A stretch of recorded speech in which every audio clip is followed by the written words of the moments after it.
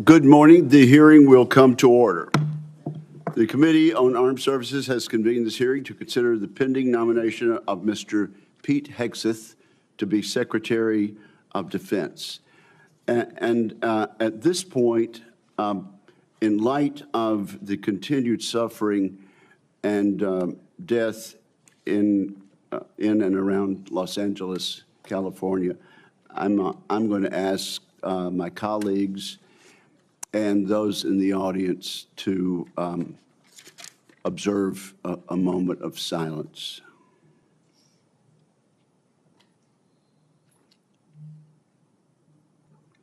Amen. Thank you. I also want to take this opportunity to thank my good friend, Ranking Member Jack Reed. This is my first opportunity to chair this committee in this Congress. I want to thank Senator Reed. Under his chairmanship, he proved time after time that he cares deeply about national security and about the United States of America, and particularly the men and women who wear the uniform and stand watch both here and around the world to protect the United States.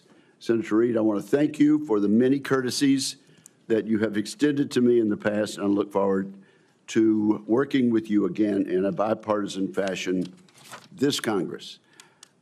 It's also appropriate to recognize and welcome 3 senators attending their very first Senate Armed Service Committee hearing as members. Senator Banks of Indiana, Senator Sheehy of Montana, and Senator Slotkin of Michigan. We are excited to have you as committee colleagues and look forward to many important contributions from each of you. And Senator Slotkin, as I look down at the end of the dais there, it seems that only a week or two ago I was sitting in that very chair being recognized by the chairman of the committee, the distinguished senator from Michigan. So time flies. Now, let me say this. We had a very appropriate expression of approval by the members of the members of the audience as our nominee and his family walked in. The distinguished ranking member and I sincerely hope that that is the last signal of approval or disapproval in today's hearing. People of the public are here. They're welcome to observe today's hearing, and Senator Reed and I agree, though, that no disruptions will be allowed. Audience members may not verbally or physically distract from the hearing, to include shouting, standing, or raising signage or gestures that block the view of the audience. And we're very serious about this, aren't we, Mr. Reed? And absolutely, sir. Those who do so will be immediately escorted from the room. Again, welcome to the witnesses, to his friends, and to interested members of the public. If confirmed, Mr. Pete Hegseth would assume the role in a moment of consequence. The United States faces the most dangerous security environment since World War II. We're witnessing the explosive growth and reach of China's hard power. We're also observing the emergence of an axis of aggressors. That coalition is characterized by broadening and deepening military cooperation among the dictatorships ruling China, Russia, Iran, and North Korea. Terrorism remains a threat as Israel wages war against Hamas and Hezbollah, and as the Assad regime collapses in Syria. America has entered a window of maximum danger, and the department needs energetic and focused civilian leadership. Those values begin at the top with the Secretary of Defense. Many of my distinguished colleagues have served in a significant tenure on this committee. and our meetings are fairly long. We should reflect over previous secretaries of defense and their hearings and ask ourselves a simple question. Has the civilian leadership of the Pentagon under the administration of both parties proven up to the challenge? Often the answer has been no. The civilian leadership has not built the Department of Defense to meet the moment. And this is our moment to correct that. A few examples illustrate how leaders in the past have fallen short. Most of the department's signature programs run years behind schedule and billions of dollars over cost. Vital initiatives have suffered, such as the F-35, the new Sentinel ICBM, and the Navy's shipbuilding program, including the Constellation-class frigate. The Department of Defense desperately needs civilian leaders who listen to the advice of combatant commanders, many of whom would benefit from innovative systems. Yet a risk-averse DoD culture has kept too many promising technologies on the wrong side of the so-called valley of death. That tenuous period between experimental prototypes and production contracts. Defense companies backed by venture capital receive less than 1% of defense contracts. As we all know, the Pentagon still cannot even pass an audit. The department must simplify and streamline its bureaucracy so it can respond to innovation. Staffs have ballooned. Organizations are top-heavy. Civilian leaders have promised time and again to slim down the bureaucracy, and perhaps genuinely hoped to. Every day, men and women in uniform make tremendous contributions to U.S. security. They and the American people deserve a Pentagon that does the same. Today's Department of Defense is no longer prepared for great power competition. It is not a national defense institution ready to achieve and sustain technological supremacy across the range of operations. Admittedly, this nomination is unconventional. The nominee is unconventional, just like that New York developer who rode down the escalator in 2015 to announce his candidacy for president. That may be what makes Mr. Hegseth an excellent choice to improve this unacceptable status quo that I just described. He is a decorated post-9/11 combat veteran. He will inject a new warrior ethos into the Pentagon, a spirit that can cascade from the top down. Mr. Hegseth will bring energy and fresh ideas to shake up the bureaucracy. He will focus relentlessly on the warfighter and the military's core missions, deterring wars and winning the ones we must fight. He will bring a swift end to corrosive distractions such as DEI.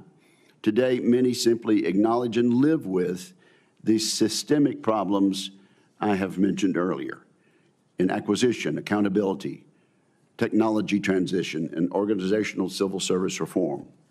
Mr. Hegseth will actually move to fix these issues decisively. In short, I'm confident that Mr. Hegseth, supported by a team of experienced top officials, will get the job done.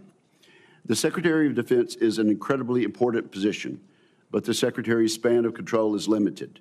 The Pentagon is vast, with 3 million plus personnel, uniformed civilian and contractor. A successful secretary understands that steering the ship means focusing his attention on strategic level priorities. The secretary must be supported with exceptional subordinates who will run the day-to-day affairs of the Office of the Secretary of Defense, the military services, and the other DoD components. I'm also confident that as an infantryman, Mr. Hegseth understands the military principle of commander's intent. Communicate the clear objective, empower subordinates to use initiative and judgment, and hold everybody accountable. We must not underestimate the importance of having a top-shelf communicator as Secretary of Defense. Other than the President, no official plays a larger role in telling the men and women in uniform, the Congress, and the public about the threats we face and the need for a peace through strength defense policy. I have no doubt Mr. Hegseth will excel in a skill in which many of his predecessors have fallen short. Much has been made of both Mr. Hegseth's personal life and some of his policy pronouncements. Regarding his personal conduct, Mr. Hegseth has admitted to falling short, as we all do from time to time. It is noteworthy that the vast majority of the accusations leveled at Mr. Hegseth have come from anonymous sources. Contrast these anonymous accusations with the many public letters of support and commendation. We have seen letters from people who served with Mr. Hegseth. These individuals have worked with him professionally. They really know him and his character. These patriotic Americans have been willing to put their names and reputations on the line to support Mr. Hegseth. I look forward to sharing these testimonials with the American people. Let me mention one right now. It comes from David Bellavia, who earned the Medal of Honor for heroic actions in combat in Fallujah, Iraq. David Bellavia writes the following: Pete is fearless, unflappable, and confronts conflicts head-on. He's a leader to the core. When Pete is confirmed as the next Secretary of Defense of the United States of America, this country will finally know the privilege of having a true ambassador able to speak on behalf of this generation and its two-decade global war on terror. Washington doesn't build men like Pete. Combat builds men like Pete. As I said, there are more letters expressing the same endorsement. Today, we'll hear from the nominee directly. I want to thank Mr. Hegseth as well as his loved ones for being here today. I look forward to discussing his nomination. I look forward to hearing from Mr. Hegseth about the ways he hopes to rebuild the American strength that secures the peace. And so now I turn to my friend and colleague, Ranking Member Reed, for his opening remarks. Well, thank you very much, Mr. Chairman. I'd like to first congratulate you on your chairmanship. I look forward to continuing our committee's strong tradition of bipartisanship and collaboration. And thank you for your thoughtful and conscientious service to the committee over many years. Thank you very much, Mr. Chairman. I'd also like to take a moment to join Chairman Wicker in welcoming our new members, Senator Slotkin, Senator Banks, and Senator Sheehy. Welcome. We look forward to working with you. Mr. Hegseth, I welcome you and your family to today's hearing, and I'm also glad to recognize my former colleague, Norm Coleman, and Congressman Mike Waltz. Thank you, Congressman. Mr. Hegseth, I want to begin by saying that I respect and appreciate your military service in the Army National Guard. I know from experience that there is no greater privilege than to lead American soldiers, and I thank you for answering the call. You have been nominated to be the Secretary of Defense. The Secretary is responsible for leading a department of 3.5 million service members and civilians, an annual budget of nearly $900 billion, and hundreds of thousands of aircraft, ships, submarines, combat vehicles, satellites, and the nuclear arsenal. The Secretary also plays a powerful role with our allies, partners, and adversaries abroad. And as we speak, China is seeking to undermine our interests, intimidate our friends, and challenge our standing in the world. Russia's campaign against Ukraine threatens not only Europe, but the entire global order.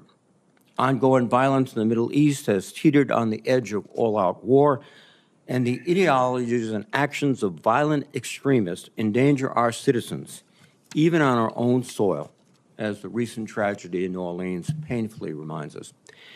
These are perilous times, and the position of Secretary of Defense demands a leader of unparalleled experience, wisdom, and above all else, character. The Secretary is expected to be a fair, nonpartisan, and responsible leader, as well as a trustworthy advocate for the men and women that he leads. Mr. Hegseth, I do not believe that you are qualified to meet the overwhelming demands of this job. We must acknowledge the concerning public reports against you.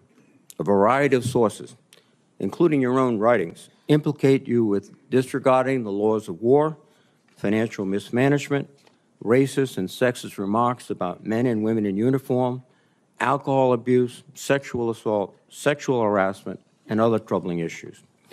I have reviewed many of these allegations and find them extremely alarming.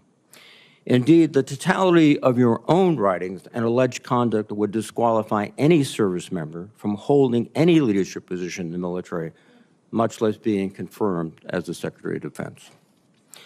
Nonetheless, I understand that you reject many of these reports as they involve whistleblowers, non-disclosure agreements, and anonymous, although numerous, sources, including those who have faced political intimidation for sharing their experiences.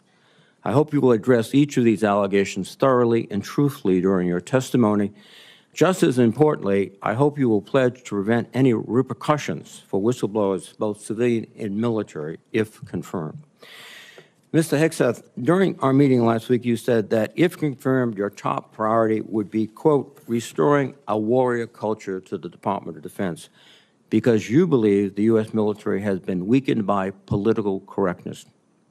Over the years, you have made clear your opinion of the military's diversity initiatives. As you have said, quote, diversity is not our strength, unity is.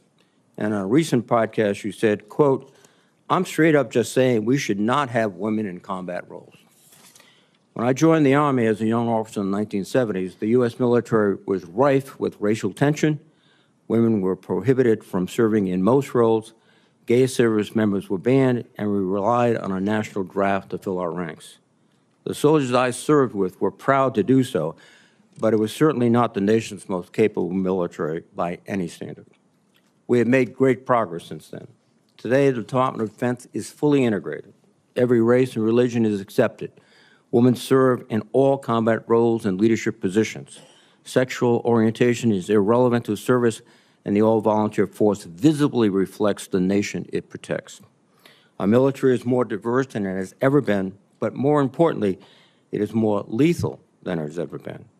This is not a coincidence. Mr. Hegseth, I hope you will explain why you believe such diversity is making the military weak and how you propose to undo that without undermining military leadership and harming readiness, recruitment, and retention. Mr. Hegseth, another reason I'm deeply concerned about your nomination is your disregard for the law of armed conflict and your support for service members who have been convicted of war crimes. You have championed the pardoning of military members who were turned in by their fellow soldiers and SEALs. And let me emphasize that. They weren't discovered by reporters. They were turned in by fellow soldiers and fellow SEALs. And also pardoning of military contractors convicted of killing 14 Iraqi citizens without cause. You have also advocated for the restitution of interrogation methods like waterboarding that have been defined as torture, and you have belittled the advice and counsel of the Judge Advocates General while on deployment. In your book, The War on Warriors, you write, quote, should we follow the Geneva Convention? If our warriors are forced to follow rules arbitrarily and asked to sacrifice more lives so that international tribunals feel better about themselves, aren't we just better off in winning our wars according to our own rules? Mr. Hegseth, I would ask that you explain how you, if confirmed, would maintain good order and discipline within our forces and the support of our allies and partners by rejecting international law and the law of war. I'm also concerned about your abilities as a competent manager of organizations far less complex than the Department of Defense. From 2008 to 2010, you led the organization Veterans for Freedom, which had an annual budget of less than $10 million. In each year you were in charge, expenses far exceeded revenues until the organization teetered on bankruptcy and had to be merged with another group. In fact, according to public reporting, an independent forensic accountant reviewed the organization's finances and discovered evidence of gross financial mismanagement. I would note that this report has not been made available to any government agencies, which is, I think, alarming. But a Republican advisor to you during your tenure at the organization who read the report stated, and I quote, I watched him run an organization very poorly, lose the confidence of donors. The organization ultimately folded and was forced to merge with another organization who individuals felt could run and manage funds on behalf of donors more responsibly than he could. I don't know how he's going to run an organization with an $857 billion budget and 3 million individuals. And that is the only comment we've had and the only access we've had to the forensic report. A similar thing happened with the Concerned Veterans for America, a second veterans group that you led from 2011 until 2016. During those 5 years, tax records show that the organization spent more than it raised. Just as troubling are reports that a significant amount of debt was incurred from social events and parties filled with excessive drinking and questionable personal behavior. Mr. Hegseth, I hope you will explain what actions you will take, if confirmed, to be a better steward of Defense Department's large budget. Finally, while I appreciate our meeting last week, it is unacceptable that you did not meet with any other Democratic members of this committee before this hearing, as has been our bipartisan tradition. During my time in the Senate, I have voted for and worked closely with Secretaries of Defense appointed by Republican presidents. While we may disagree politically, there was always an understanding that rank partisanship should have no place when it comes to providing for the men and women who serve in uniform. And Mr. Hegseth, I am troubled by the many comments you have made both as a commentator and in your published writings. For example, in your book, American Crusade, you wrote, quote, "Modern leftists, who represent the soul of the modern Democratic Party, literally hate the foundational ideas of America." You also wrote, "The other side, the left, is not our friend. We are not esteemed colleagues, nor mere political opponents. We are foes. Either we win or they win. We agree on nothing else." Mr. Hegseth, if confirmed as Secretary of Defense, you would lead an organization that, like the country it represents, is composed of Democrats and Republicans. Yet your language suggests that you regard many of these men and women as foes. And I would ask you to explain why service members and civilians who do not share your political opinions can trust that they will not be targeted during your tenure. Indeed, the challenge of the Secretary of Defense is to remove partisan politics from the military. You propose to inject it. This would be an insult to the men and women who have sworn to uphold their own apolitical duty to the Constitution. Mr. Hegseth, you are the 9th nominee for Secretary of Defense that I've had the honor to consider as a member of the Senate Armed Services Committee. I have voted in favor of all your predecessors, including those in the first Trump administration. Unfortunately, you lack the character and composure and competence to hold the position of Secretary of Defense. Thank you. Thank you, Senator Reed. And now it's my privilege and honor and pleasure to recognize two witnesses who have come forward to introduce our nominee. First, I recognize my former colleague and former Senator Norm Coleman of Minnesota for the purpose of an introduction. Norm, we are glad to see you and glad to have you back, and you are recognized for an introduction. Thank you, Mr. Chairman, Ranking Member Reed, members of the committee, my former colleagues. I'm honored to introduce a son of Minnesota to you, Pete Hegseth. As a senator from Minnesota, I spent many hours with this young man as he walked the halls of Congress advocating on behalf of America's veterans. And he is young in the best sense of the word. He is strong, focused, intelligent, incisive, a great listener, and is almost supernaturally energetic, just what we need in a Secretary of Defense in times of massive change. He is the real deal. F. Scott Fitzgerald was a writer in my city of St. Paul, and so the problem with America is that there are no second acts. He was wrong. Pete was a brave soldier, has been an able communicator, and I believe is about to begin a great second act as our Secretary of Defense. He has struggled and overcome great personal challenges. Please don't give in to the cynical notion that people can't change. We need the ones who can change to lead us, to be beacons of hope, and to remind us that grace can lead us home. 4 years ago, President Biden's nominee, Lloyd Austin, a good and honorable man, received 97 votes on the floor of the Senate. And we went through the debacle of the Afghanistan withdrawal. Putin invaded Ukraine. The Houthis endanger our shipping lanes. We witnessed Israeli miracles against America's enemies in the Middle East, where the United States was more of an impediment than a help. Our recruitment numbers have sunk dramatically, and our southern border has suffered a slow but dangerous invasion. Yes, Pete Hegseth is an out-of-the-box nominee, and I say it's high time to get out of the box. One more thought. The country longs for a government of less division and more respect and dignity. My hope is that this committee hearing provides what they are asking for. Disagree? Yes. Strongly if necessary. But then come together to support the nominee, this nominee, Pete Hegseth, of the one president we have at a time, laying aside partisan politics for the essential mission of national security upon which everything else depends. Mr. Chairman, I yield. Thank you, Norm. I do appreciate that and appreciate your presence today. I now have the honor and pleasure of introducing Congressman Waltz. I understand, Congressman, you are still a member of the House for another day or two. Another day or two. Okay, and I now recognize Congressman Waltz for whatever opening statement and introduction he might make. Well, thank you, Chairman Wicker, and Chairman has a very nice ring to it, so congratulations, Ranking Member Reed, distinguished members of this committee. It is a privilege to appear before you today and urge the members of this committee to confirm Pete Hegseth as our next Secretary of Defense. And I'm not here today just to advocate on behalf of a future colleague, but to speak on behalf of someone I consider a dear friend for over a decade now. Like Pete, I served in the U.S. Army. Like Pete, I'm a veteran.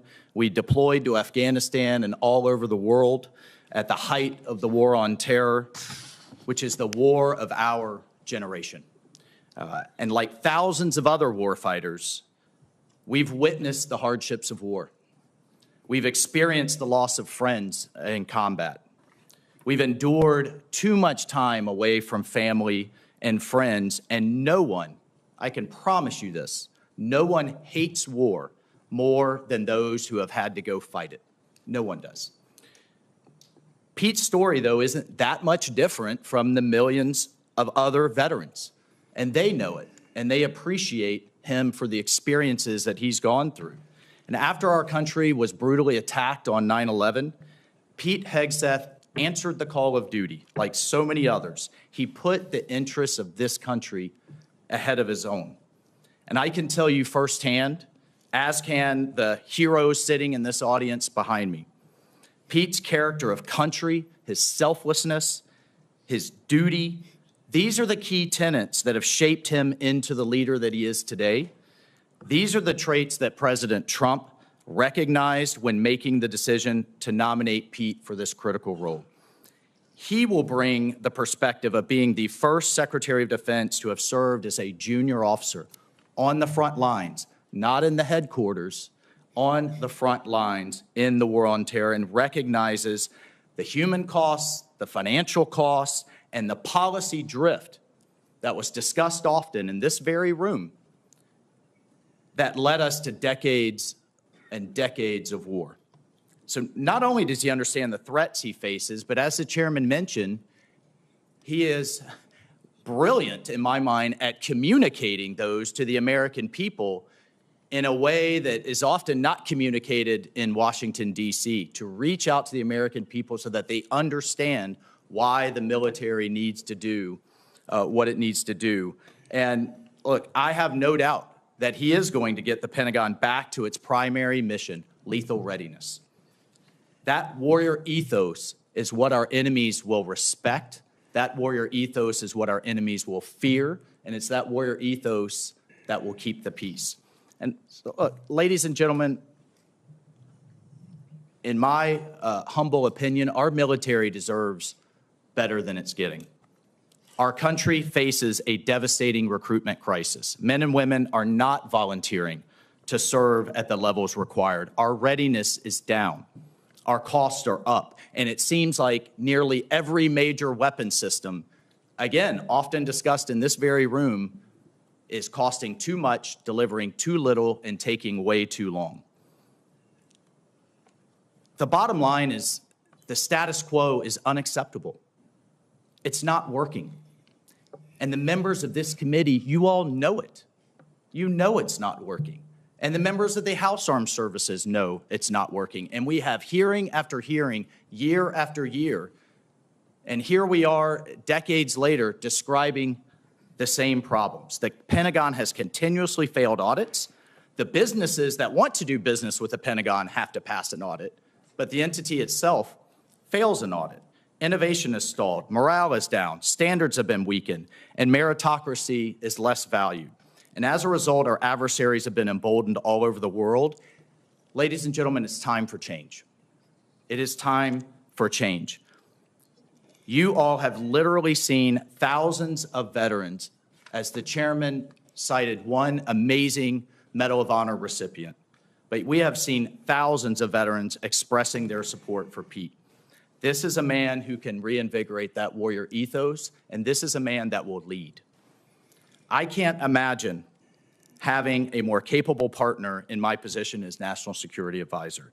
Pete is a man of family, of faith, and he's committed to making our country strong again. And most importantly, and brother, I know this in my core, he will always have as a first principle the service members that are out there on the front lines for all of us at the heart of every decision he makes. So, senators, I urge you to support this confirmation.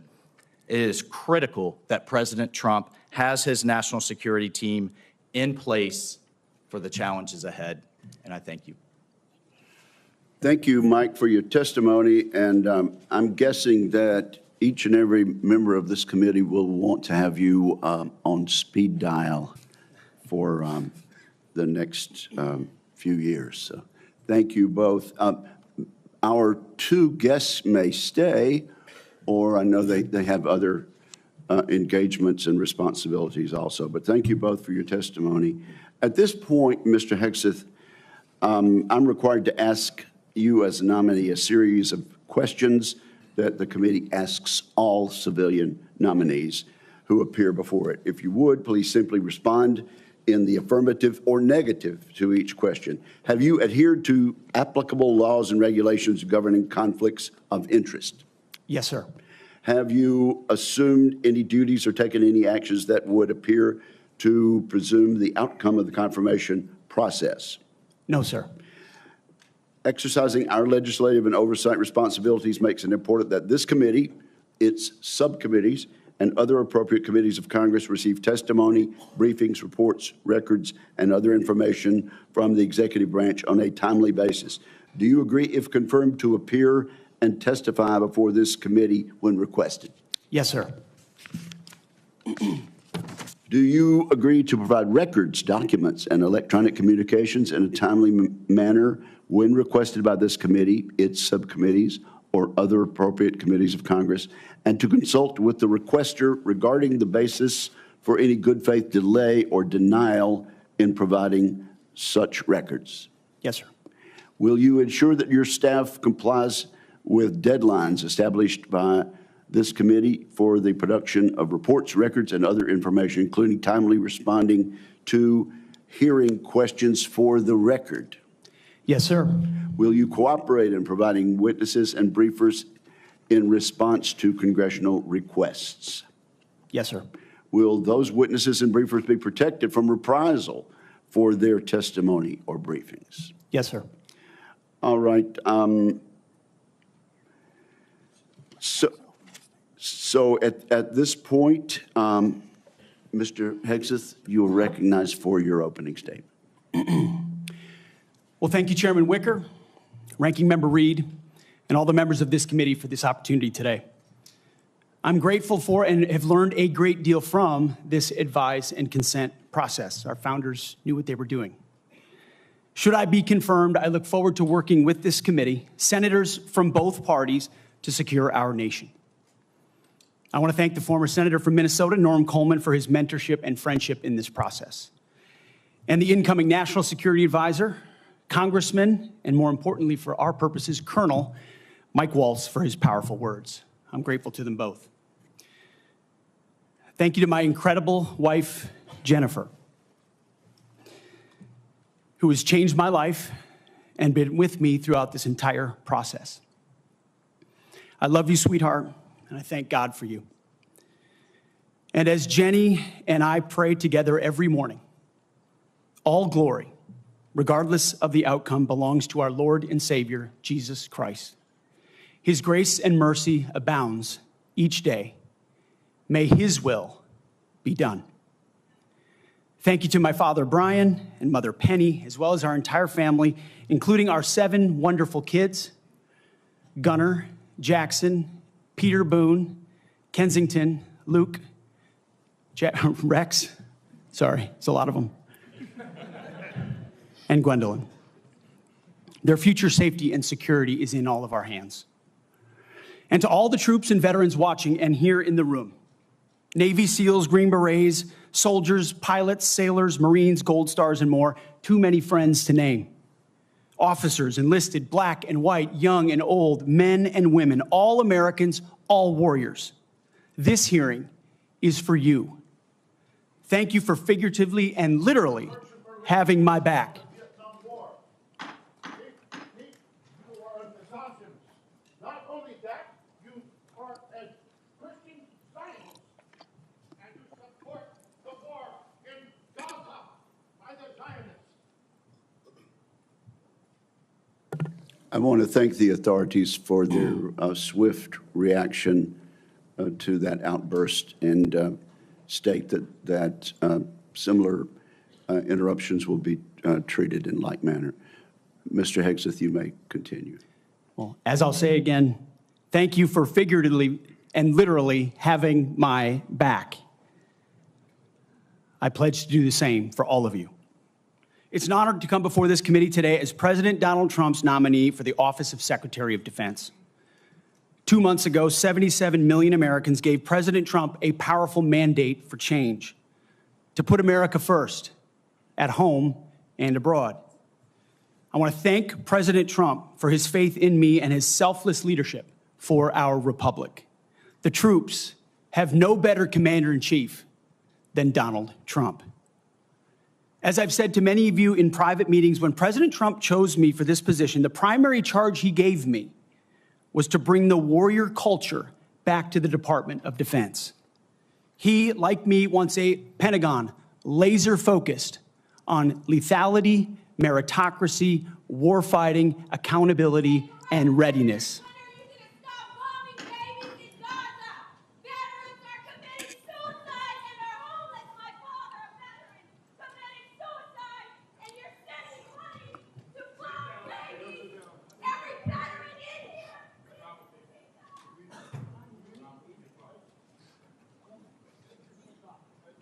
You may continue, sir. Returning the Pentagon back to warfighting, that's it. That's my job. Mr. Hegseth, suspend your remarks. Let me just say this. The Capitol Police are going to remove immediately individuals that are disrupting the hearing. I see a pattern attempted to be inflicted on the committee, and we're simply not going to tolerate that. You may proceed.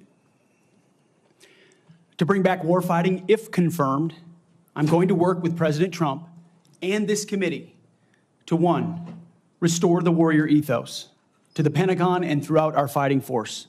In doing so, we will reestablish trust in our military, addressing the recruiting crisis, the retention crisis, and readiness crisis in our ranks. Members of the security force will remove members.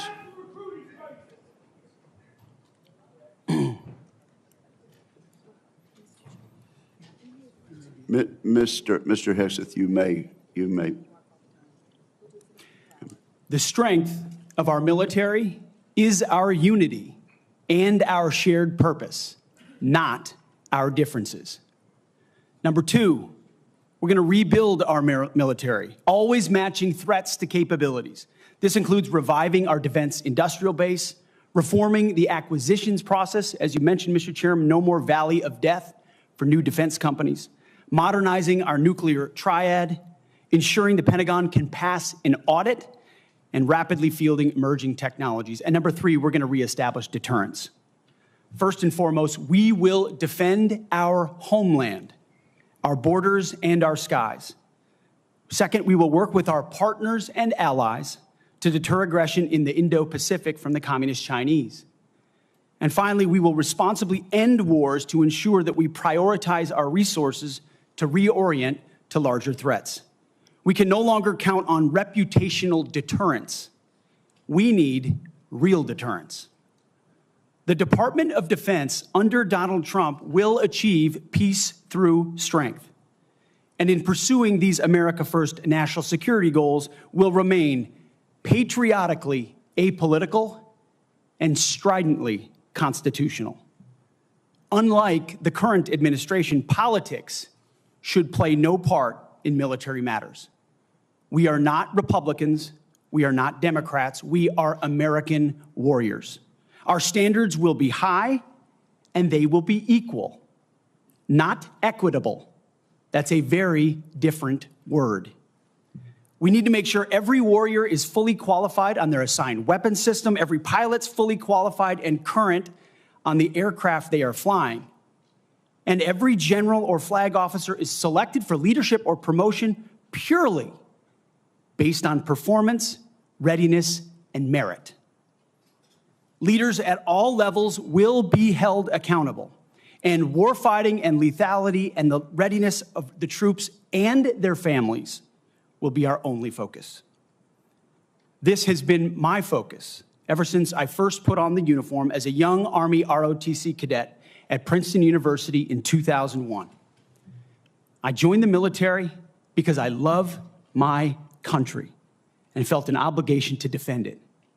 I served with incredible Americans in Guantanamo Bay, in Iraq, in Afghanistan, and on the streets of Washington, D.C., many of which are with me here today.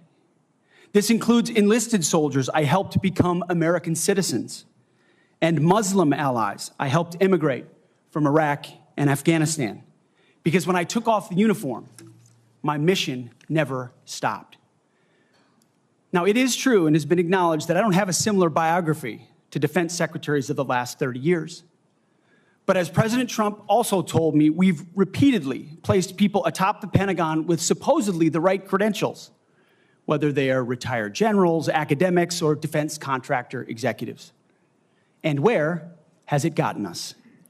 He believes, and I humbly agree, that it's time to give someone with dust on his boots the helm.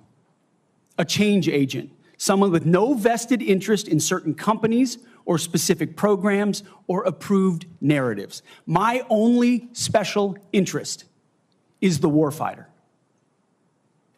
Deterring wars, and if called upon, winning wars by ensuring our warriors never enter a fair fight.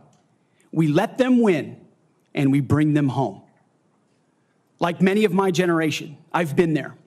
I've led troops in combat. I've been on patrol for days. I've pulled a trigger downrange, heard bullets whiz by, flex-cuffed insurgents, called in close air support, led medevacs, dodged IEDs, pulled out dead bodies, and knelt before a battlefield cross. This is not academic for me. This is my life. I led then, and I will lead now. Ask anyone who's ever worked for me or with me. I know what I don't know. My success as a leader, and I very much look forward to discussing my organization's successes at Vets for Freedom and Concerned Veterans for America. I'm incredibly proud of the work that we've done. But my success as a leader has always been setting a clear vision, hiring people smarter and more capable than me, empowering them to succeed, holding everyone accountable, and driving toward clear metrics. Build the plan, work the plan, and then work harder than everyone else around you. I've sworn an oath to the Constitution before, and if confirmed, I will proudly do it again. This time, for the most important deployment of my life. I pledge to be a faithful partner to this committee, taking input and respecting oversight. We share the same goals: a ready, lethal military, the health and well-being of our troops, and a strong and secure America. Thank you for the time, and I look forward to your questions. Thank you very much, Mr. Hegseth.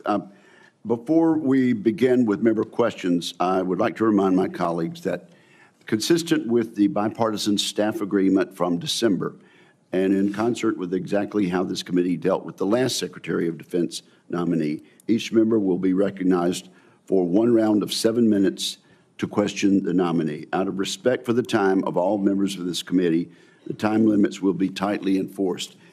We've now been here 45 minutes, and I think we've done very well with the time. But at this point, I will begin my questioning of the nominee. Mr. Hegseth, you and your family have endured criticism of your nomination since it was announced in November. Let's get into this allegation about sexual assault, inappropriate workplace behavior, alcohol abuse, and financial mismanagement during your time as a nonprofit executive. I should note that the majority of these have come from anonymous sources in liberal media publications. But I want to give you an opportunity to respond to these allegations, sir. Mr. Chairman, thank you for that opportunity. You are correct. We undertook this responsibility with an obligation to the troops to do right by them for our warfighters. And what became very evident to us from the beginning, there was a coordinated smear campaign orchestrated in the media against us. That was clear from moment one. And what we knew is that it wasn't about me. Most of it was about President Donald Trump, who's had to endure the very same thing for much longer amounts of time. And he endured it in incredibly strong ways. So we, in some ways, knew it was coming. We didn't understand the depth of the dishonesty that would come with it. So from story after story in the media, left-wing media, we saw anonymous source after anonymous source based on second or third-hand accounts. And time again, stories would come out, and people would reach out to me and say, you know, I've spoken to this reporter about who you really are, and I was willing to go on the record. But they didn't print my quote. They didn't print any of my quotes.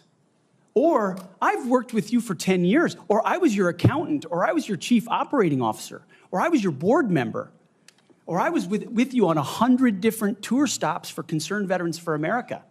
No one called me. No one asked about your conduct on the record or off the record. Instead, a small handful of anonymous sources were allowed to drive a smear campaign, an agenda about me, because our left-wing media in America today, sadly, doesn't care about the truth. All they were out to do, Mr. Chairman, was to destroy me.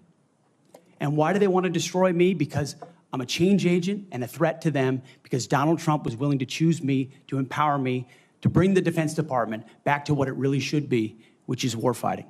So I'm willing to endure these attacks.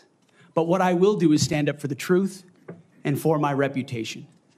False attacks, anonymous attacks, repeated ad nauseum, printed as nauseum, as facts. We have provided to the committee, Mr. Chairman, and I know you're going to share, on-the-record statement after on-the-record statement from people who have served with me, worked with me at Fox News, Concerned Vets, Vets for Freedom, you name it, from the top of the chain to the bottom, who will say, I treat them with respect, with kindness, with dignity. That's men, that's women, that's black, that's white, that's every background. I have prided myself as a leader of respecting people, being professional. That is the balance of mine. I'm not a perfect person, as has been acknowledged. Saved by the grace of God, by Jesus and Jenny. I'm not a perfect person, but redemption is real. And God forged me in ways that I know I'm prepared for. And I'm honored by the people standing and sitting behind me, and look forward to leading this Pentagon on behalf of the warfighters. Thank you, Mr. Hegseth. And frankly, I'm sure there are millions of Americans watching who would agree that they've experienced that same sort of redemption. So I do appreciate that. I realize that it involves a little bearing of the soul, but thank you for that. Now let's talk about top-line defense spending. I have a plan. I think you've read it. I issued another plan, Freedom's Forge, which you've also had a chance to look at. And you have noted correctly that the current trend line of defense spending falling below 3% of our GDP is a threat to national security.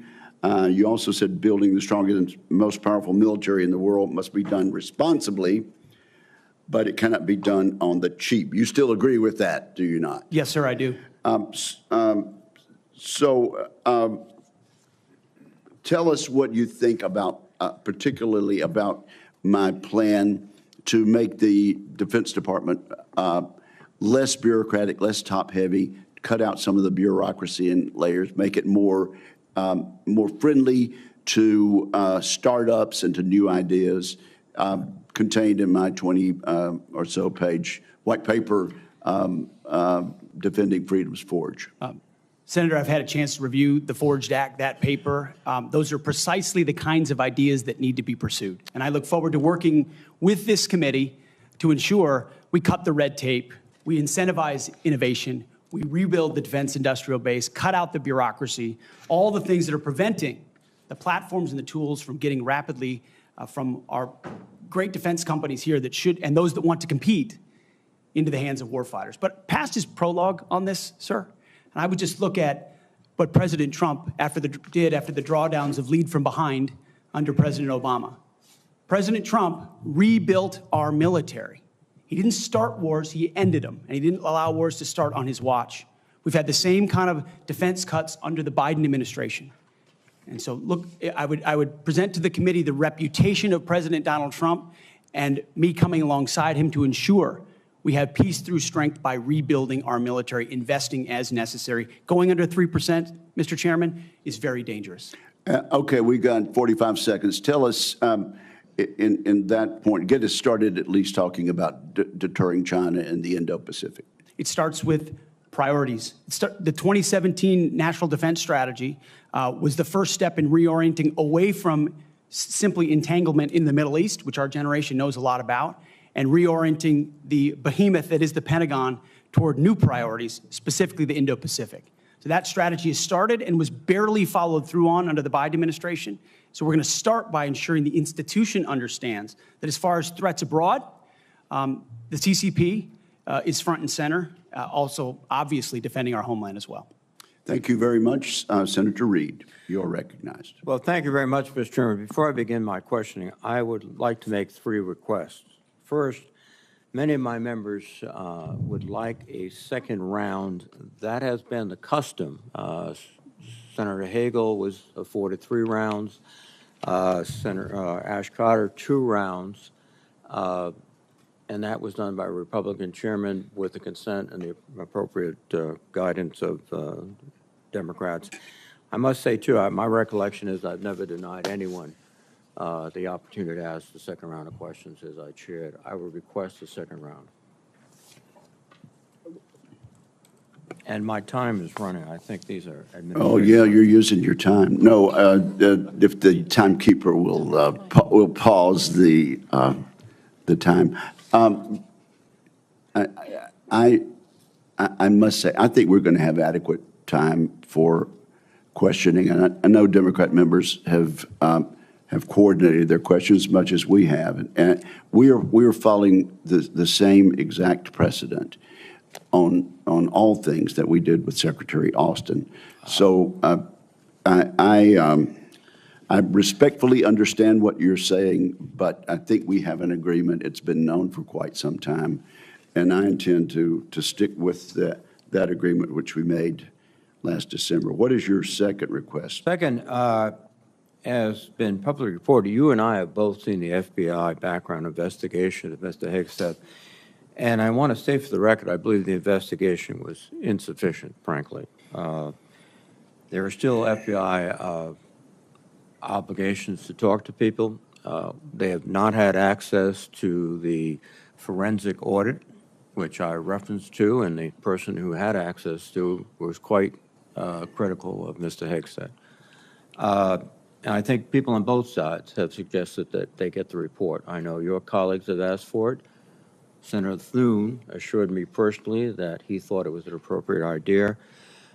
So I would ask, and I would say too, as a precedent, one of President Trump's appointees had similar, very complicated personal issues. The report was made available to all the members of the committee. We would be following precedent. I ask that that be made possible. Again, there's been much discussion about this, and what I intend to do is follow the exact precedent that we've had for the last two hearings with regard to secretaries of defense. Not only Secretary Austin, but Secretary Mattis 8 years ago. And that was for the chair and the ranking member to see the report. And so that is my intention as chair of this committee. Finally, Mr. Chairman, I have several letters that I would include for the record. One from Count Every Hero, which is an organization of retired four-star generals and former secretaries of defense that is critical of the proposed purge panels. One from an organization for domestic violence. One for a Council on American Relations.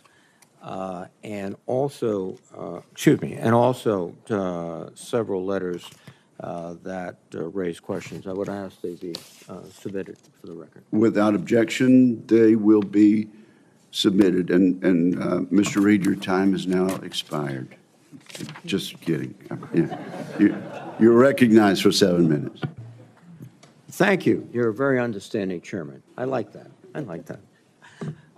Ms. Hegseth, you've written, and it's quote, "Oh yeah, and fire any general who hasn't carried water for Obama and Biden's extra constitution and agenda-driven transformation for our military. Clean house and start over." It's come to my attention that current serving military personnel have received emails threatening them with being fired for supporting the current DOD policies. One mail that was sent to a military officer with the subject line, "Clean house," reminiscent of your specific comment, states, and I quote, "With the incoming administration looking to remove disloyal, corrupt, traitorous, liberal officers such as yourself, we will certainly be putting your name into the list of those personnel to be removed. We know you support the woke DEI policies and will ensure you never again influence anyone in the future. You and the redacted spouse's name will be lucky if you're able to collect your military requirement," end quote. Now, I want to remind everyone that these policies that are being referred to date back decades, to the 1940s and 50s with respect to racial discrimination particularly, and administrations of both parties, including the Trump administration and their first party, caused those policies to be enforced. Mr. Hegseth, are you aware of these emails being sent to officers? Senator, you mentioned the word accountability, which is something we have not had for the last 4 years. Are you aware of these messages being sent to officers? Certainly, I'm not aware of that. It's not one of my efforts, but there's been no accountability for the disaster of the withdrawal in Afghanistan, and that's precisely why we're here today. Excuse me. Is that leadership has been unwilling to take accountability. It's the time to restore that to our most senior ranks. You've written publicly that DI policy is a distraction and have military personnel walking on eggshells.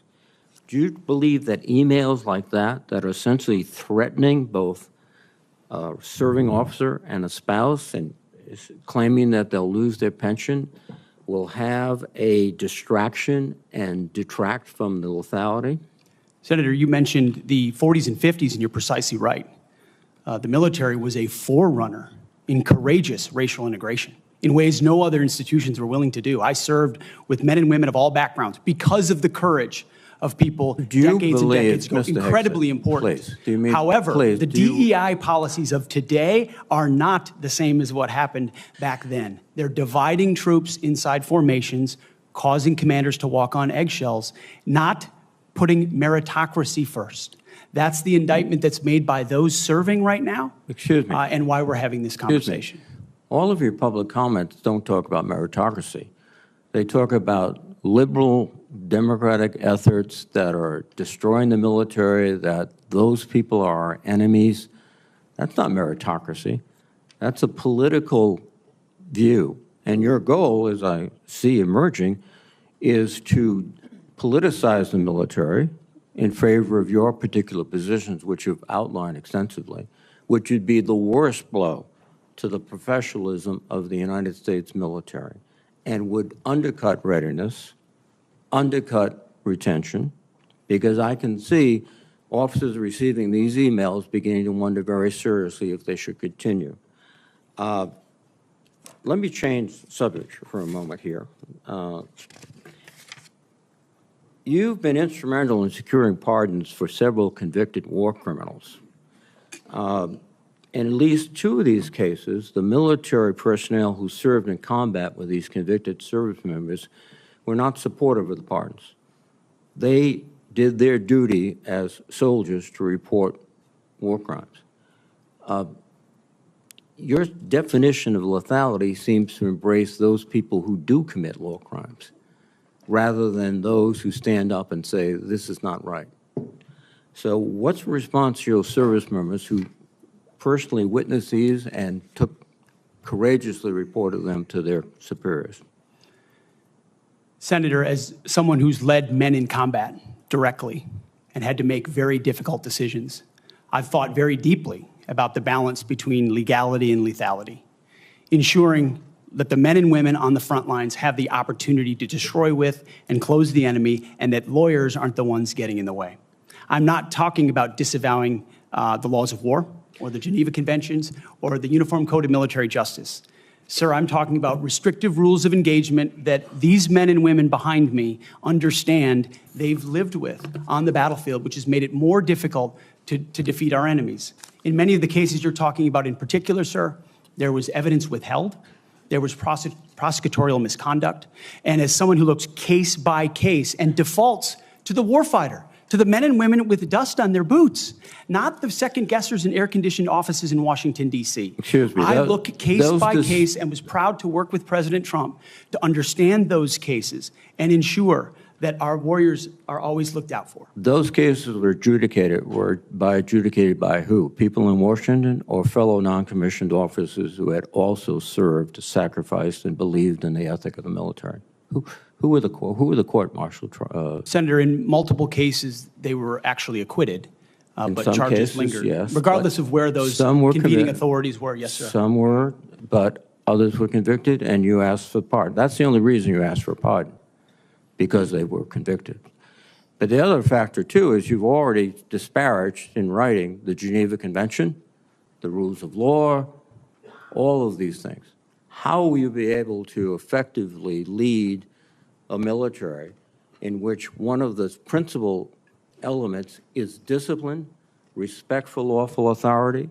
You have made statements to your platoon after being briefed by a JAG officer. Well, by the way, would you explain what a JAG-off is? I don't think I need to, sir, Why not?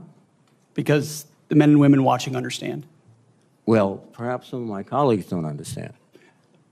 It would be a JAG officer who puts his or her own priorities in front of the warfighters. Their promotions, their medals, in front of having the backs of those who are making the tough calls on the front lines. Thank you, Senator Reid. Interesting. Thank you, Senator Thank Reid. you very much. Senator Fisher. Thank you, Mr. Chairman, and welcome, Mr. Hegseth, to you and to your family. Thank you for the meeting that we had. We talked about a number of things. First and foremost was that nuclear weapons are foundational to our national defense, and having a safe, effective, and credible nuclear deterrent underpins our alliances, and as you know, it deters our adversaries. Nuclear deterrence has been, and you and I believe, agreed on this, it must continue to be unequivocally the highest priority mission of the Department of Defense. But deterrence only works if our adversaries believe our nuclear forces are effective and credible. All 3 legs of our triad are undergoing that generational recapitalization programs, and we cannot afford any more delays in those programs. Sir, do you believe and agree with President Trump's 2018 nuclear posture review that preventing adversary nuclear attacks is, quote, the highest priority of the United States? Senator, yes, I do. If confirmed, will you commit to supporting all three legs of the nuclear triad and to using every tool available to deliver these systems on schedule? Senator, yes, I do, because ultimately our deterrence, our survival is reliant upon the capability, the perception, and the reality of the capability of our nuclear triad. We have to invest in its modernization for the defense of our nation. While former secretaries of defense have stated that nuclear deterrence is the highest priority, we haven't really seen that translated into budget requests or using the tools like the Defense Production Act. You've spoken about increasing lethality. You've spoken about getting programs done faster. How would you actually implement a culture change so that we can see these delivery schedules move forward, be rewarded? I can tell you in most every briefing we have, the schedules we're on are too late. So what would you do? Well, ultimately focused first on the things that are most important, as we have discussed, Senator, the nuclear triad, understanding whether it's the B-21 or the Minuteman to the Sentinel, all aspects, or the Columbia-class submarines, ballistic missiles. What are the priorities that need to be focused on and ensure that in those particular cases, you mentioned it, Senator, the Defense Production Act, emergency powers. If we're at a place where our nuclear capabilities are perceived to not be what they are, that is an emergency. And we have an ally in our incoming commander-in-chief, in President Donald Trump, who has spoken about these things, understands the power and strength of nuclear deterrence, will not allow them It's the to be existential deprioritized. threat. It's the existential threat to this nation. How do you change the culture? It's not just the Production Act that's going to be able to do it. How are you going to move forward faster? Competition, Senator, is important, critically important. The Death Valley that was talked about, leveraging the innovation of Silicon Valley, which for the first time in generations has shown a willingness, desire, and capability to bring its best technologies to bear at the Pentagon, a Pentagon that has become too insular, tries to block new technologies from coming in. So we have to embrace that, there's some great Office of Strategic Capital, DIU initiatives that provide loans to companies to participate, because you have to invest in the defense industrial base for the longer term projects. We have the capability, the missiles and the munitions, but also to rapidly field emerging technologies that we need on the battlefield right now. So as we learn things, say in the war in Ukraine, those technologies, as we look at threats we're going to face, find ways to rapidly field those using off-the-shelf technologies or standard designs, modular designs. Another easy one, Senator, that became evident in the process is digital designs. The Pentagon often builds entire systems without first using a digital design. Okay. Which means you build prototypes and then scrap them and start over again. No private sector business could survive doing business that way. So there's a lot of innovation, and I'm going to hire a lot of smart people already have to help with that. In the 2025 NDAA, it was established to a new position, the Assistant Secretary of Defense for Nuclear Deterrence, Chemical and Biological Defense Policy and Programs. And that was established so we could cut through a lot of the bureaucratic stovepipes that we see in the office of the Secretary of Defense. If confirmed, will you direct the Department of Defense components to expeditiously implement this reform? It sounds, I would want to look directly at exactly what that reform is. It is I great. take your word that it's great, Senator. I will review it robustly, and I look forward to implementing it. Okay, thank you. During the first Trump administration, the 2018 Nuclear Posture Review concluded that the U.S. needed to once again develop and deploy a nuclear-armed sea-launched cruise missile known as SLICM to offset significant Russian and Chinese advantages in theater-range nuclear capabilities. Since then, Congress, on a strong bipartisan basis, has directed the Navy and the National Nuclear Security Administration to continue this effort. Do you support the SLICM program? As of right now, Senator, based on what I know, I do, but one of my answers I'll have repeatedly throughout this morning is getting an opportunity to look under the hood, classified material, get an understanding of true capabilities vis-a-vis enemy capabilities. Because what we know right now on the nuclear, sorry, Senator, what I know on the nuclear side is that Russia and China are rushing to modernize and build arsenals larger than ours.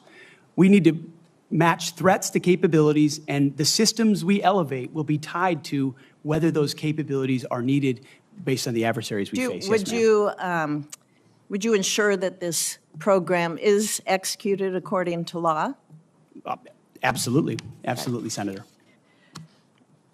What, short here, what is your plan to revitalize the industrial base in this country? Needs to be real short. Real short.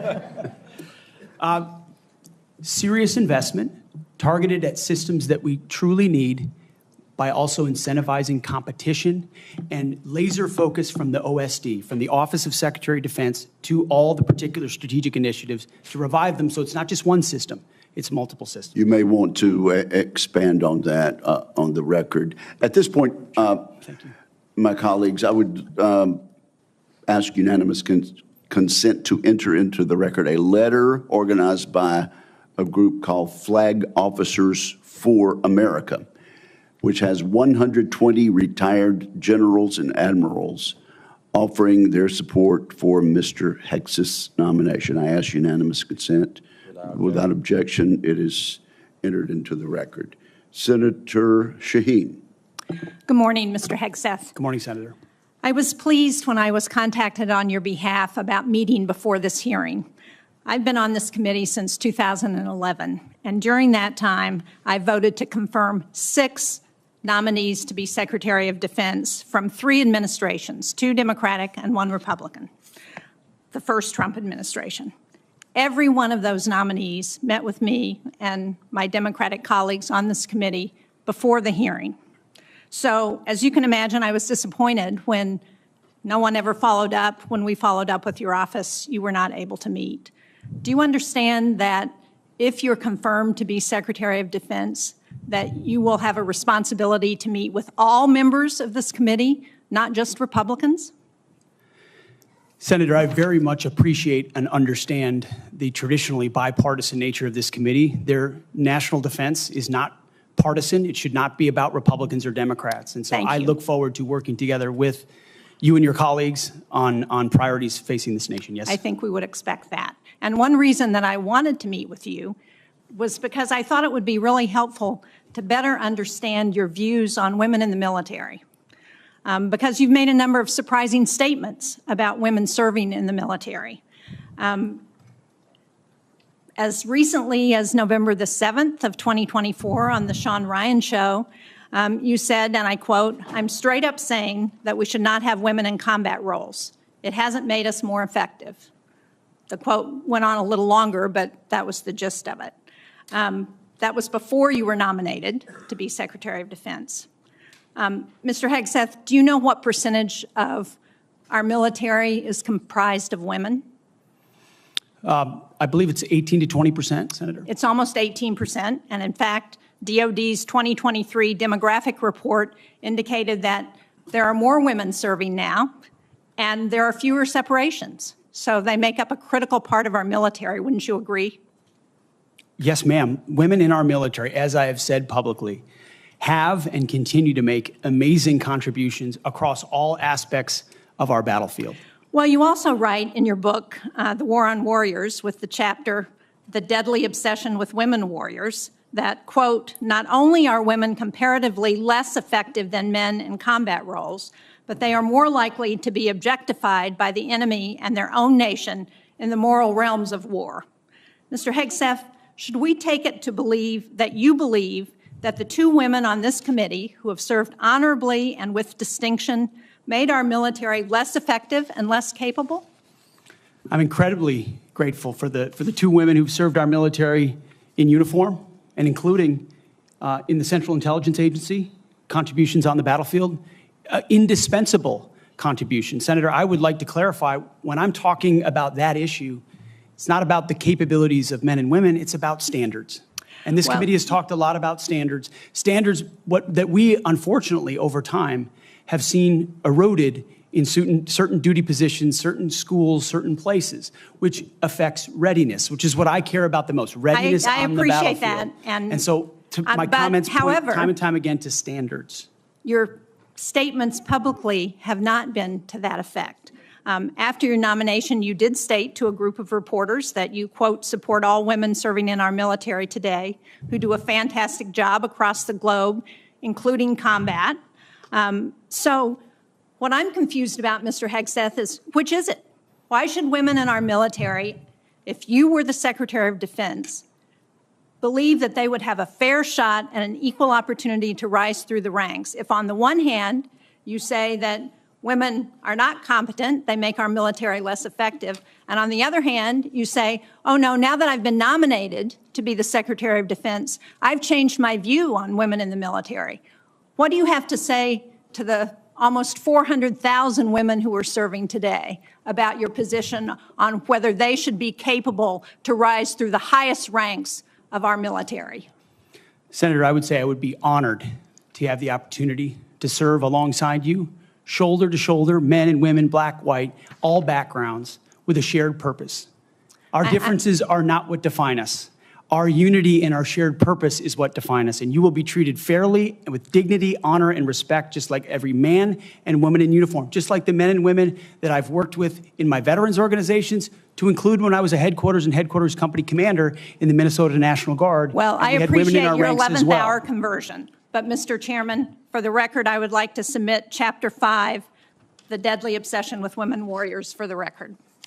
Mr. Hegseth, But without objection, it will be submitted.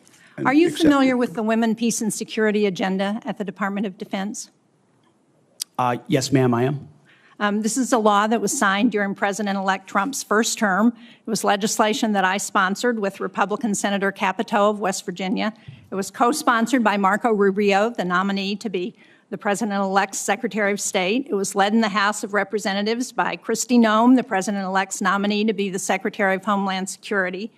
It mandates that women be included in all aspects of our national security, including conflict resolution and peace negotiations. And at the Department of Defense, it has been the law for 8 years under both the Trump and Biden administrations. The DoD has incorporated women throughout its decision-making as a result. Every single combatant commander across 2 administrations has told this committee that this law and its implementation at the Department of Defense provides them a strategic advantage operationally.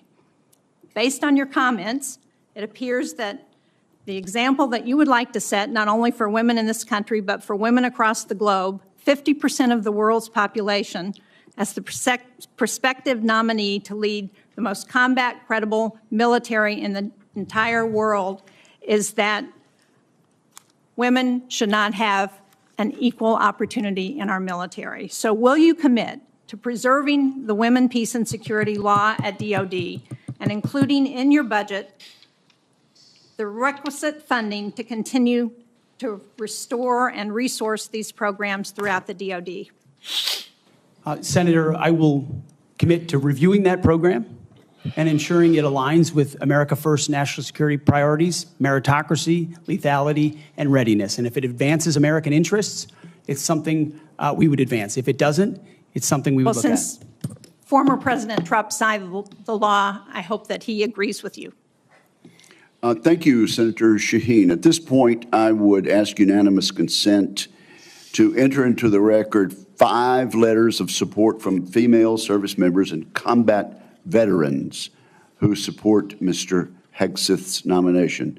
These women represent diverse viewpoints, from a retired colonel with over 25 years of service to an active duty Navy surface warfare commander to a senior airman. They support Mr. Hegseth and comment on his focus on merit, warfighting readiness, military training status, and the warrior ethos. So without objection, it will be entered into the record. And now I'm honored to recognize Senator Cotton for 7 minutes.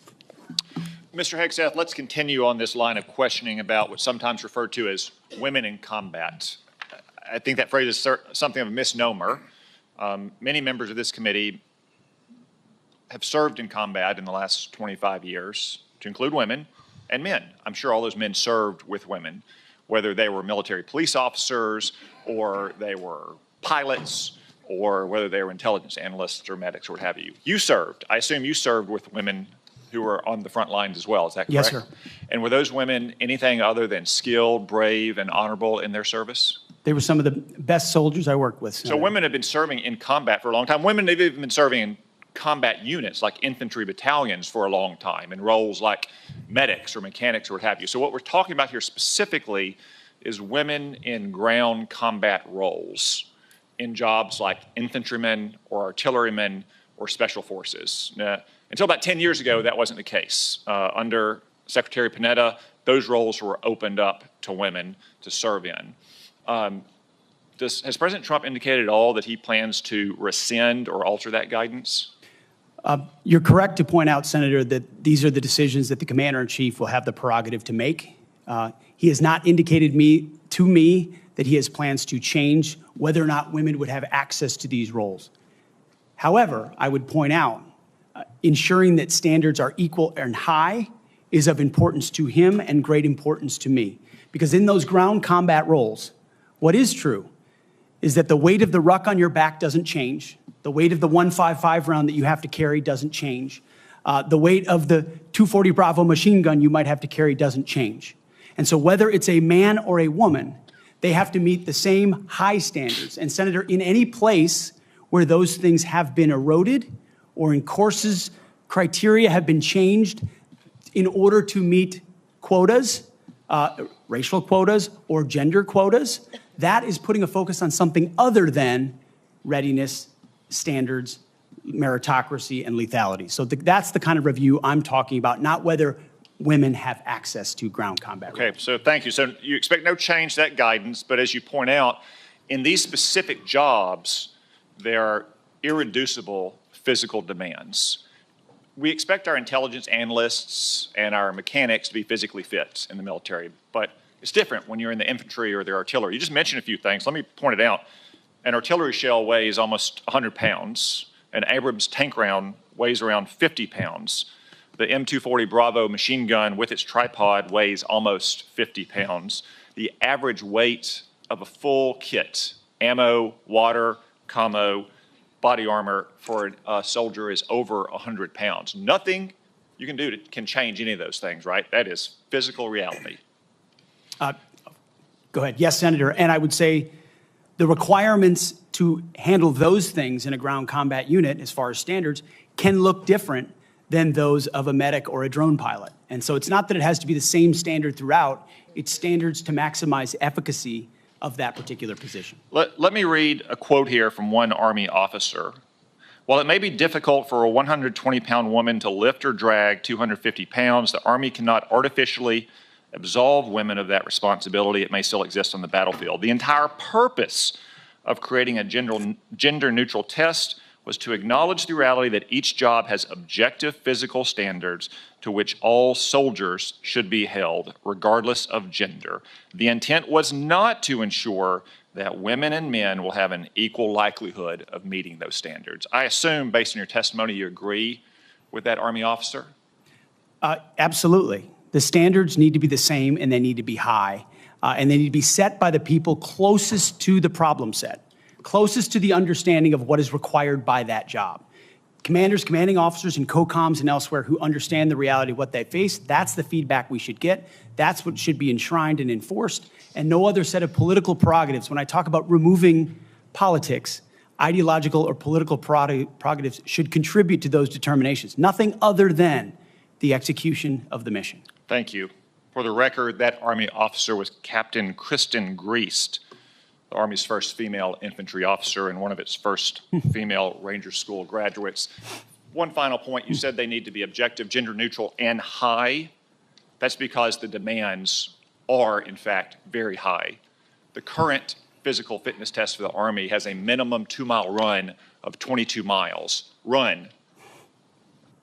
And I want the reporter to note that I'm putting run in air quotes, because 22 miles at 2 miles is not running. It may be jogging, it's probably walking fast. Let's move on. got a big 22 minutes. Thank you. We've got a big audience here. Many of them seem to be patriotic supporters of you, Mr. Hegseth. Some of them seem to be liberal critics of you. I would note that it's only the liberal critics that have disrupted this hearing.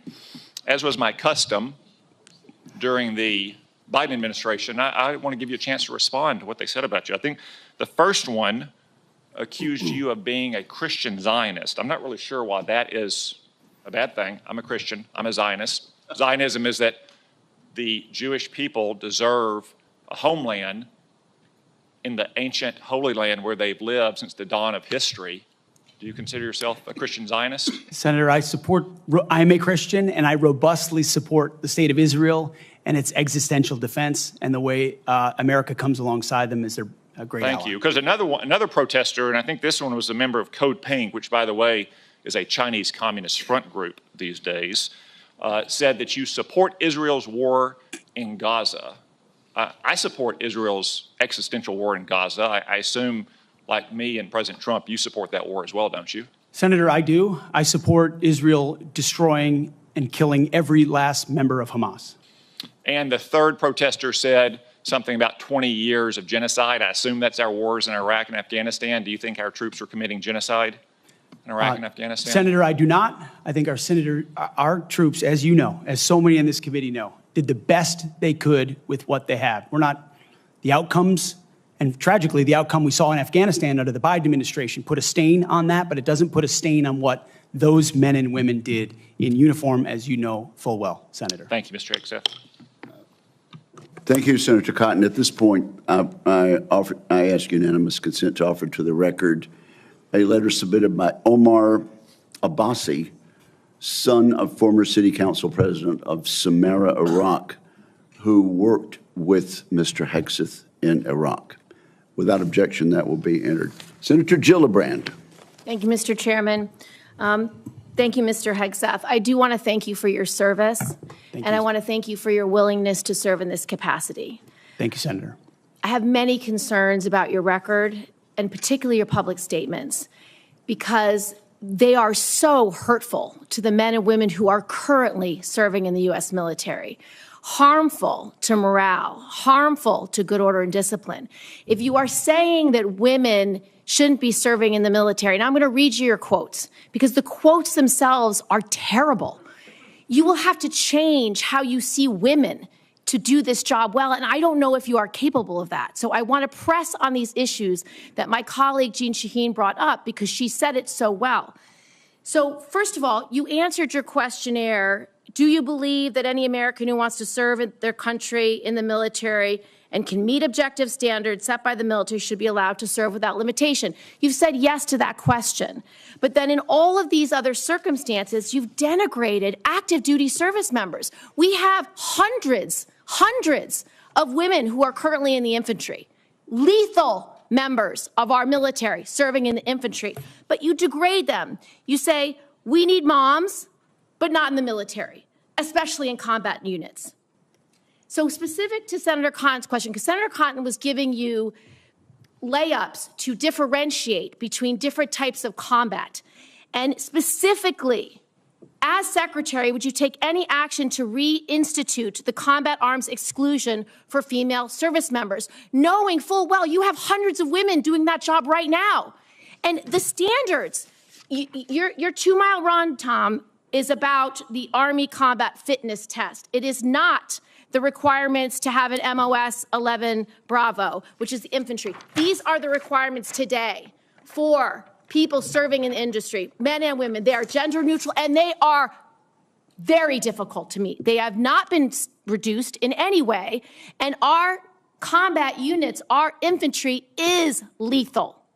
So please explain specifically, because you will be in charge of 3 million personnel. It is a big job. And when you make these public statements, and I get you were not Secretary of Defense then, I get you were on TV, I get you were helping veterans, I get it was a different job. But most recently, you said this in November of 2024, knowing full well you might have been named as Secretary of Defense. So please explain these types of statements, because they're brutal and they're mean and they disrespect men and women who are willing to die for this country. Well, Senator, I appreciate your comments, and I would point out I have never disparaged women serving in the military. I respect every single female service member that has put on the uniform, past and present. My critiques, Senator, recently and in the past, and from personal experience, have been instances where I've seen standards lowered, and you mentioned 11 Alpha, 11 Bravo, MOS, places in units, and the book that has been referenced multiple times here, The War on Warriors.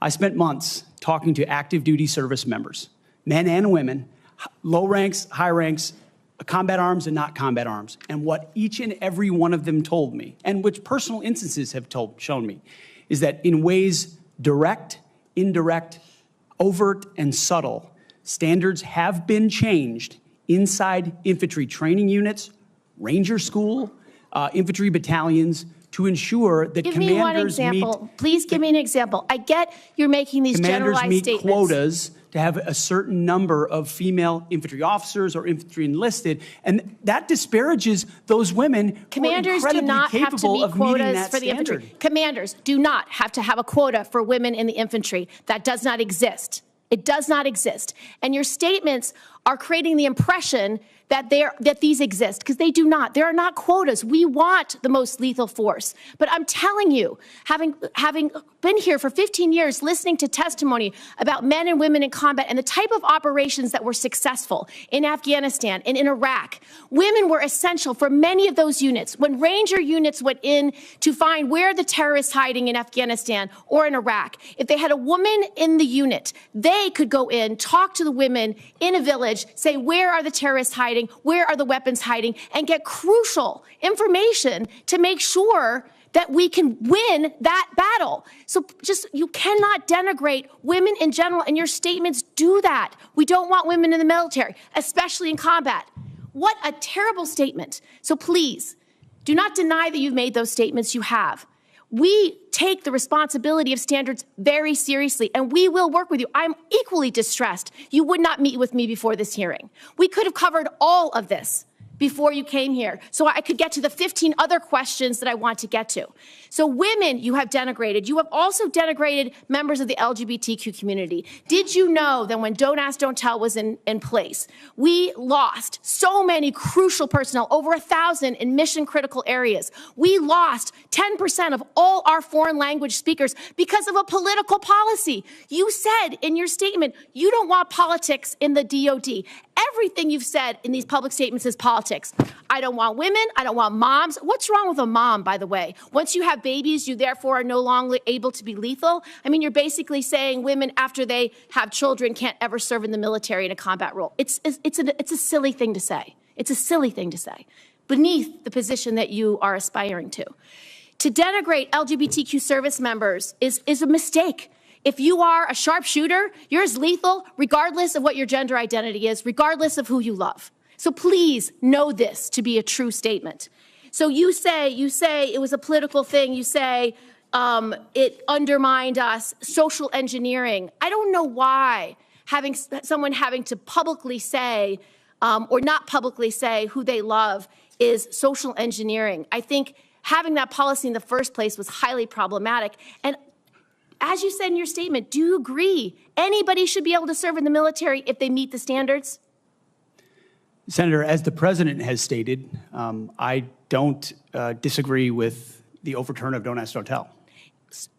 Great, because I don't want you thinking, can't serve if you're a mom, can't serve if you're LGBTQ, and then last, can't serve if you're a leftist. The statements you said about people who have views differently than you, that we're the enemy, are you saying that 50% of the DOD, if they hold liberal views or leftist views or are Democrats, are not welcome in the military? Are you saying that?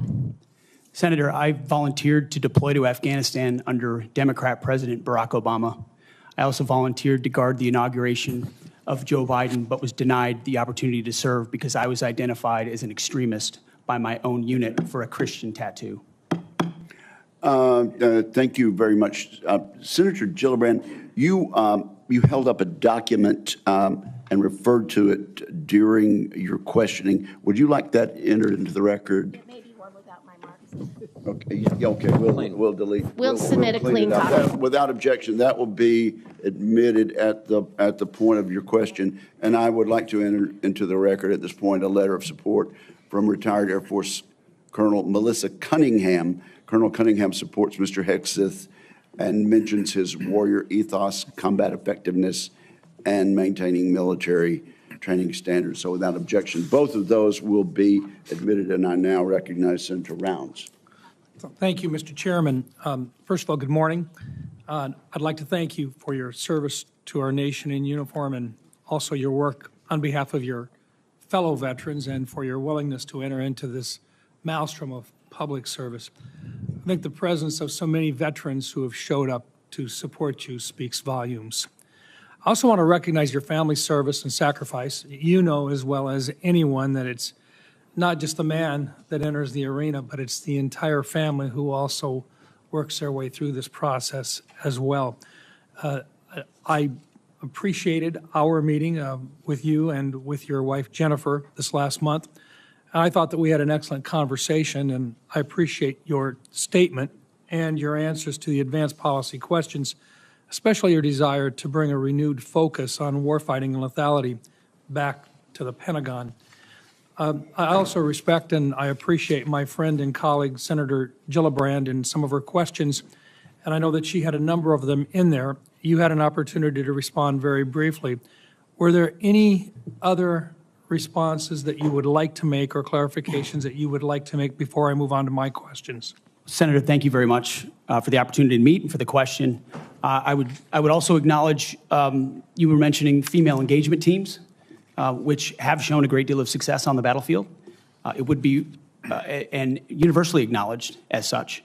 I've been in Iraqi homes where the language and gender barrier was real, and the ability to have someone there to help in that process would be a massive accelerant in mission success.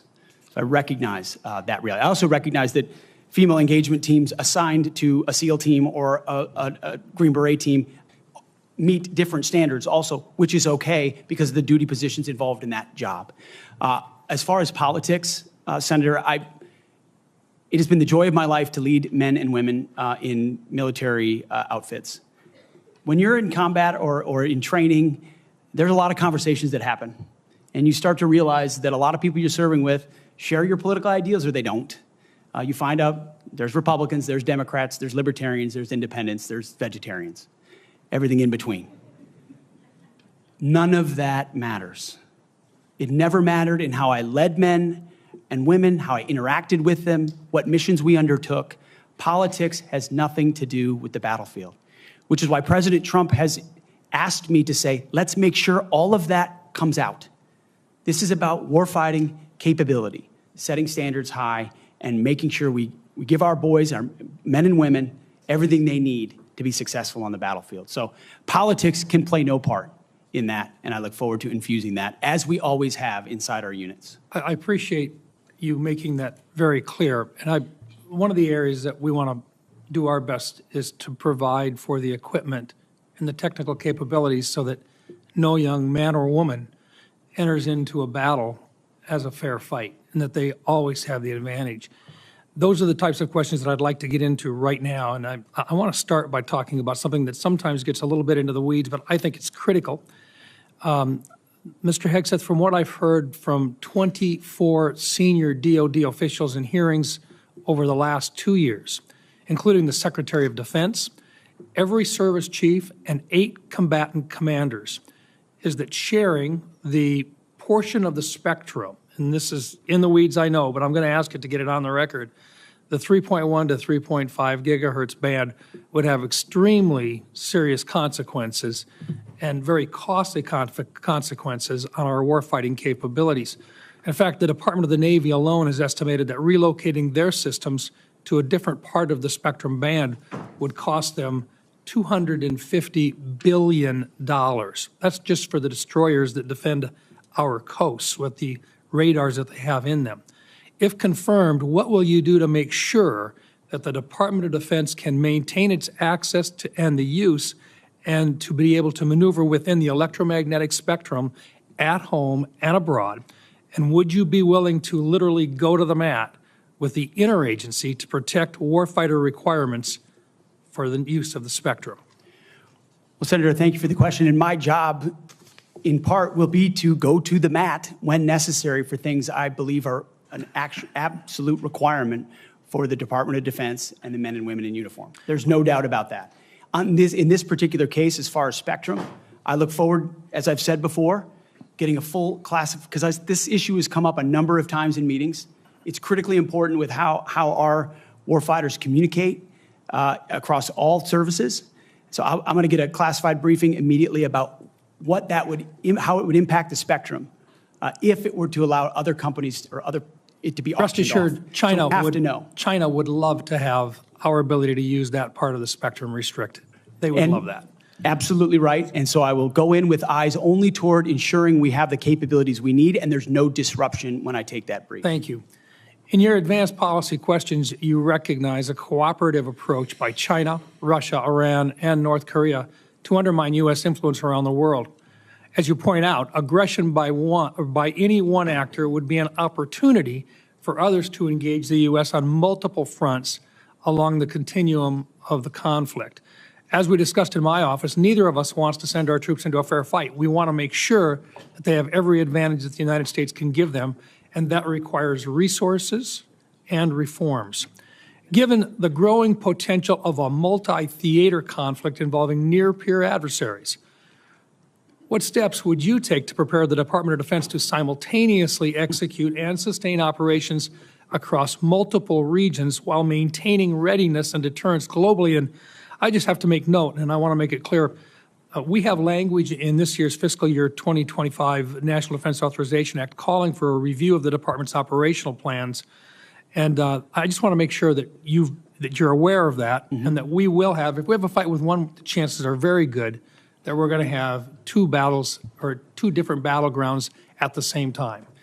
Senator, which is why I believe our country's incredibly fortunate to have a new commander-in-chief in Donald Trump, who through the strategic approach he has taken with allies and against foes has prevented wars and is determined to do the same. That's our chief job, is deter and prevent wars. My job, should I be confirmed at the Secretary of Defense, is to ensure we have the right prioritization of assets and strategy, and then the tools in the toolbox necessary, the pointiest possible spear for President Trump to wield if necessary as the last resort.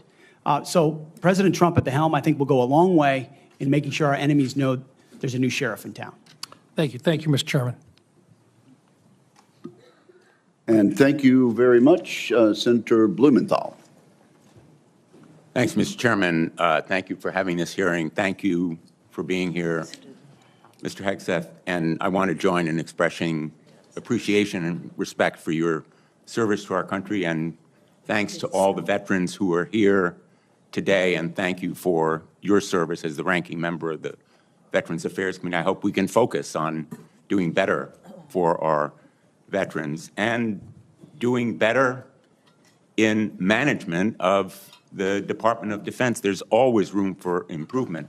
I think what we need in that position is not just better, but the best in financial management, because those decisions are life and death decisions affecting the 3.4 million Americans who serve our national security and our national defense and put their lives on the line. I want to talk about financial mismanagement at the two organizations that you headed, which are the only test of your financial management that we have before this committee, the Veterans for Freedom and Concerned Veterans for America. You took over the Veterans for Freedom in 2007. In 2008, you raised $8.7 million, but spent more than $9 million, creating a deficit. By January 2009, you told donors that the organization had less than $1,000 in the bank and debts of $434,000. By 2010, revenue at the Veterans for Freedom had dropped to about $265,000.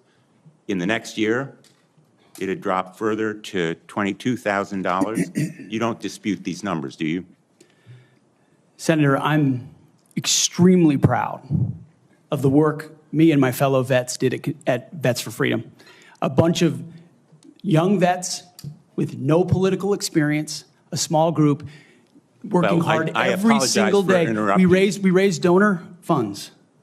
And we have letters submitted for the record from almost everyone that worked with me every single day, including our chief operating officer, who will attest that every dollar we raised was used intentionally toward the execution of our mission, which is supporting the warfighters, exactly why we're here today, the warfighters in the Iraq surge. There was a campaign in 2008, Senator. It was Barack Obama if I versus can John just McCain. ask you another we believe question, John McCain would be the right because person to I have win, and so we spent the tax more. returns from that organization. I'm glad they're for the record. I'm going to ask to be entered into the record, Mr. Chairman. Without objection. These tax returns are yours. They have your signature. And I'm going to ask that members of the committee review them because they're the only documents. I've asked for others. I've asked for the FBI report that would presumably document, it should have documented, this kind of financial mismanagement. And these are the 990s from that organization. By the year of 2011, donors had become so dissatisfied with that mismanagement, they, in effect, ousted you. They merged that organization with Military Families United, and thereafter, you joined a second organization as executive director. In the between, Concerned Senator, I went Veterans. to Harvard I want to University for ask 2 you years and questions. Afghanistan. I want to ask you questions about Concerned Veterans for America. Again, another set of tax returns, the 990s from that organization. I ask they be made part of the record, Mr. Chairman. Without objection, both of those returns are now part of the record. 2011 to 2016. At the end of 2013, shortfall of $130,000. At the end of 2014, shortfall of $428,000. You had a surplus the following year, but then another deficit of $437,000. By the time you left, that organization had deep debts, including credit card transaction debts of about $75,000. That isn't the kind of fiscal management we want at the Department of Defense. We can't tolerate it at the Department of Defense. That's an organization with a budget of $850 billion, not 10 or 15 million, which was the case at those two organizations. And it has command responsibility for 3.4 million Americans. The highest number that you managed in those two organizations was maybe 50 people. Let me ask you, how many men and women now serve in the United States Army? What is Sen's strength? Senator, I would like an opportunity to respond to Well, the I've asked you a impugning question. of my leadership of a how many men veterans and women organization. Concerned currently Veterans for serve? America. You're on the VA committee, sir, and I appreciate your service there. The VA Accountability Act and the Mission Act were all brainchilds of Concerned Veterans for America. We used our donor money very intentionally and focused to create policy that bettered the lives of veterans. Mr. Hegseth, I'm asking you a very simple question. How many men and women currently serve in the United States Army? Senator, the United States Army, 450,000 on active duty, sir. And how many in the Navy? And the Navy is 425, sir. Well, it's 337 this year. How many in the Marine Corps? 175,000, sir. 172,300. Those numbers dwarf any experience you had by many multiples. I don't believe that you can tell this committee or the people of America that you are qualified to lead them. I would support you as the spokesperson for the Pentagon. I don't dispute your communication skills, but I believe that we are entitled to the facts here. I've asked for more documents. I assume you'd be willing to submit to an expanded FBI background check that interviews your colleagues, accountants, ex-wives, former spouses, sexual assault survivors, and others, and enable them to come forward. Senator, I'm not in charge of FBI background checks. But you would submit to it and support it. I'm not in charge of FBI background checks. Thank you, Senator Blumenthal. I at this point, want to submit a letter from Captain Wade Zirkle, the founder of Vets for Freedom and the person who hired Pete Hegseth to run the organization. Although the 2008 financial crisis dried up fundraising for nonprofits, Captain Zirkle says, and I quote, "Pete responded to this crisis with decisive action by reducing staff and renegotiating all debts with creditors until they were fairly resolved, an impressive feat and a testament to Pete's character." Pete departed VFF in 2010 to take on a new role with Concerned Veterans for America. Pete departed on good terms. Without objection, that will be added to the record. Senator Ernst, you are recognized for 7 minutes.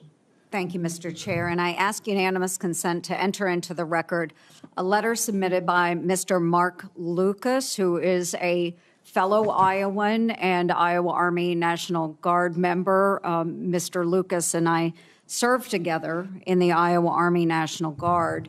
He succeeded Pete Hegseth as Executive Director of Concerned Veterans for America. And in his letter, Mr. Lucas says that Mr. Hegseth, quote, laid a strong foundation that postured CVA for long-term success, end quote. And that Mr. Hegseth, quote, continued to be an invaluable asset to both me as a leader and the organization, end quote. So I would ask for unanimous consent to enter this Washington Times article and the letter from Mr. Mark Lucas into the record. Without objection. Okay, thank you, Mr. Chair. Good morning, Mr. Hegseth, and thank you very much. I appreciate your service to our nation. It's something that I know you are very proud of, and it is something that we have in common and that we share. You and I have had many productive conversations.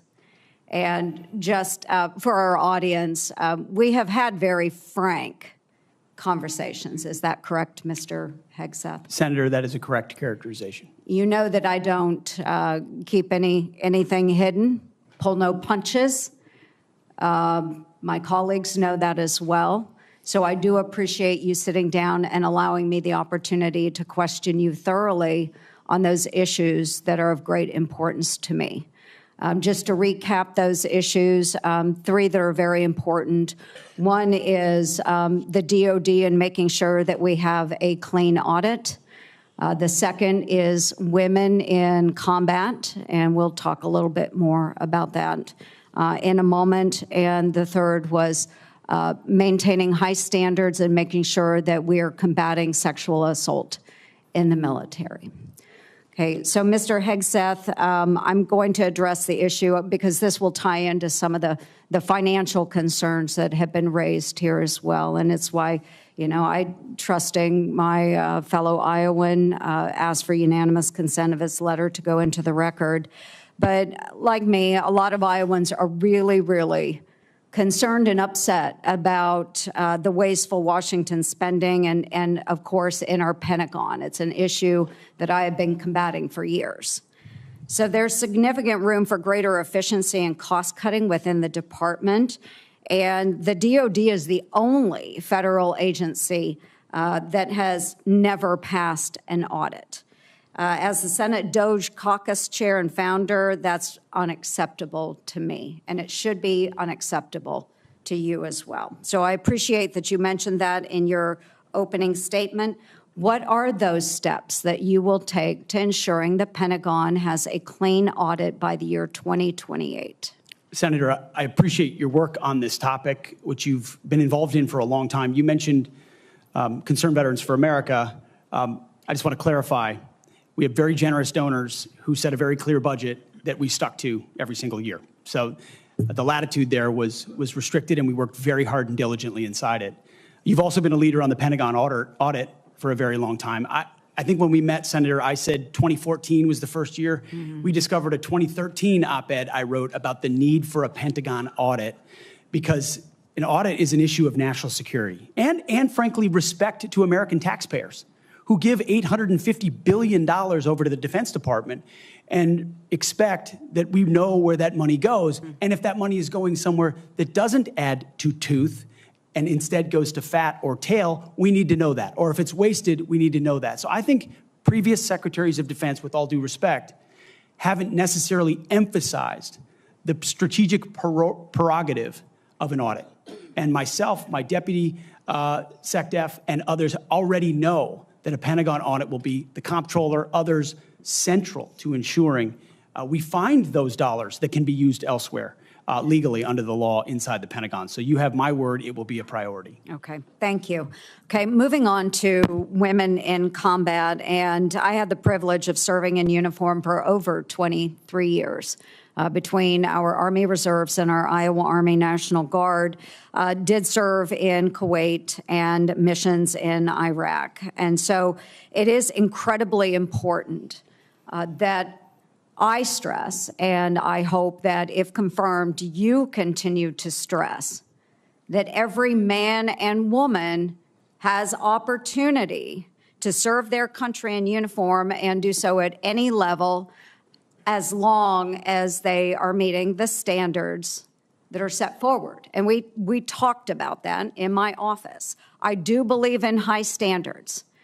Now, I was denied the opportunity to serve in any combat role because I have a lot of gray hair. And the policy has changed since then, okay? So I've been around for quite a while. But for the young women that are out there now and can meet those standards, and again, I'll emphasize they should be very, very high standards. They must physically be able to achieve those standards so that they can complete their mission. But I want to know, again, let's make it very clear for everyone here today. As Secretary of Defense, will you support women continuing to have the opportunity to serve in combat roles? Senator, first of all, thank you for your service, as we discussed extensively as well. It's my privilege. And my answer is yes, exactly the way that you caveated it.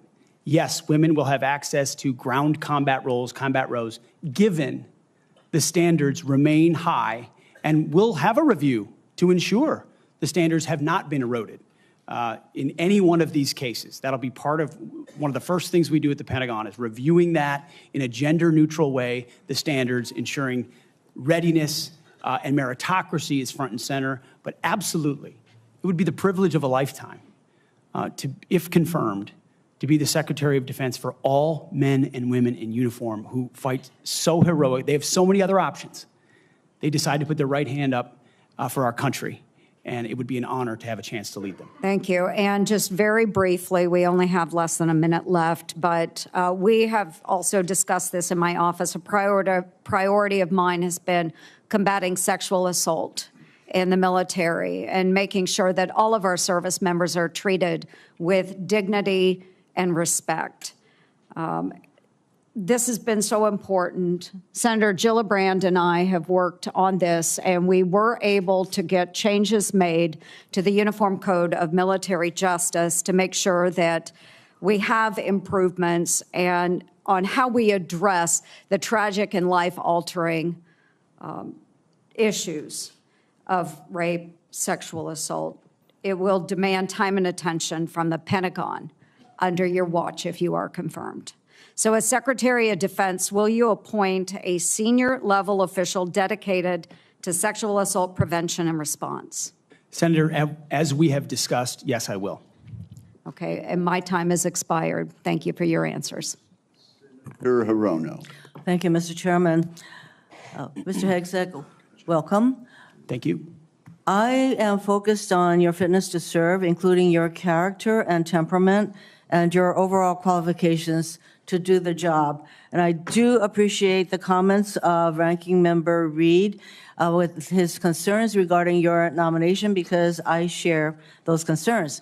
As part of my responsibility as a member of this committee to ensure the fitness of all nominees to come before any of the committees on which I sit, I ask the following two initial questions. First, since you became a legal adult, have you ever made unwanted requests for sexual favors or committed any verbal or physical harassment or assault of a sexual nature? No, Senator. Have you ever faced discipline or entered into a settlement relating to this kind of conduct? Senator, I was falsely accused in October of 2017. It was fully investigated, and I was completely cleared. I don't think completely cleared is accurate, but the fact is that your own lawyer said that you entered into an NDA and paid a person who accused you of raping her a sum of money to make sure that she did not file a complaint. Moving on. As Secretary, you will be in charge of maintaining good order and discipline by enforcing the Uniform Code of Military Justice, UCMJ. In addition to the sexual assault allegations, and by the way, the answer to my second question should have been yes.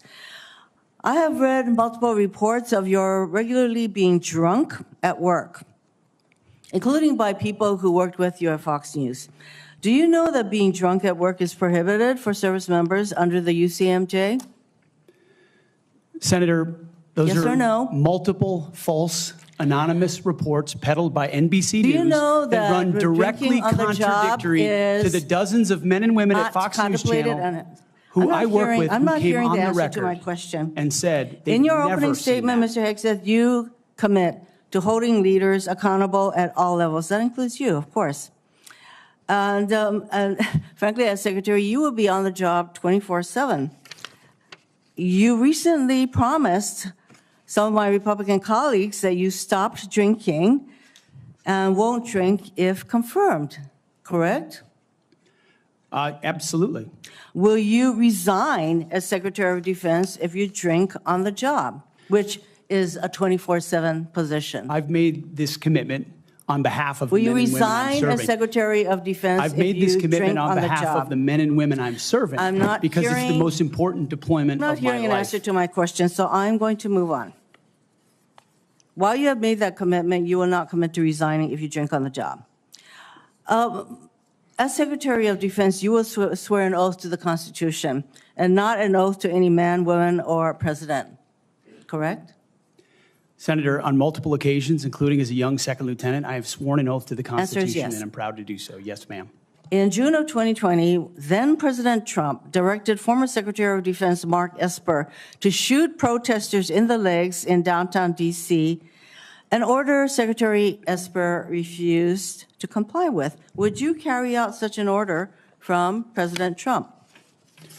Senator, I was in the Washington, D.C. National Guard unit that was in Lafayette Square during those Would you events, carry holding out a an riot order to shield on shoot behalf of my protesters country. in the legs? I saw 50 as Secret directed Service agents to get injured Secretary by Esper? rioters trying to jump over the fence, set Again, the church on fire, and destroy You know a what? statue. That sounds to me that you will Chaos. comply with such an order. You will shoot protesters in the leg. Moving on. President-elect has attacked our allies in recent weeks, refusing to rule out using military force to take over Greenland and the Panama Canal, and threatening to make Canada the 51st state. Would you carry out an order from President Trump to seize Greenland, a territory of our NATO ally Denmark, by force, or would you comply with an order to take over the Panama Canal? Senator, I will emphasize that President Trump received 77 million votes to be the lawful We're commander-in-chief not of talking this about country. the election. My question is, would you use our military to take over Greenland or an ally of Denmark? Senator, one of the things that President Trump is so good at is never strategically tipping his hand. And so I would never in this public forum give one way or another direct what orders the president would give me in any context. That sounds to me that you would contemplate carrying out such an order to basically invade Greenland and take over the Panama Canal. Current DoD policy allows service members and eligible dependents to be reimbursed for travel associated with non-covered reproductive health care, including abortions. Will you maintain this common sense policy? Senator, I've always been personally pro-life. I know President Trump has as well, and we will review all policies, but our standard is whatever the president wants on this particular issue. With my advice, I will take a look at. If the president tells you that this common sense policy will not be maintained, you will not enable our service members to seek reproductive care. So it sounds I don't like to believe the me. federal government I'm not should be hearing funding answers to my questions, travel for Mr. abortion. Chairman. I just want to note that the other area that of serious concern to me is President Trump saying that he wants to use the military to help with mass deportations, which will cost billions of dollars. And what that will do to readiness is very, very concerning. Mr. Hegseth, I have noticed a disturbing pattern. You previously have made a series of inflammatory statements about women in combat, LGBTQ service members, Muslim Americans, and Democrats. Since your nominations, however, you have walked those back on TV in interviews and most recently in your opening statements. You are no longer on Fox and Friends, Mr. Hegseth. If confirmed, your words, actions, and decisions will have real impacts on national security and our service members' lives. There are close to 3 million personnel in the Department of Defense, $900 billion budget. I hardly think you are prepared to do the job. Thank you, Mr. Chairman. Thank you. That wasn't a question, Mr. Hegseth. Thank you, Senator Rono. Senator Sullivan. Thank you, Mr. Chairman and Mr. Hegseth.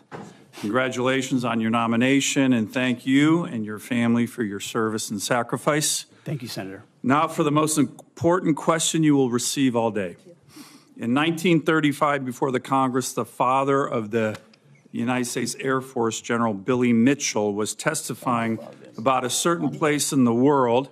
He said, quote, "I believe that in the future, whoever holds this place will control the world. This location is the most strategic place in the world." What place was Billy Mitchell talking about? And let me give you a hint, it wasn't Greenland.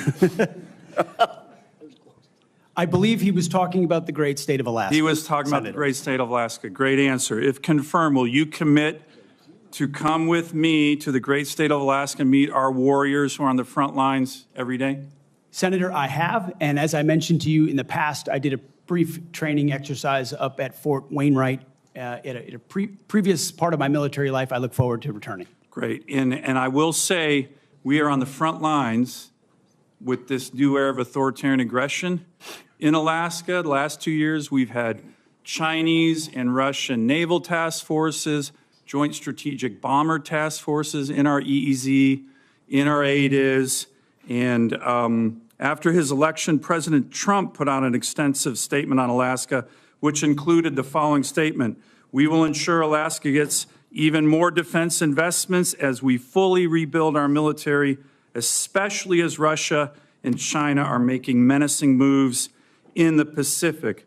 Mr. Hegseth, if confirmed, will you work with me, this committee, and the incoming Commander-in-Chief on continuing to build up our military assets and infrastructure in Alaska to reestablish deterrence in the Arctic and in the Indo-Pacific? If confirmed, Senator, it would be a pleasure to work alongside you and this entire committee to recognize the very real threat in the Indo-Pacific, the very real ways, even these past couple of weeks, that Russia has attempted to probe and push in and around Alaska, and also the very real strategic significance of Alaska vis-a-vis shipping lanes through the Arctic.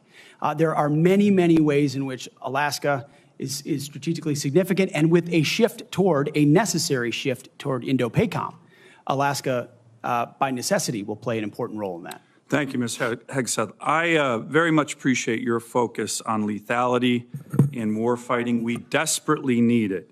I want to provide a few examples of the Biden woke military, which is not focused on readiness or lethality, and want to get your comments on it. Nobody wants an extremist or racist in our military, but one of the most disgraceful and shameful things I've seen over the past 4 years as a senator on this committee and as a Marine Corps Reserve officer was on day one, the Biden administration played up a false and insulting narrative that our military was chock full of racist and violent extremists.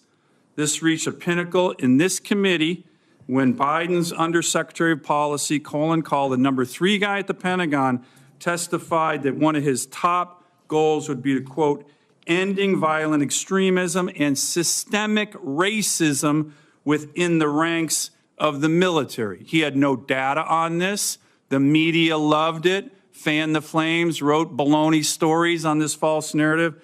Disappointingly, some of my colleagues on the other side of the aisle here reinforce this ridiculous narrative, one even suggesting that almost 10% of our uniformed military was extremists, 200,000 members. Ridiculous, by the way, from this committee on the other side of the aisle. Mr. Hegseth, unlike Undersecretary Kahl, you have a lot of experience with our military. Do you believe the military is a systemically racist organization? And if confirmed, will you commit to defend, not denigrate, our troops? Senator, I was also offended by those comments because anyone who's been on active duty in the National Guard, man, woman, in units, understand that is fundamentally false. By the way, there's 3 studies, to his credit, Secretary Austin put out one of them, that said exactly what you just said. Fundamentally false. Senator, they knew it. Anyone who'd been in a unit knew it. One could argue that if not the least, one of the least racist institutions in our country is the United States military. Being a racist in our military has not been tolerated for a very long time. One of the Never in my greatest civil formations, rights never in other organizations in America. formations. Would you agree the U.S. military is one of the most forward-leaning, probably one of the greatest civil rights organizations in American history? No doubt. Let me turn to another one.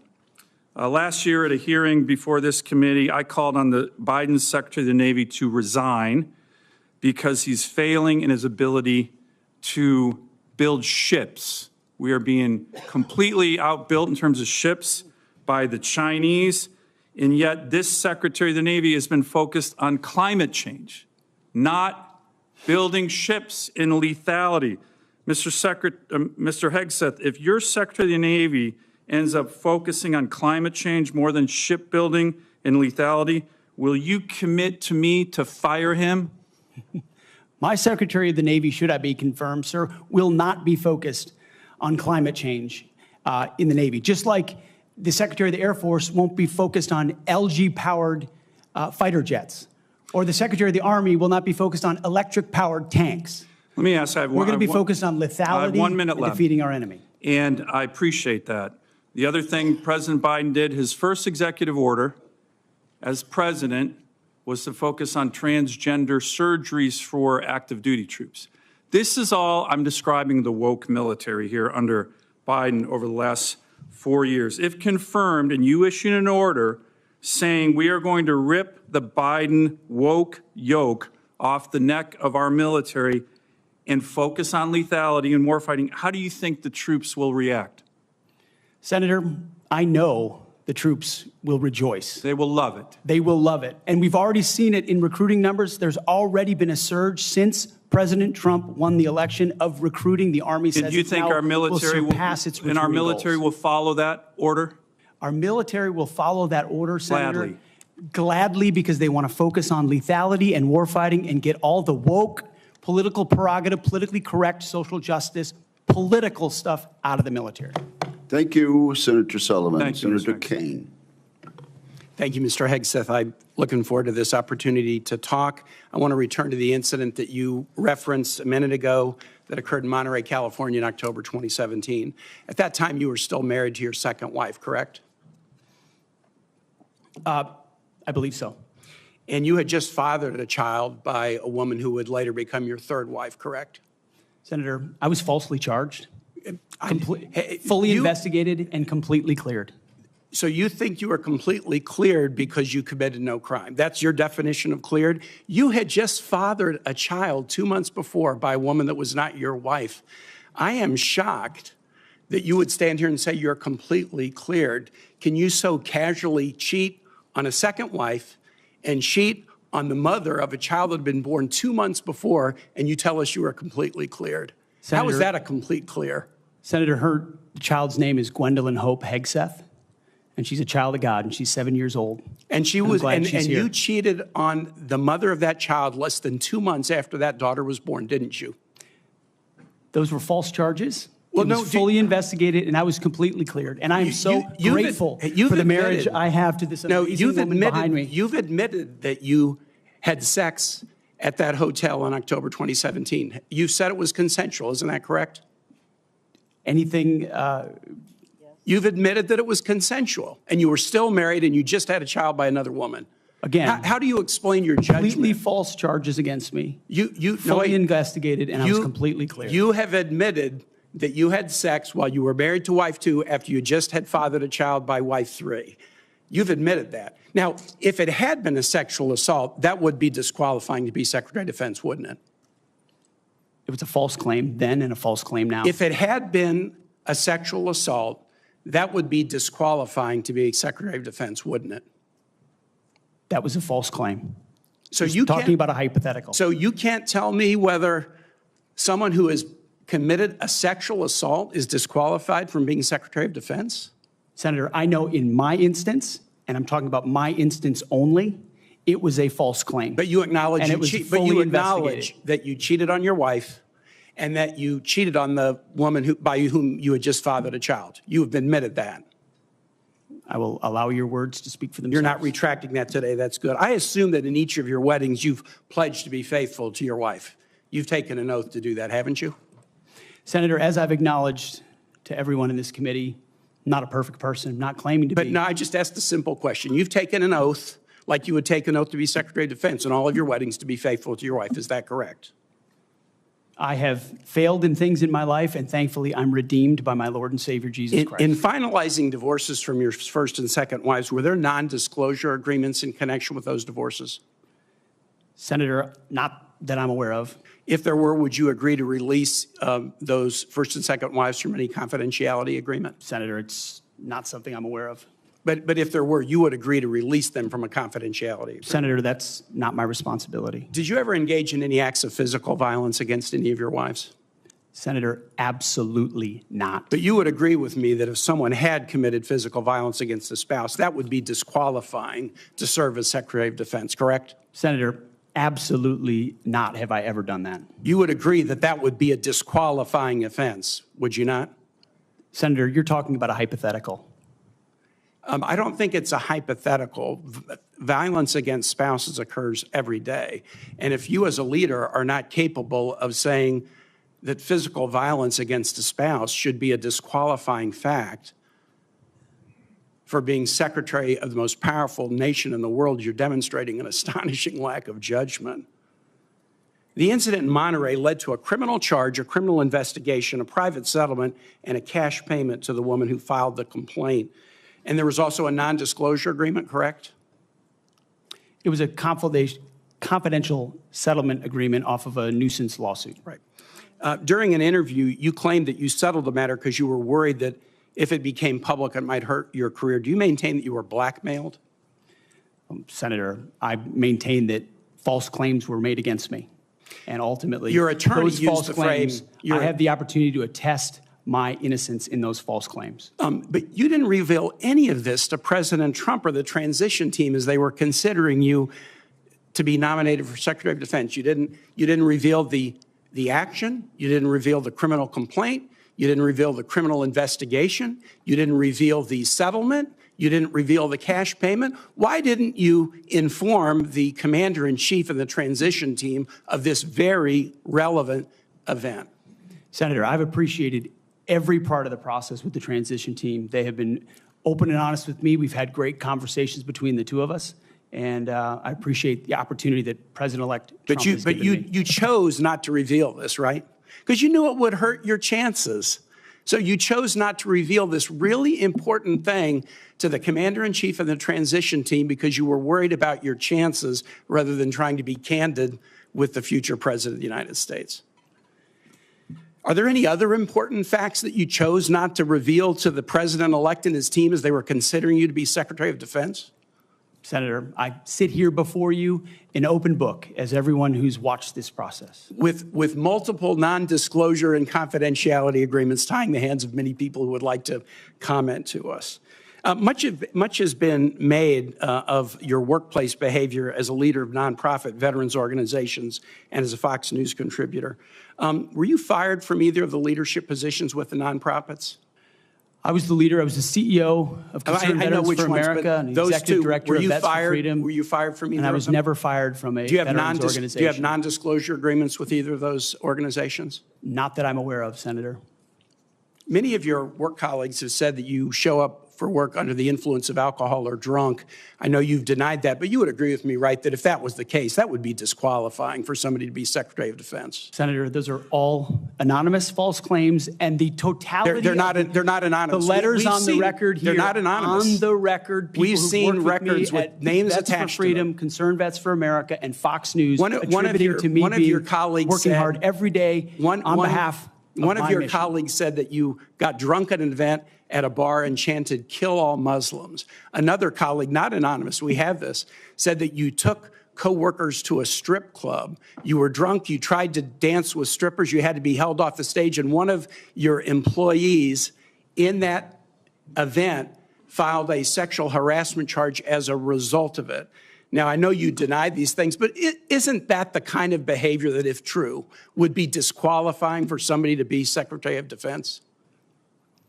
Senator, anonymous false charges. They're not anonymous. And I'll just conclude and say this to the chairman. You claim that this was all anonymous. We have seen records with names attached to all of these, including the name of your own mother.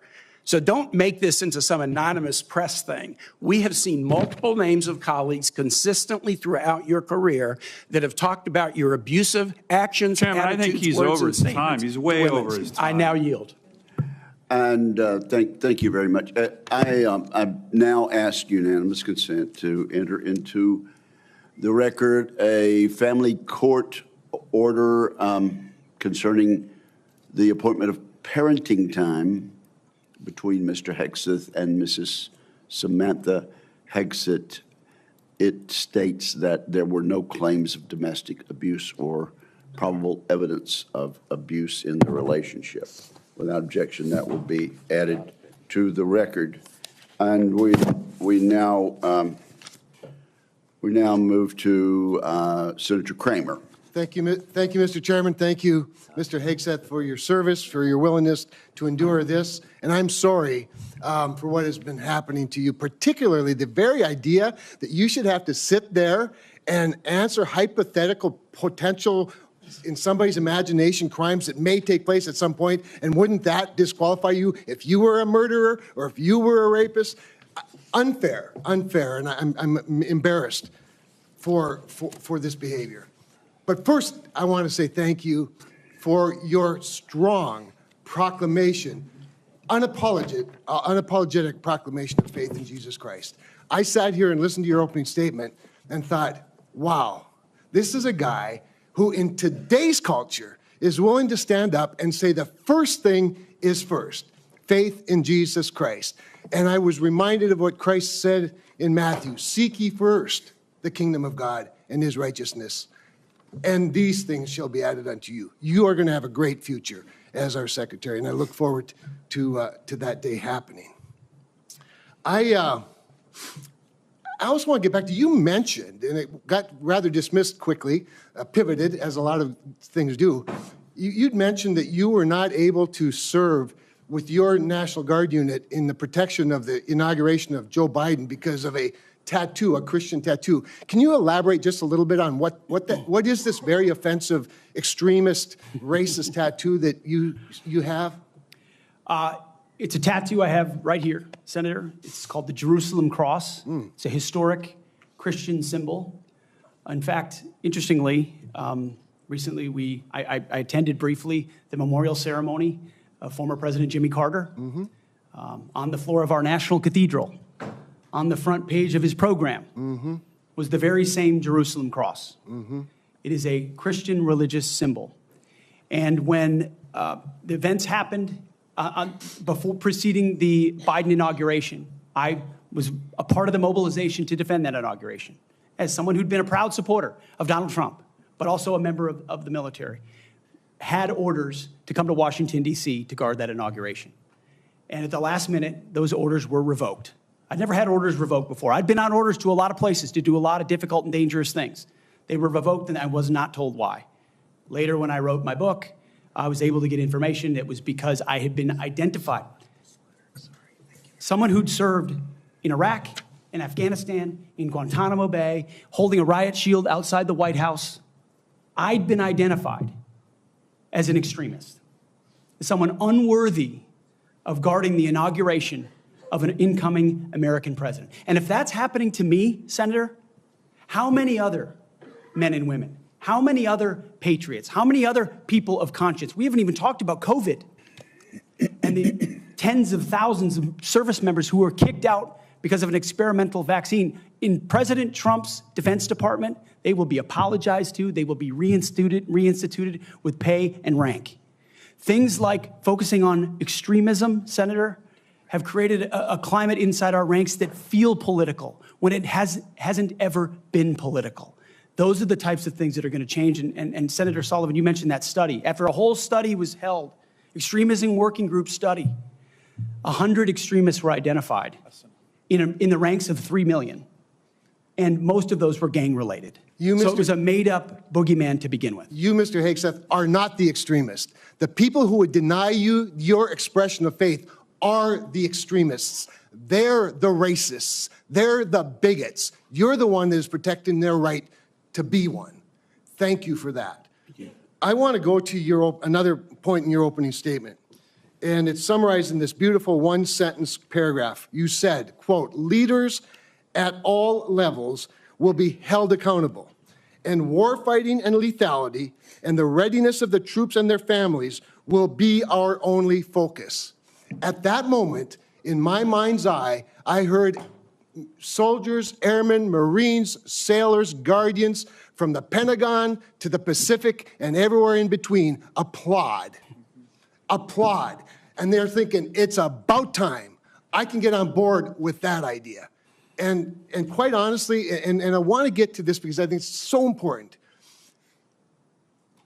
I would say, I don't know, just about maybe everyone, I'm trying to think of an exception to this, that wears the uniform that has ever come before this committee or that I've met with privately, publicly, that I've been on tours with, that I've traveled with, that wear the uniform, whether it's with 4 stars or no stars, agrees with that statement. And I just want to caution you, and I'd be interested in your feedback on this. You know, there's been a lot of talk about firing woke generals, creating the purge group, and all those things you and I have talked about. I would say give those men and women a chance under new leadership. You know, my favorite painting in the rotunda is of George Washington retiring his commission, establishing on day one, a man who could have been king, chose to be a civilian leader of this country. And I just would encourage you to trust them first, and look forward to them saluting the civilian leadership of this country. So just maybe if you could spend a minute just elaborating a little bit about the wokeness, where it comes from, and who will be held accountable. The wokeness comes not from the uniform ranked, Senator, but from the political class. On day one, on January 20th, when President Trump is sworn in, he will issue a new set of lawful orders. And the leadership of our services will have an opportunity to follow those lawful orders or not. Those lawful orders will not be based on politics. They will be based on readiness, accountability, standards, and lethality. That is the process by which leaders will be judged. And accountability is coming, because everybody in this room knows if you're a rifleman and you lose your rifle, they're throwing the book at you. Mm-hmm. But if you're a general who loses a war, you get a promotion. That's not going to happen in Donald Trump's Pentagon. There will be real standards for success.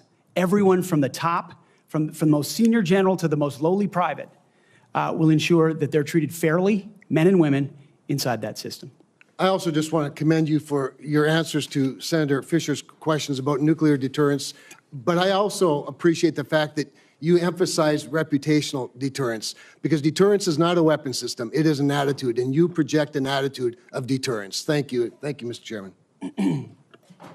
Thank you, Senator Kramer. Senator King. Thank you, Mr. Chairman. Mr. Hegseth, welcome to the committee. Thank you, Senator. You've made several references to your religion today. I share that devotion to Christianity, but I must say I've been reminded somewhat of Saul on his way to Damascus. You seem to have been converted over the last several weeks and several months. You wrote in your book just last year that, but if we're going to, this is the book War on Warriors, but if we're going to send our boys to fight, and it should be boys, we need to unleash them to win. Later on, our boys should not fight by rules written by dignified men. Which is it? Is it only boys can fight? I mean, you've testified here today that you believe in women in combat, but you didn't just last year. How do you explain your conversion?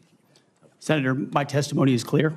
Writing a book is different than being Secretary of Defense, and I look forward to leading the men and women of our military. And my comment there, Senator, was about the burdensome rules of engagement that members of our generation, men and women, have seen on the battlefield. And one thing President Trump changed in meaningful ways that led to meaningful developments on the battlefield. When President Trump took control in the first term, ISIS was raging across Iraq. And as someone who spent a lot of time there with other men and women who invested in that mission, it was a very difficult moment to see the black flag of ISIS fly.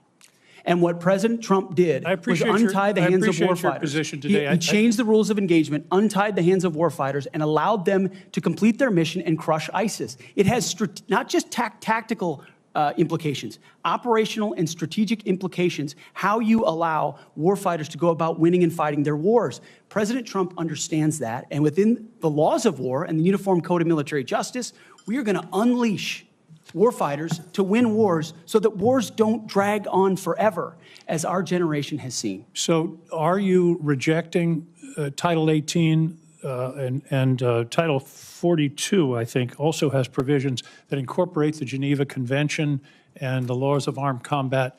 Are you saying that those laws should be repealed? That is the law of the land right now. Senator, we have laws on the books from the Geneva Conventions into the Uniform Code of Military Justice, and then underneath that you have layers in which standard or temporary rules of engagement are put into place. We fight enemies also, Senator, as our generation understands, that play by no rules. They use civilians as human shields. So are you saying they target that women and children? The Geneva Convention should not be observed? We follow rules. We follow rules, but we don't need burdensome rules of engagement that make it impossible for us to win these wars. You're And that's saying what two different President things. Trump You're saying we follow understands. rules, but we don't have to follow the rules in all cases. Is that correct? Senator, I'm making burdensome rules. Senator, I'm making an important tactical distinction that warfighters will understand. That there are the rules we swear an oath to defend, which are incredibly important, and this committee understands and helps set them. And then there are those echelons above reality, from corps to division to brigade to battalion, and by the time it trickles down to a company or a platoon or a squad level, you have a rules of engagement that nobody recognizes. And then it makes you incredibly difficult to actually do your job on the battlefield. That's the kind of assessment and look that an Army major will give to this process if I was confirmed to be the Secretary of Defense. Your quote is true understanding your of that. quote in 2024, our boys should not fight by rules written by dignified men in mahogany rooms 80 years ago. That would be the Geneva Convention. America should fight by its own rules, and we should fight to win or not go in at all. Are you saying that the Geneva Convention provisions, which clearly outlaw torture of prisoners, should not apply in the future? Senator, how we treat our wounded, how we treat our prisoners, the applications of the Geneva Conventions are incredibly important. But we would all have to acknowledge that the way we fought our wars back when the Geneva Conventions were written are a lot different than the asymmetric, non-conventional environment of counterinsurgency that I confronted in Iraq and Afghanistan. I was the senior counterinsurgency instructor in Afghanistan. My job was to understand how the Taliban and al-Qaeda operated so that NATO units coming in could be informed of what was happening. They knew our rules of engagement, and when they were more restrictive, they took advantage of them, and it put our men and women in a more dangerous and difficult place. And you believe For that future wars we fight, we need to have someone atop the Pentagon, sir, who understands how those ripple effects Well, I just want impact to the men and women in understand your uniform. position. Your position is torture's okay. Is that correct? Waterboarding, torture is no longer prohibited given the circumstances of whatever war we're in. Is that correct? Senator, that is not what I said. I've never been party to torture. We are a country that fights by the rule of law, and our men and women always do. And yet we have too many people here in air-conditioned offices that like to point fingers at the guys in dark and dangerous places, the gals in helicopters in enemy territory who are doing things that people in Washington, D.C. would never dare to do, or send, in many cases. In one of your interviews, you said they're willing to do this. You're talking about Donald Trump and Senator Cruz. They're willing to do something like waterboarding if it's going to keep us safe. Are you okay with waterboarding? Senator, the law of the land is that waterboarding is not legal. So the statement that you made, you now recant. Is that correct? They are willing to do something like waterboarding if it's going to keep us safe. You expressed that with approval. Senator, I'm very familiar with that as a concept, having spent a year at Guantanamo Bay, Cuba, guarding 700 of those that attacked us on 9/11. I just want to be clear. Are we going to abide by the Geneva Convention and the prohibitions on torture, or are we not? Is it going to depend on the circumstances? As I've stated multiple times, the Geneva Conventions are what we base ours. But what an American first national security policy is not going to do is hand its prerogatives over to international bodies that make decisions about how our men and women make decisions on the battlefield. America First understands we send Americans for a clear mission and a clear objective. We equip them properly for that objective. We give them everything they need, and then we stand behind them with the rules of engagement that allow them to fight decisively to defeat America's enemies, which is why we say I just have a few seconds left, Mr. Mr. Hegseth, if you could. I was very disturbed in your opening statement where you talked about the priorities that you have. We will work with our partners and allies to deter aggression in the Indo-Pacific from the communist Chinese. There's not a single mention in this statement about Ukraine or Russia. Is this code for we're going to abandon Ukraine? Senator, the president, that's a presidential level policy decision. He's made it very clear that he would like to see a end to that conflict.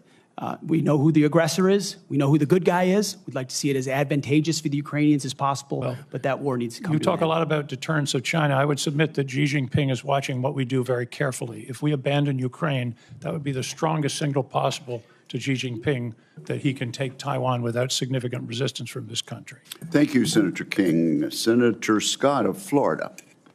Mr. Chairman, I'd like to enter into the record two letters which testify to Mr. Hegseth's leadership record at Concerned Veterans for America. The first letter submitted by Mr. Darren Selnick, a senior advisor at CFA, stated that there's been no better leader, policy champion, or fighter for the military and veterans than Pete.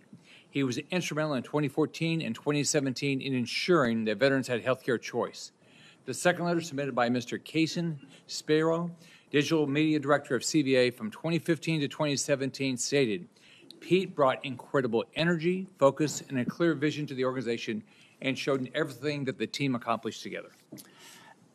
Submit to the record a letter from Paul J. Roberts, retired Colonel, U.S. Army Special Forces, speaking to the unwavering integrity of Mr. Hegseth. Is there objection? Without objection, those three will be admitted. Senator Scott. All right. First, congratulations on your nomination. Thank you, Senator. And thank you for being willing to serve our nation. I served in the Navy. I'm really proud of my dad. He was crazy. He did all 4 combat jumps with the 82nd Airborne. He, after that, survived all that and fought in the Battle of the Bulge. And what they went through, it was hell. So I have a lot of respect for him and for everybody that puts on the uniform and serves in battle and has to lead people in battle, because it being on a ship, that didn't happen to me, but I had a lot of friends that happened to, and it clearly happened to my dad. I've served on this committee for 6 years, 2 years under President Trump and the past 4 under President Joe Biden. I've seen how the Biden-Harris administration pushed the DoD to prioritize wokeness over being the most lethal military force in the world.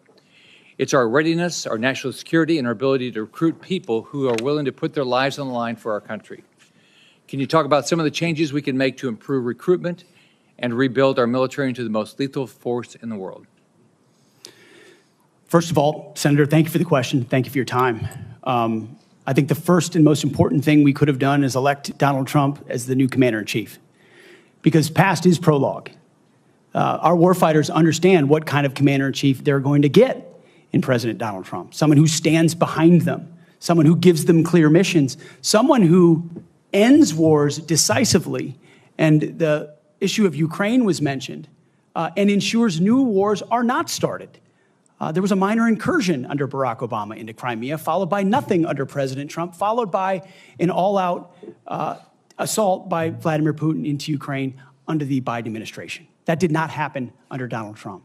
Donald Trump managed the Taliban. Under the Biden administration, Afghanistan collapsed tragically, ending in the lives of 13 at Abbey Gate, who we remember every single day, and no one was held accountable for that. Chinese spy balloons were flying over the country. None of that happened under Donald Trump, and our warfighters understand that. So there's no better recruiter, in my mind, for our military than President Donald Trump.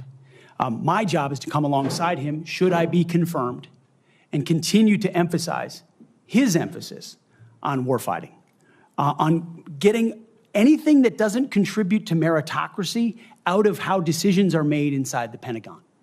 What gender you are, what race you are, your views on climate change, or whether you are a person of conscience and your faith should have no bearing on whether you get promoted or whether you're selected to go to West Point or whether you graduate from Ranger School.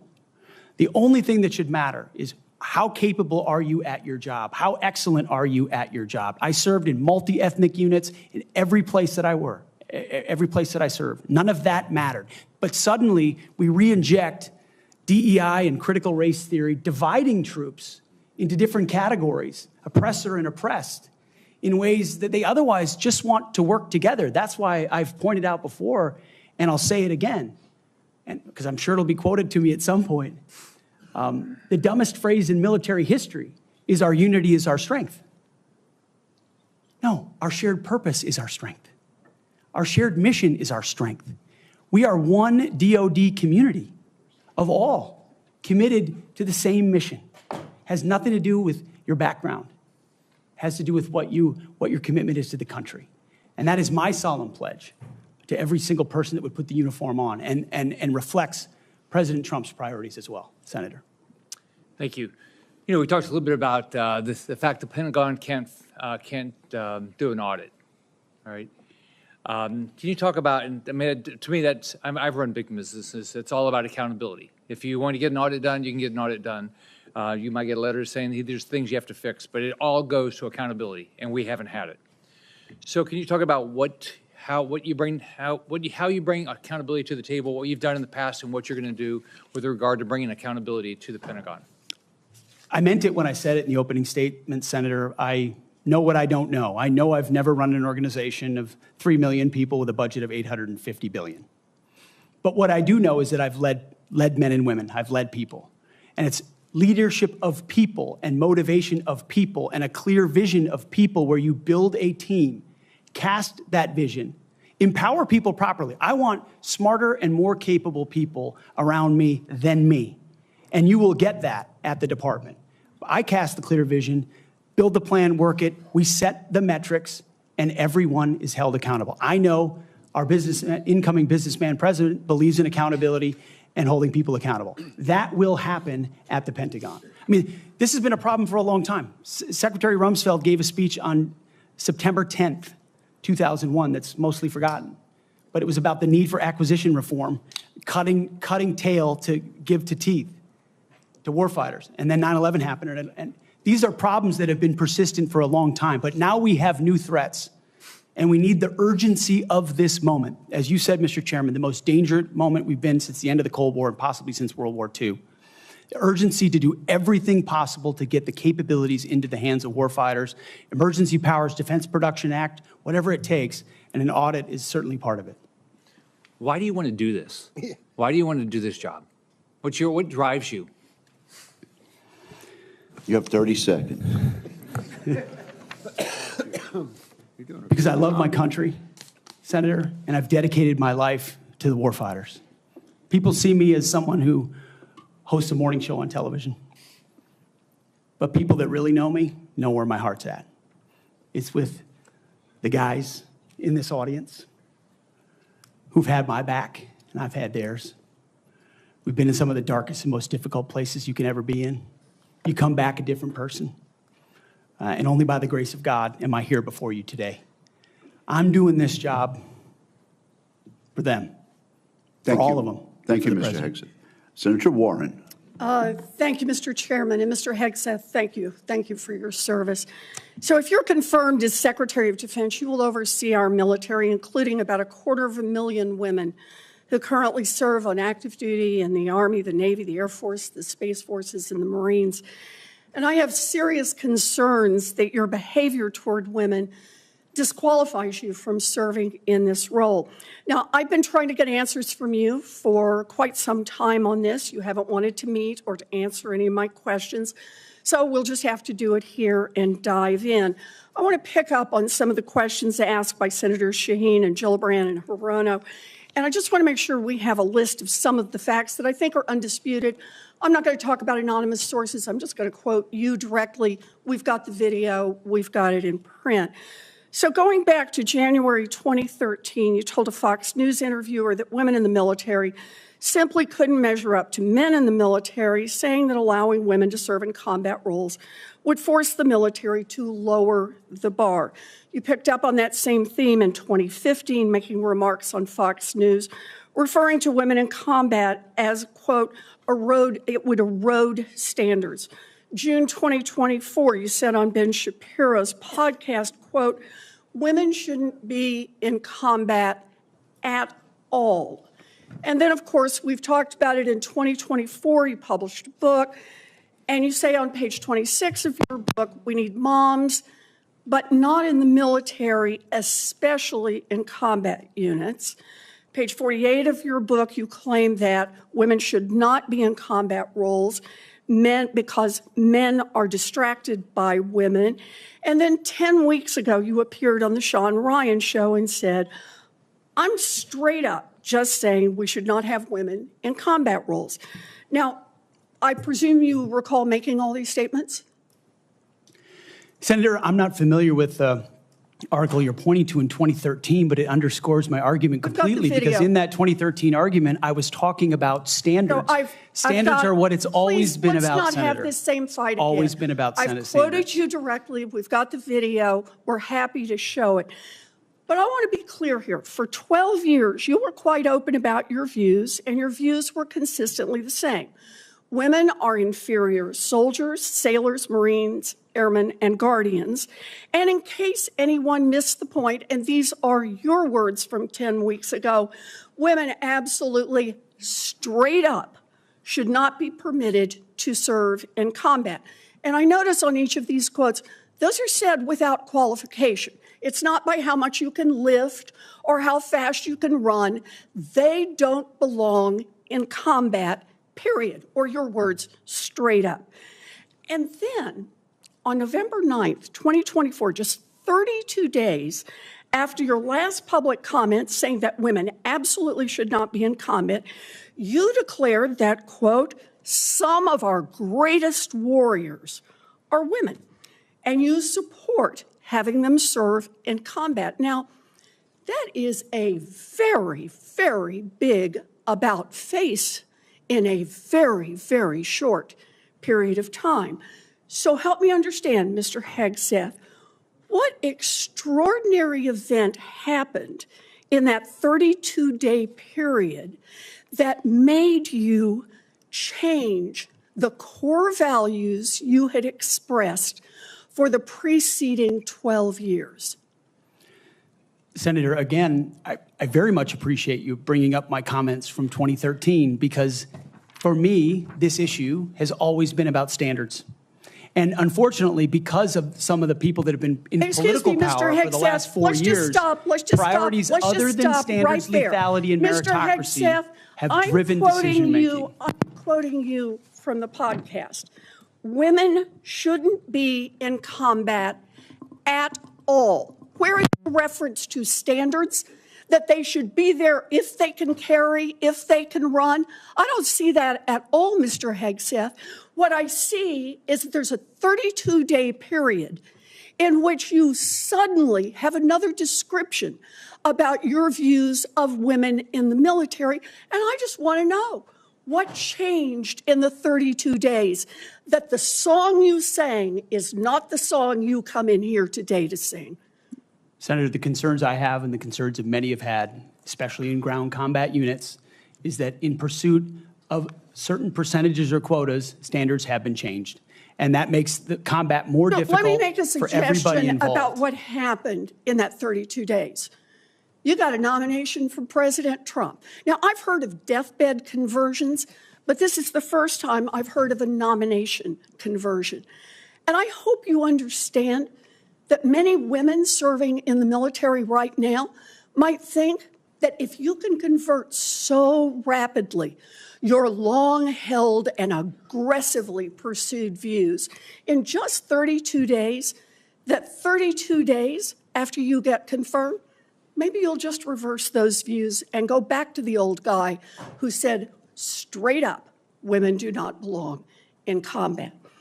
Now, Mr. Hegseth, you have written that after they retire, generals should be banned from working for the defense industry for 10 years. You and I agree on the corrosive effects of the revolving door between the Pentagon and defense contractors. It's something I would have liked to talk with you about if you'd come and been willing to visit with me.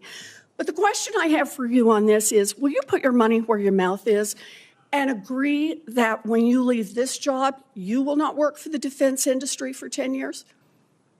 Senator, it's not even a question I've thought about because it's not think about one it right that, now. It's not one, my motivation for this job I understand has never that. I been just about need what a could yes or no conceivably here. come next. Time is short. I just need a yes or no. I would consult with the president about what the policy should be In at the Defense other Department. words, you're quite sure that every general who serves should not go directly into the defense industry for 10 years, but you're not willing to make that same pledge? I'm not a general, Senator. You'll be the one, let us just be clear, in charge of the generals. So you're saying sauce for the goose, but certainly not sauce for the gander? I would want to see what the policy of the Oh, president I'll is. bet you would. Thank you, Senator Warren. Senator Tuberville. Thank you, Mr. Chairman, and thanks for your hard work and your committee's hard work, Mr. Chairman. This has gone well. I'd like to submit this letter, topic conduct at Vets for Freedom for Hegseth. I'd like to submit that for the record, please. Without objection. General Hegseth, Mr. Hegseth, thanks for being here today and with your family. I know this is tough. That's what it's all about, though. You're a tough guy. Been here for a while. Never seen this many people that here for a support of a nominee. That's impressive. I met with a lot of them yesterday, and they are very passionate. So thank you for willing to take this on, and congratulations on your nomination. I'm worried about recruiting. I mean, we can look at everything out there and talk about all these things, these narratives, but at the end of the day, I came from a team sport where the players actually won the games. And that's what's going to happen here. You're not going to win the game.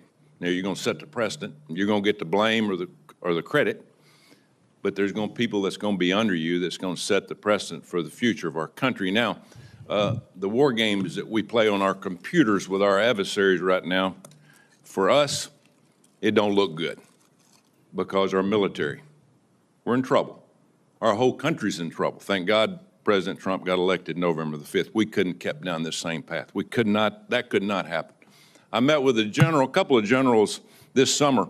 Coach, we're spending more money on transgender restrooms than we are coverings for $100 million airplanes. That's not acceptable. We can't do that. That's not what this is about. Met with a couple of Navy SEALs not too long ago. They just got back from crawling around in the mud and the muck, overseas, unknown places. Couldn't tell you where they've been, carrying a weapon, obviously protecting us and our allies. And the first week they're back, what'd they do? They had to go through a week of DEI training. Both are now out. They give it up. It was embarrassing to them of what they had to do.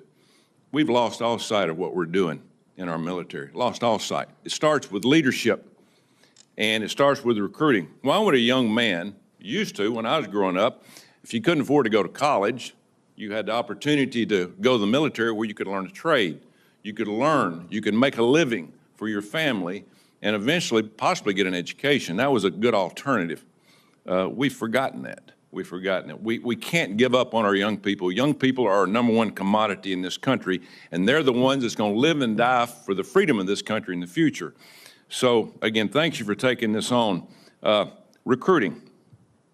Our service academies are meant to serve as our primary commissioning source of officers. It now appears that they are a breeding ground for leftist activists and champions of DEI and critical theory. Now, not all, but some. And some is way too much. How are we going to eliminate this, Mr. Hegseth? How are we going to get this back on track to where we grow our leaders? I had a young man that forever he wanted to go to West Point. I got him a nomination, I got him accepted, and he turned it down. He says, Coach, I'm not getting involved with that mess. How are we going to overcome this?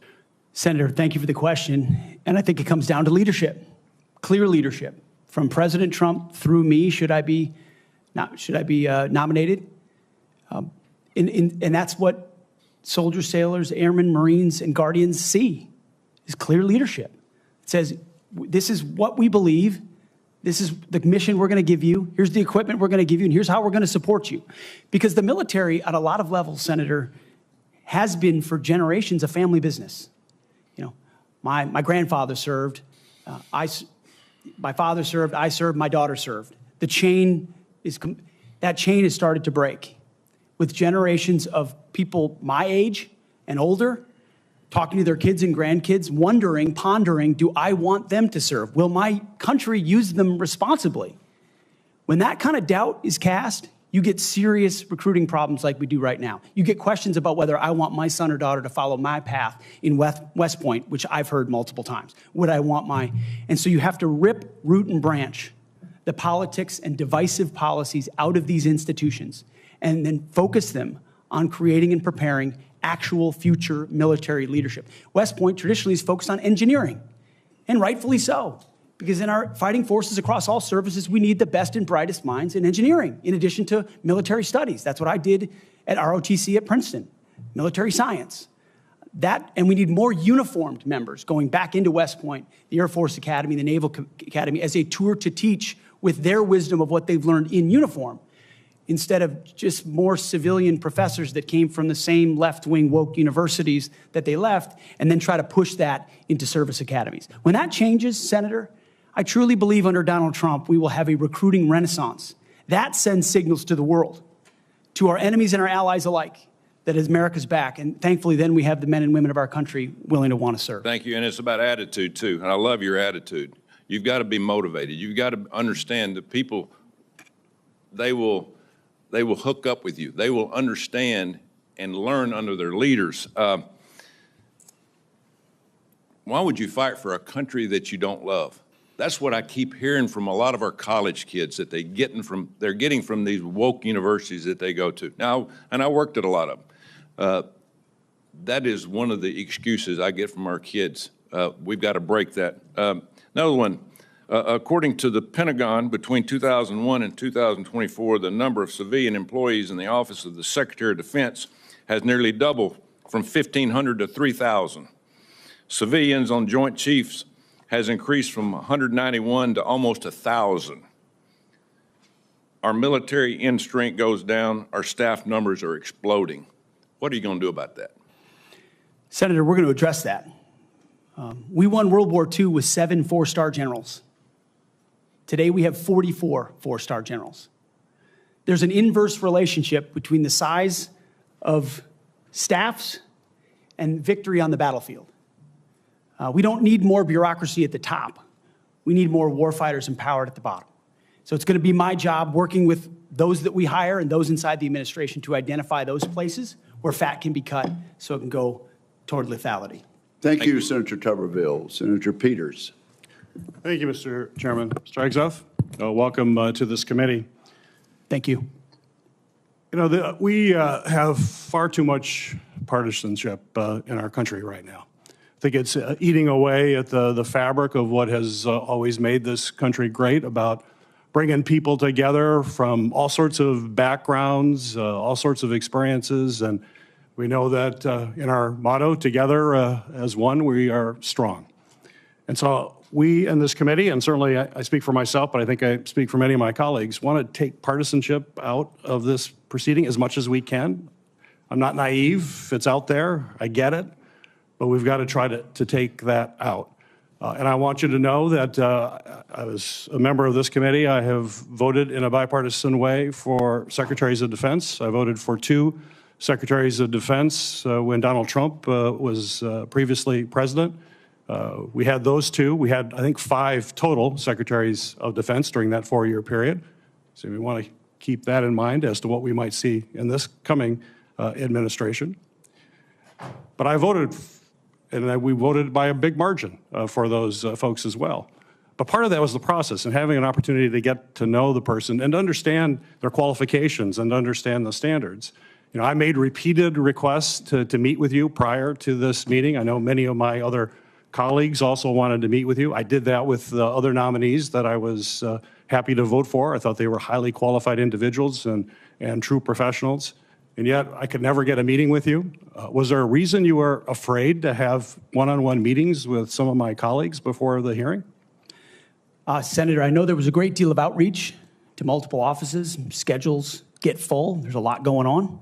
I was ready. And I welcome the opportunity, pending ready. my schedule, to have an opportunity to sit down. I was ready. It would have been so much better to have that opportunity to talk beforehand. I think that's a big mistake, and it doesn't set us on a good course when you refuse to meet with people and have a professional conversation about the huge challenges that we face at the Department of Defense. My colleagues, the folks who introduced you and others, the chairman has mentioned about the management of the DoD is a concern, cost overruns, delays on weapon systems. We need strong management at the Department of Defense, first and foremost. We've got to have someone who's going to grab the reins and give the taxpayers value for having the most lethal fighting force in the world that defends freedoms, but we've got to do it in an efficient way. I've heard about the jobs you've had in the past. Let's just talk about qualifications. I know you had 2 previous positions. How many people reported to you in those positions? Senator, at Vets for Freedom, we were a small upstart. Our focus was just the number, working please. On Capitol Hill, going back to the battlefield Just to the support number. warfighters. Just the number, please. We probably had 8 to 10 full-time staff and lots of volunteers. So you had 8. Has there been any other? We've heard about the 2, and certainly there's been a lot of talk about the mismanagement, et cetera, et cetera. I'm just curious. I won't go into that. Just curious. So you had 8 there. What's the largest number of people you've ever supervised or had in an organization in your career? Not 3 million. Senator. No, I don't expect that. Very few people have ever had that experience. But how many? It's a straight up question. I think we had over 100 full-time staff at Concerned Vets for America, roughly, with thousands of volunteers. So 100 people. I was also a headquarters company commander, which would have been a couple of hundred. Nothing remotely near the size of the Defense Department, right. I would acknowledge that. Actually, Senator. Not remotely near even a medium-sized company in America, let alone a big company in America, especially a major corporation. And we're hiring you to be the CEO of one of the most complex, largest organizations in the world. We're the board of directors here. I don't know of any corporate board of directors that would hire a CEO for a major company if they came and said, you know, I supervised 100 people before. They'd ask you, well, what kind of experiences you had? We need innovation. Can you give me an experience or your actual experience of driving innovation in an organization. Give me an example of where you have done that. Oh, my goodness, Senator, absolutely. At Concerned Veterans for America, we created the Fixing Veterans Healthcare Task Force, a bipartisan task force that never been done before, to create policy, to drive policy change on Capitol Hill that organizations fought ferociously against. We got the VA Accountability Act passed and the Mission Act passed in a way that a nonprofit of our size, veterans organization, has never done. And it's testified in all the letters that we put forward to the committee, which are on the record. I have limited time. Thank you for that. Give me an example of where you've driven down cost. I've heard the examples that Senator Blumenthal gave. The cost was a real problem for you in your 50-person organization that you actually raised a lot less than what you actually spent. Did you drive costs down? If in a 50-person organization, let me tell you, we've got to drive costs down dramatically in an organization of 3 million people and hundreds of billions of dollars. You don't have that experience that you can talk about.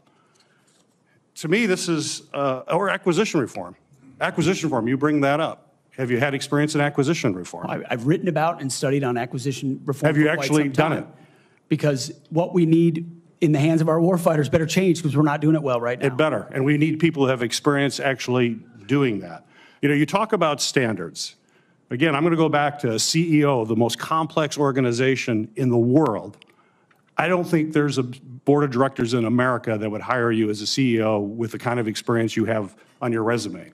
You talk about standards. You talk about raising or low, that we have a problem of standards in the DOD, and we have to raise standards for the men and women who serve.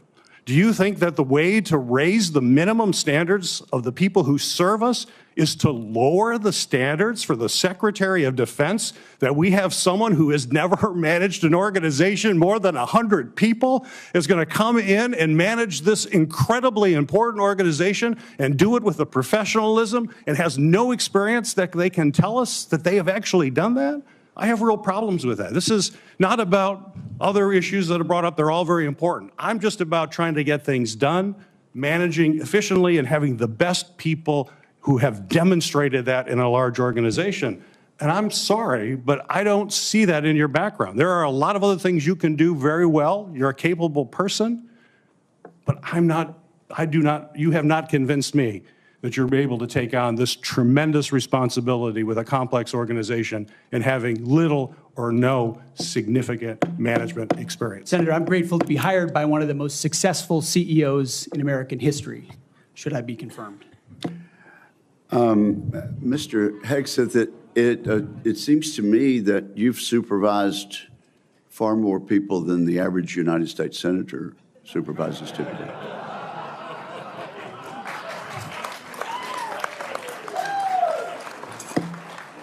And except for former governors, Mr. Chairman. Senator Mullen, I understand you are yielding back your time and do not wish to ask questions. I was misinformed. Senator Mullen, okay. is right. Caught me totally off guard there. I'd like to submit for the record signatures by 32 members of the House of Representatives who are veterans. The signatures call on the Senate to honor the constitutional duty of advise and consent by conducting a fair, thorough confirmation process that evaluates his nomination solely on the substance and merits. His distinguished military service, academic credentials, and a bold vision for revitalizing the national defense. I ask unanimous consent to enter into the record. Without objection. You know, there's a lot of talk going about talking about qualifications and then about us hiring him if we are the board. But there's a lot of senators here I wouldn't have on my board because there is no qualifications except your age, and you got to be living in the state and you're a citizen of the United States to be a senator. Other than the fact we got to convince a lot of people to vote for us. And then when we start talking about qualifications for if you're qualified for it, could the chairman tell me what the qualifications are for the Secretary of Defense? Mr. Chairman, could you tell me what the qualifications are for the Secretary of Defense?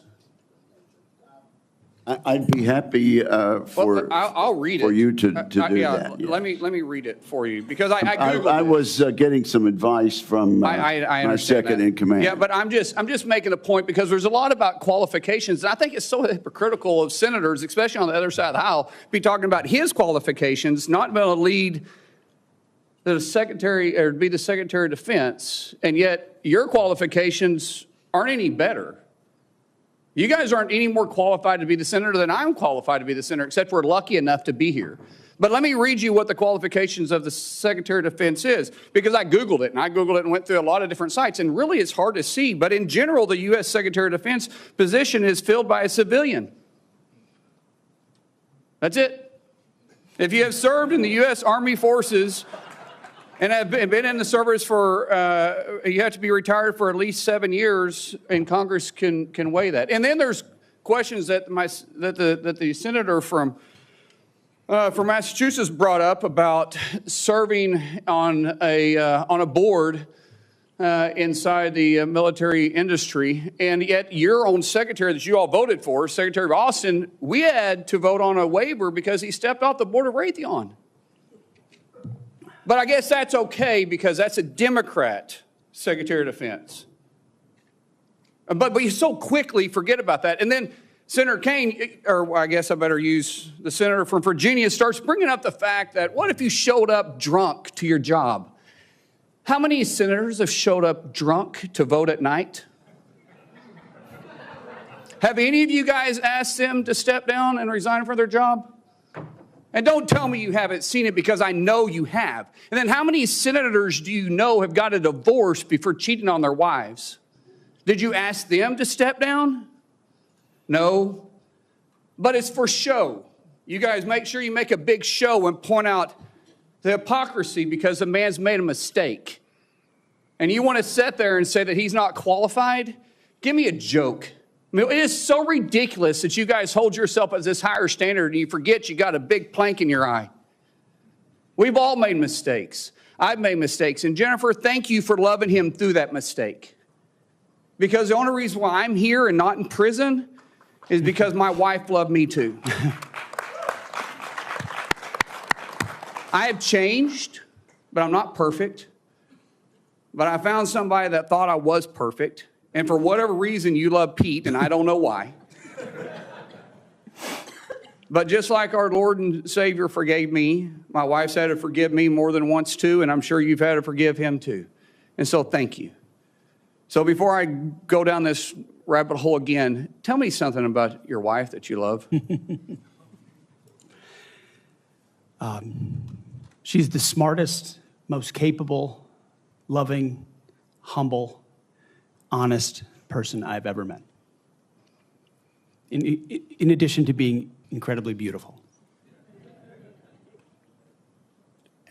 Don't forget about your kids. I'm supposed to talk about my kids? No, well, she's also the mother. Oh, an amazing mother. Yes. Of our blended family of 7 Brother, kids. I'm pulling you love along. her. I'm trying to help you here. You know, do you believe that you're going to be running the Secretary or the Department of Defense by yourself? Senator, absolutely not. Just as President Trump is assembling his cabinet, I look forward and already am in the process of building one of the best possible teams you can imagine, with decades and decades of experience outside of the Pentagon, driving innovation and excellence, and also inside the building, knowing how to make it happen. Yes, sir. So, in your organizations that you did have the privilege of running, did you have a board that you... In both organizations, we had a board, yes. Okay, and what did you do with that board? What kind of decisions did you make with them? Those boards provided oversight and insight into decision-making. They all have special, unique sets that maybe filled gaps that you're not the expertise in? Yes, sir. So do you believe you're capable of surrounding yourself with capable individuals that you're going to be able to run those same ideas by, and surround yourself with people that are smarter and better equipped in maybe areas that you don't necessarily carry those expertise with? Senator, the only reason I've had success in life, to include my wonderful wife, is because of people more capable around me and having the self-confidence to empower them and say, hey, run with the ball, run with the football, take it down the field. We'll do this together. I don't care who gets the credit. And in this case, that's how the Pentagon will be run. Let's end with this, Mr. Chairman, about the qualifications. You got a man who has literally put his butt on the line, who served 20 years in the service, multiple deployments, has heard the bullets crack over the top of his head, has been willing to go into combat, been willing to see friends die for this country. And he's willing to still put himself through this. His wife is willing to still stand beside him, knowing he wasn't perfect, knowing that all this was going to be brought up, and he's still willing to serve the country. What other qualifications does he need? That I yield back. Thank you, Senator Mullen. Senator Duckworth. And again, we really are going to strictly enforce the rule about no demonstrations or noise. The distinguished ranking member. Just a point of personal privilege to make a correction. The reason that General Austin required a waiver was not because of his participation in a corporate enterprise.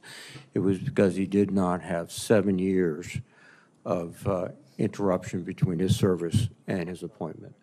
Second point is that if any of us were appointed as Secretary of Defense, we would be subject to the same types of questions. And the case in point is Senator John Tower was nominated for Secretary of Defense. It was discovered by his colleagues that his behavior was not commensurate with the responsibilities despite his service, and he was voted down. Thank you. Thank you, Mr. Chairman. Senator Duckworth, you are recognized. Thank you, Mr. Chairman. And also, Secretary Mattis had to have this waiver as well.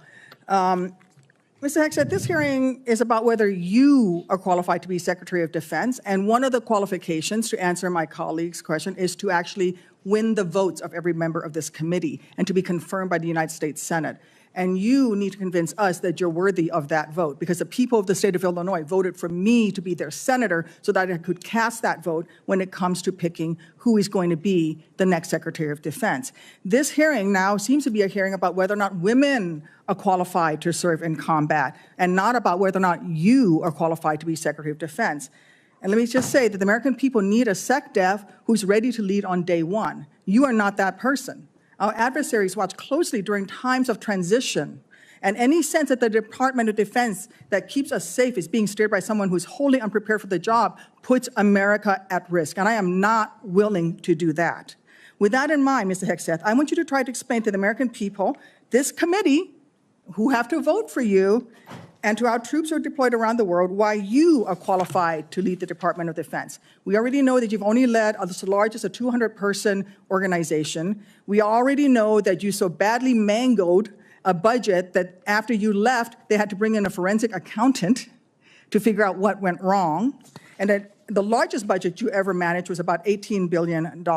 You know, that is about 51,560 times lower than the Department of Defense budget of $825 billion. $16 million is 51,568 times smaller than the defense budget. Please describe to me, Mr. Hegseth, you talk about DOD passing an audit.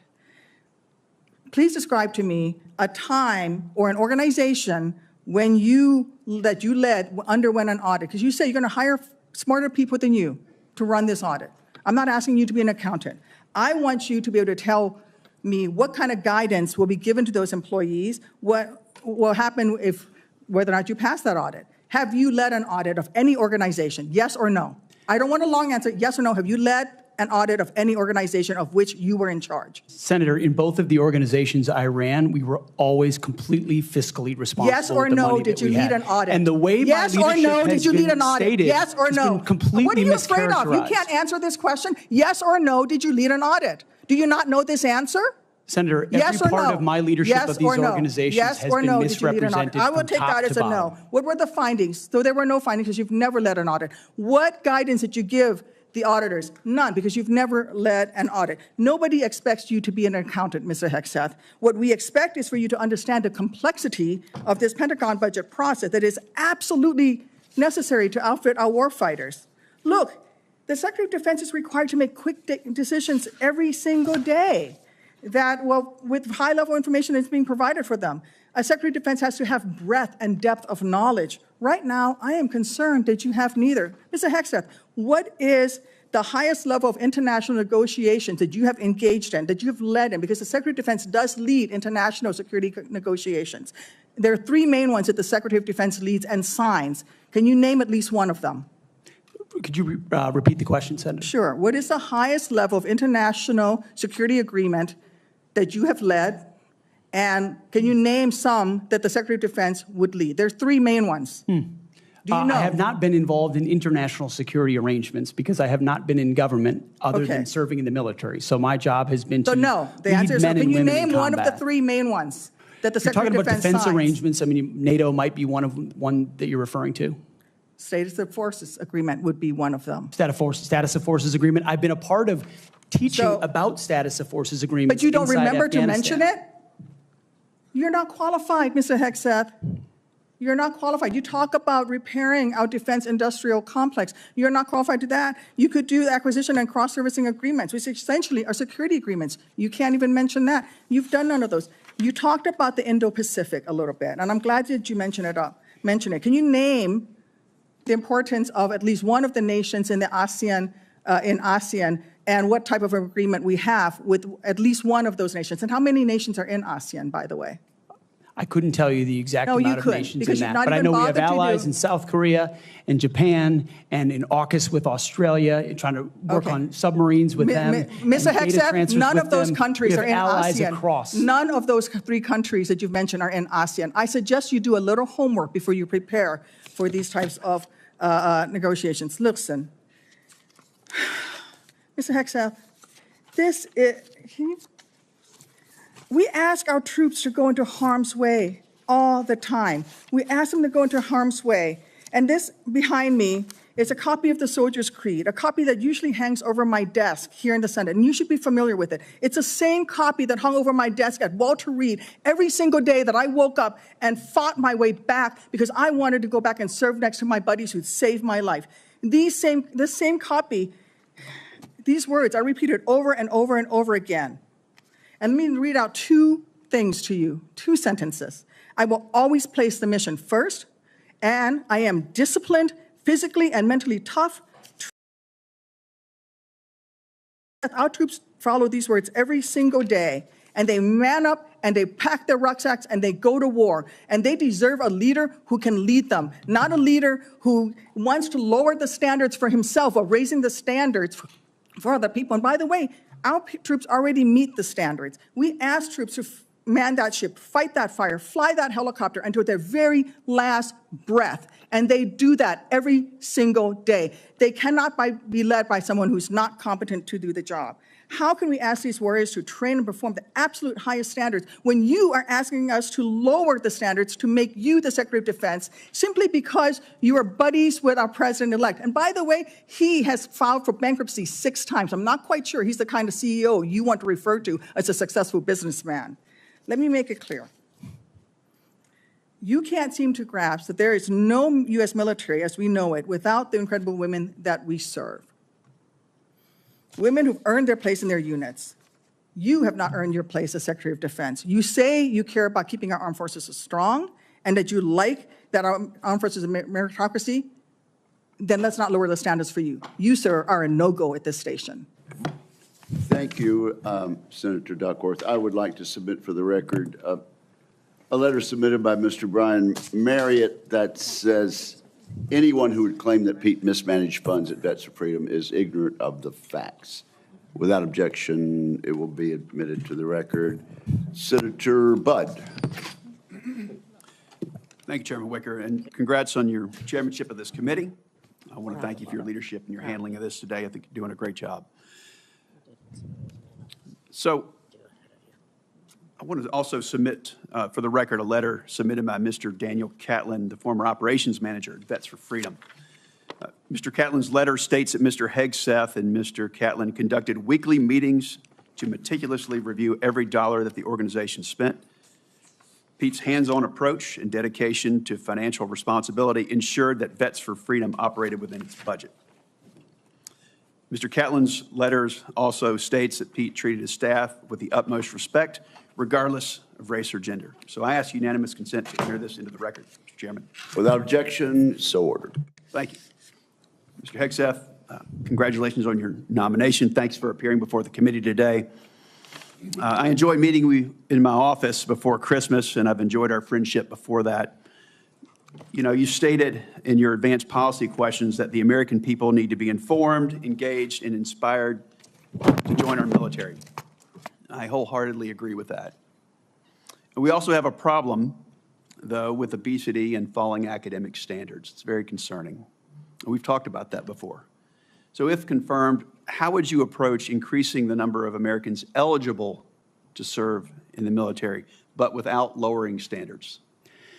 Well, Senator, I think there are already, to the credit of, I believe, the Army and other services have now caught up to that, which have piloted programs that have had some success, that have allowed young Americans who want to serve in the military but can't necessarily pass the ASVAB or pass the APFT to get into basic training, an opportunity to get caught up, a preparatory class. Sure. Unfortunately, yes, we do have a problem of obesity in our country, not necessarily something that if I'm confirmed, Secretary of Defense is able to address. But I do think leading from the front matters. I do think having a Secretary of Defense that will go out and do PT with the troops matters, that has been out there and done that before. And hopefully that's a motivating factor for young people. But the reality of obesity and criminal backgrounds and medical problems have long been an issue of recruitment in America, unfortunately. What changed is the perception of military service because of the condition of the services, and frankly, because of, in some ways, the way our schools don't teach young people to love the country anymore. And if you don't love the country, why do you want to serve that country? That's a deeper problem. But all of those things need to be addressed to revive recruiting, and obesity is certainly a part of it. Thank you for that.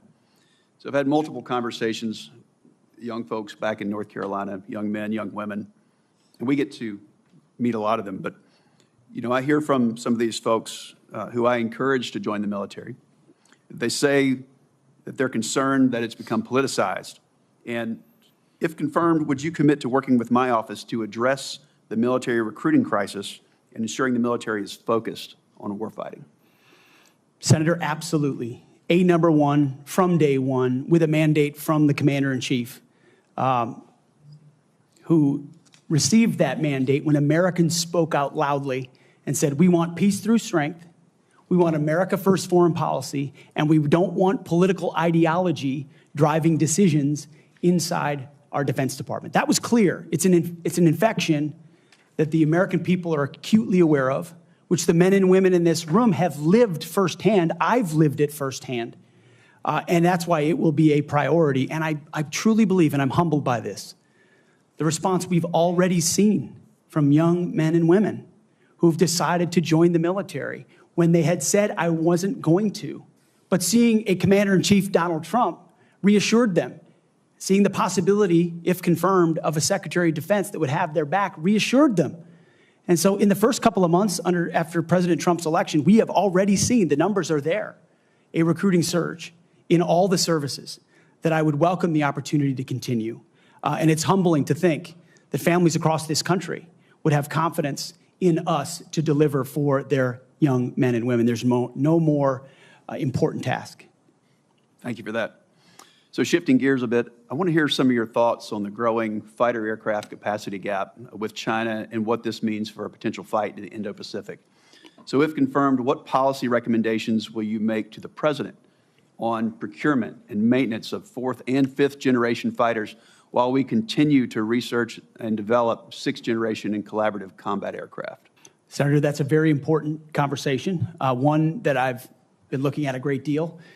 A lot of it, just to be clear, involves classifications and understanding precisely cost and capabilities, including capabilities of enemy systems, both not just 4th and 5th, but potential 6th generation, which we've already seen a prototype released from the Chinese. That's a dangerous development, considering at least the publicly understood condition of NGAD, which I look forward to the opportunity to looking underneath the hood on that. But ensuring 4th and 5th are capable and upgraded as necessary will be a part of our contingency. But when you look at what's happening in the Indo-Pacific, say operability, range is going to matter because it's such a large battle space. that will all factor in decisions that are made. And that's where I feel, frankly, a little bit liberated, is that I didn't work at Lockheed or any number of, pick a defense contractor. I didn't mean to point one out in particular. Pick any. I haven't. I don't have a special interest in any particular system or any particular company or any particular narrative. I want to know what works.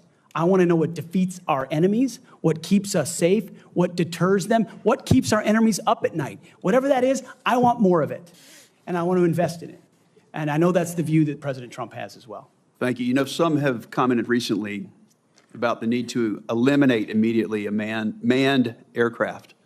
So I'd say maybe one day, but that day's not now, and certainly not before 2027, especially in the Indo-Pacific. So if confirmed, will you commit to work with my office in this committee to ensure the proper mix of fighters, manned and unmanned?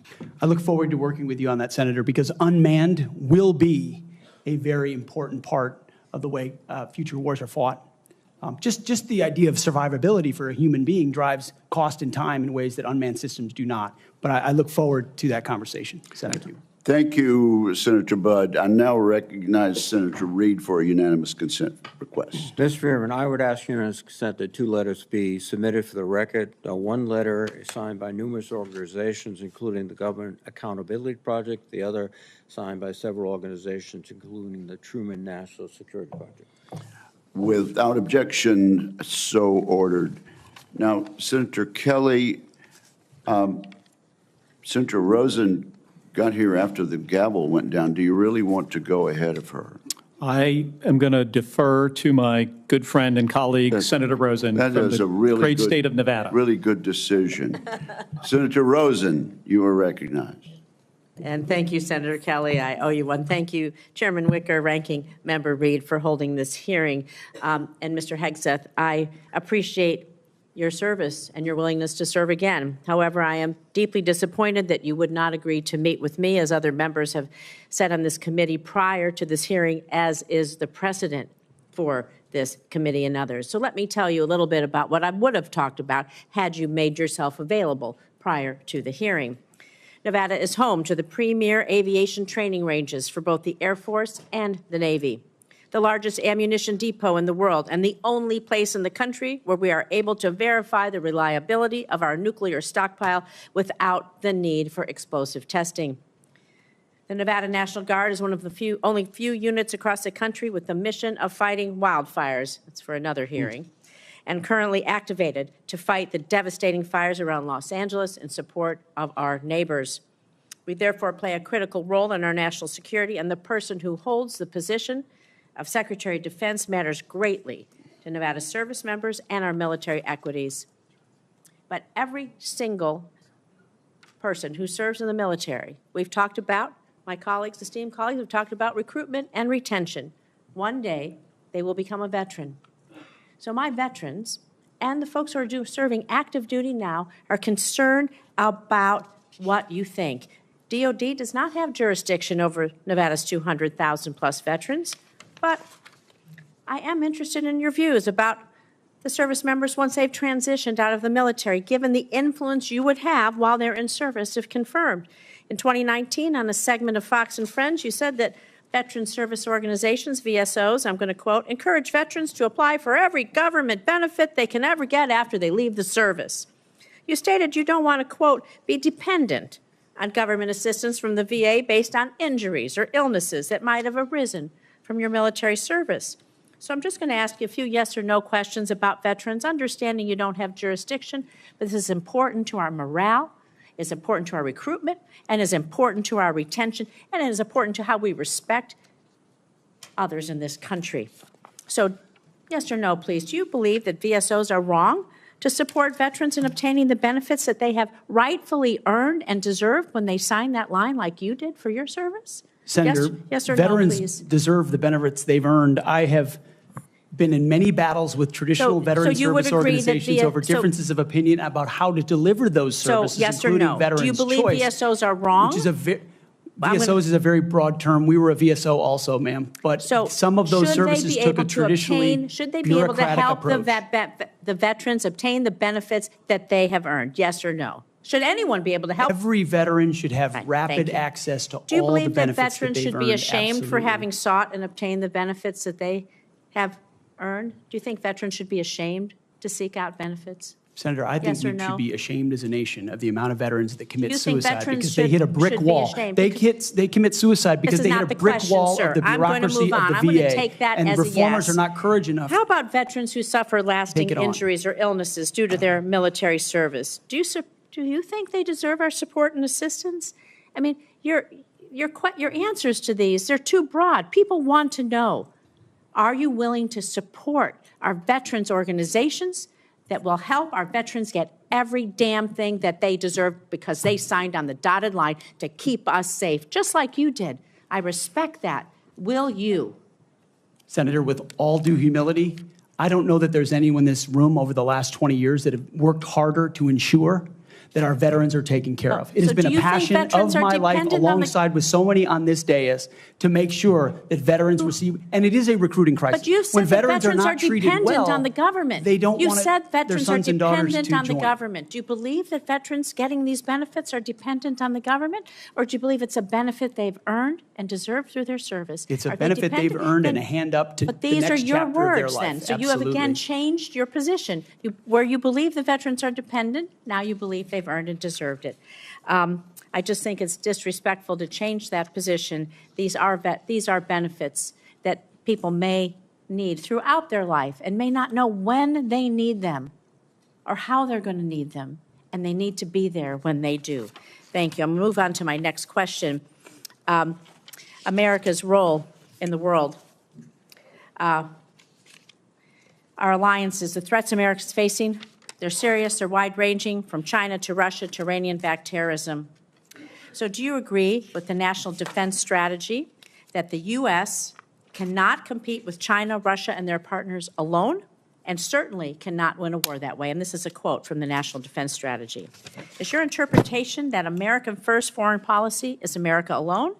Does that include abandoning our allies and partners such as NATO, Taiwan, Israel, and others? And if we can't win alone and we don't strengthen our strategic partnerships, I would say that position, your position, places on a strategic path to lose to our adversaries. So maybe you're okay with choosing that path for America. I want to know how you square that position with the positions you articulated in your book, where you wrote that NATO is at relic, at best a distraction, and should be scrapped and remade. Are you okay with sending us down a path where we can't win? Senator, the world has had, our friends in the world have had no better ally. Our allies and partners have had no better friend than President Donald Trump, who's I'm not talking reinvigorated about a NATO President alliance, Donald Trump. who's I'm stood talking about behind your Israel words. in every way, in ways this administration has not. He has ensured that the NATO alliance has become far more robust. He worked, Donald Trump worked going to with stand allies behind in the Ukraine? Pacific as well. Is Donald Trump going to stand behind Ukraine? Are you going to stand behind Ukraine? You say he's the strongest president. President-elect Trump said he will end the war in Ukraine before he takes office. Okay, it's less than a week before he's inaugurated, to the best of your knowledge. Do you have knowledge of a plan that he's going to use to rapidly end the war with Ukraine? Do you believe it's feasible, that it does not make unacceptable concessions to Vladimir Putin, who is a brutal dictator? And are you going to give President-elect Trump the military advice that you have given others to achieve the objective of us winning the war in Ukraine? How do you think a rapid end to the war that Vladimir Putin started will affect the United States standing across the world? Senator, I will always give clear guidance, my clear guidance, best guidance to the President of the United States on matters like that. Do you think that if we concede to Vladimir Putin that that will hurt our credibility with our allies and partners? And do you not believe that our adversaries are watching? Perhaps you can take that for the record, Mr. Hegseth. Senator Schmidt. Thank you, Mr. Chairman. I'd like to submit for the record a letter submitted by Mr. Christopher Ahn, the former Director of Operations for Vets for Freedom. Mr. Ahn, his letter states that the suggestion, quote, the suggestion that funds were misused for personal gain, lavish parties, or other improper purposes is categorically false. Throughout my time working with Pete Hegseth, he consistently demonstrated exceptional integrity and leadership. I asked unanimous consent to enter this letter into the record. Without objection, so ordered. Senator Schmidt. Thank you, Mr. Chairman. Mr. Hegseth, good to see you here today. Thank you for your service. Thank you, Senator. And your willingness to serve. I also want to thank you for your clarity in articulating the vision you have for the Department of Defense, in restoring an ethos, a warrior ethos, which is in stark contrast to the ethos we've seen the last 4 years, which is of weakness and wokeness. And I want to drill down on a few things specifically and exactly how we've gotten to where we've gotten with recruiting and morale. DEI. There's been a little bit of discussion about this, but for those watching at home, DEI is not about giving everybody opportunity. It is rooted in cultural Marxism. The idea that you pit the room, any room, with oppressor versus oppressed. It's race essentialism, and it is poison. It has no business whatsoever in our military. I think the American people have spoken loudly and clearly about this. They're tired of this. They're tired of woke ideology. And to my Democrat colleagues on the other side, if you haven't picked up on that, you missed the plot. Because that's what November 5th partially was about. And so let's talk specifically about some of these DEI programs that have been funded. In our academies, specifically the Air Force Academy, it was advised as disfavored language to refer to your mom and dad as mom and dad. Okay? Dear mom and dad, I'm writing home. Don't say that. That's insane. We're all just people. You can't say that either. And in an effort to police this, in a 1984 Orwellian novel, there was actually an eyes and ears program to rat on your fellow students who might say mom and dad. Or just say, in a tough situation, you know what, we're all just people. Can't say that. This wasn't limited, by the way, to our academies.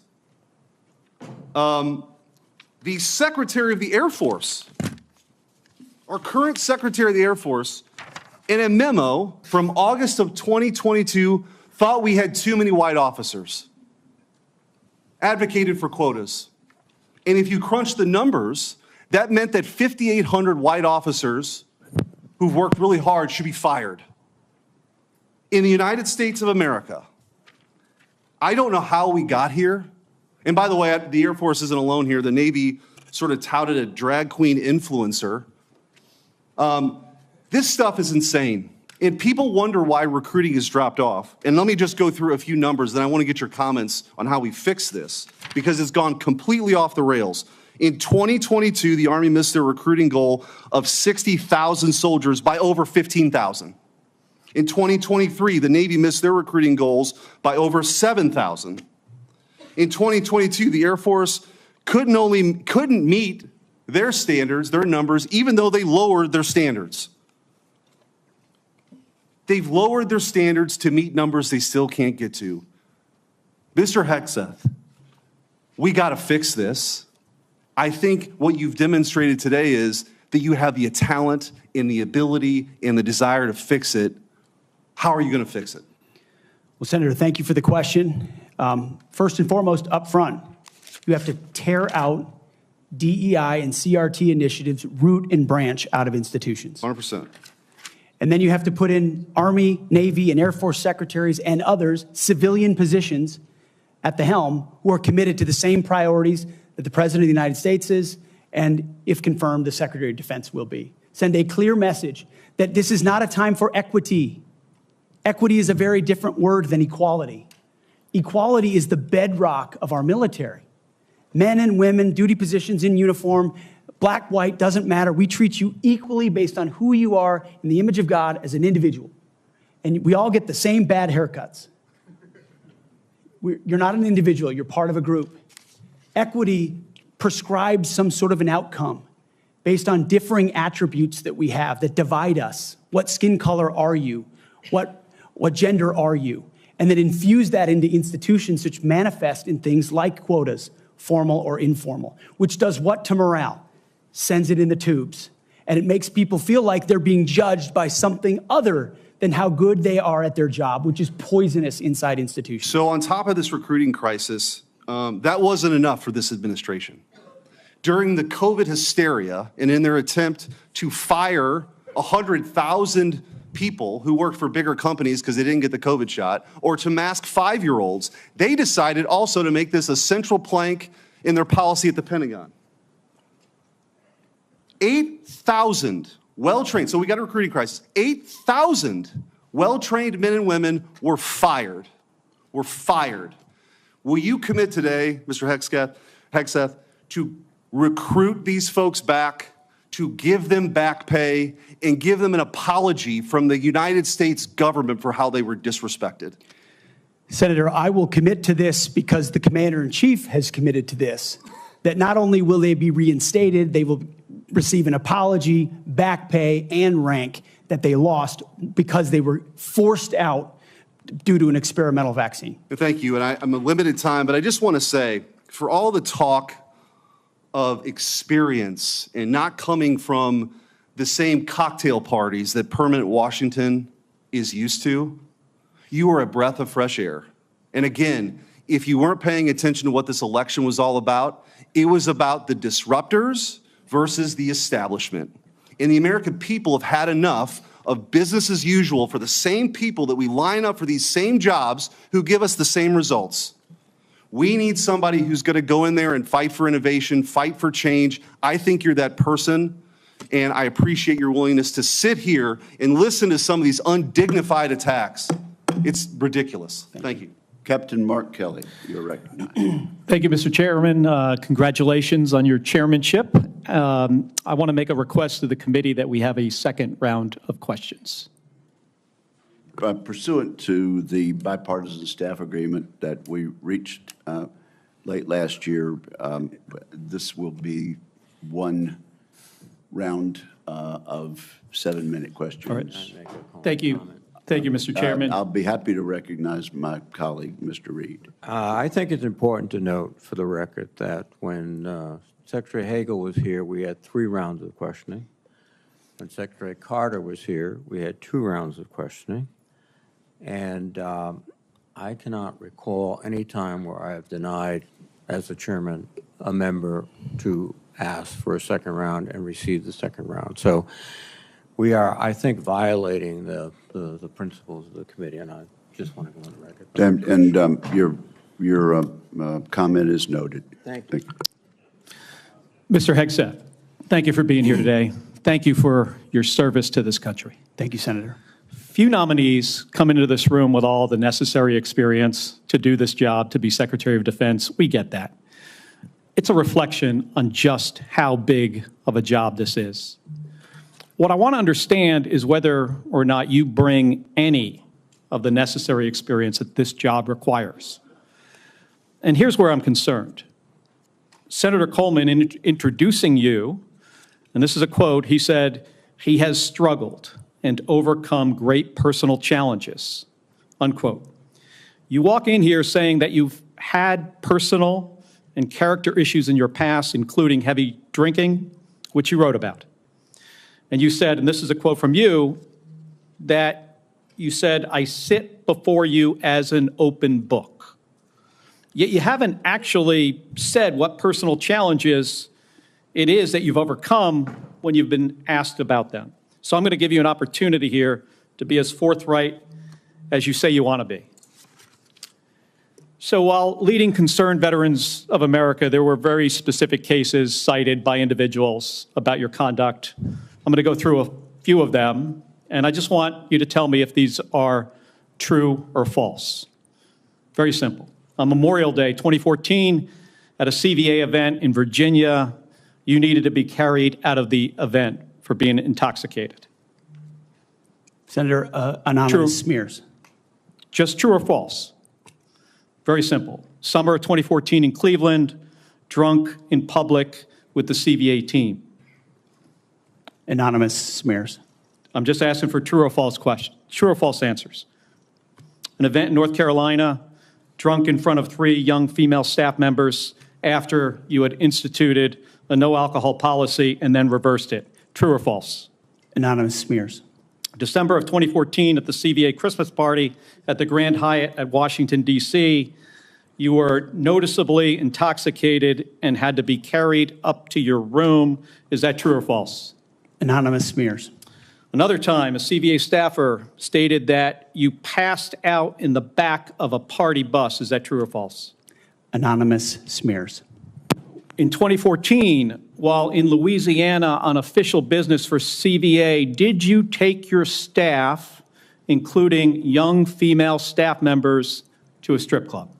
Absolutely not. Anonymous smears. So,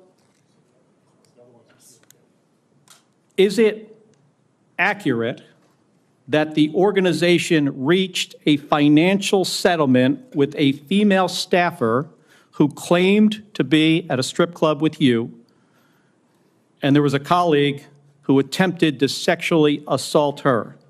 Was there a financial settlement? Senator, I was not involved in that. I don't know the nature of how that played out. But you understand there was a financial settlement for a young female staffer who accused another member of the organization, not you, of sexual assault in a strip club. We have multiple statements on the record referring to that. But you claim you were not there when that occurred. Absolutely not. Now, the behavior I cited, if true, do you think that this behavior of intoxication, going into these type of establishments, women on your staff being so uncomfortable that they have to file these sort of harassment claims, do you think this is appropriate behavior for a leader? Senator, the overwhelming majority of anyone who's worked for me, including the on-the-record statements that have been submitted to this, with their name on it, on the record, men and women who worked with me every day, are the overwhelming preponderance of evidence that testify to my leadership and professionalism in leading Vets for Freedom and Concerned Veterans for America. My leadership has been completely impugned on these veterans organizations that did fantastic work. Mr. Hegseth, I'm not even going to go into the, I'm not even going to go into the and accusations. We managed our financial books with integrity across the board. How many people, everybody who runs a campaign. I have limited time. I'm not going to get into the accusations that come from Fox News. I know you have some of your Fox News colleagues here. There were multiple instances of accusations against you about drinking on the job. All anonymous, all false, all refuted by my colleagues who I worked with for 10 years at 6 a.m. to 9 p.m. and everything. The challenge here for me, Mr. Hegseth, they've only seen me be professional is when there is discussion about personal challenges and you admittedly had issues with heavy drinking. It's hard to kind of square this, to square the circle here. It's kind of a difficult thing to do. Let me ask you, if I have about 90 seconds left here, if you had to answer these questions about sexual assault against you and your drinking and your personal conduct, would it have been different if you were under oath? Senator, all I'm pointing out is the false claims against me. Okay, I take it you do not want to answer that question. I walked into this hearing this morning concerned that you haven't demonstrated adequate leadership in your civilian roles. And this is a dangerous world we're living in here. And America cannot afford a Secretary of Defense who is unprepared for that mission. I'm going to leave with concerns about your transparency.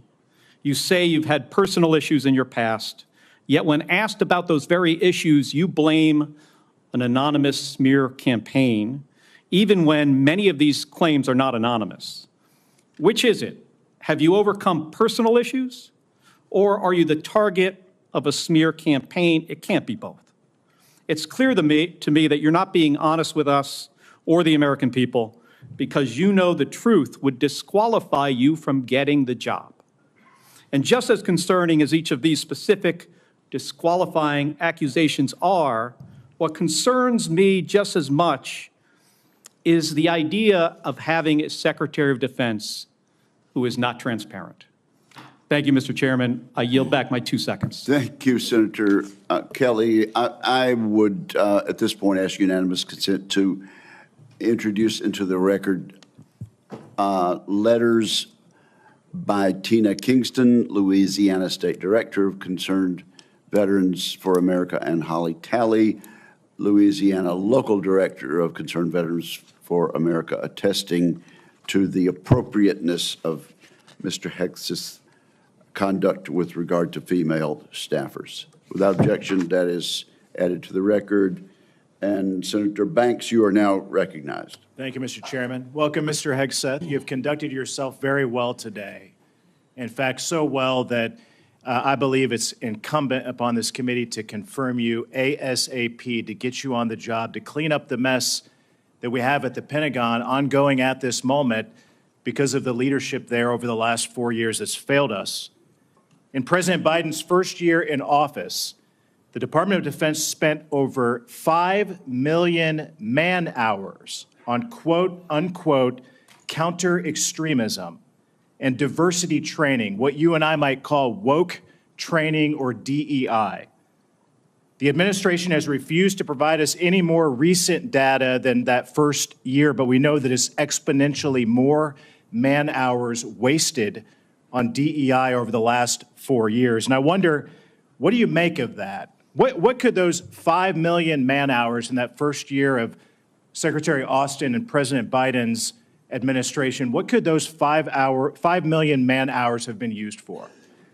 Senator, that's a lot of service members sitting in a lot of briefs, hearing about a lot of threats or political perspectives that might be dangerous, that do not comport to threats that actually exist inside the force, or ideas that introduce critical race theory or DEI or climate change initiatives that they and their commands have to conform to. And every time one of those happens, it gets pushed down the chain of command.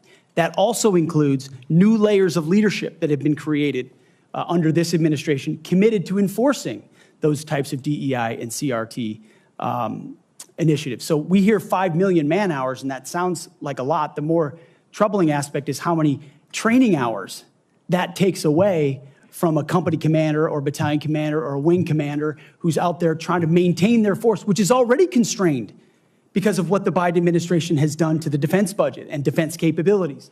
So they're having to choose between the political prerogatives of the civilians who are demanding more DEI and CRT and gender quotas and the readiness of their forces. And I believe this Pentagon is prepared because of our commander-in-chief for a Secretary of Defense, should I be confirmed, that laser focuses on these issues, and they're ready to respond. They want to pack their rucksacks and go train because they understand we live in a dangerous world. I think that's an important point, a key point, because months later, while the priority of the Biden-Austin-led Pentagon was on DEI and woke training, one of the biggest embarrassments in American history happened when we lost 13 of our heroes in the botched withdrawal from Afghanistan. Secretary Austin testified before the House Armed Services Committee a couple of years ago, and responding to a question from me said he had, quote, no regrets about what happened in Afghanistan. I wonder, what do you make of that? Senator, it's shameful.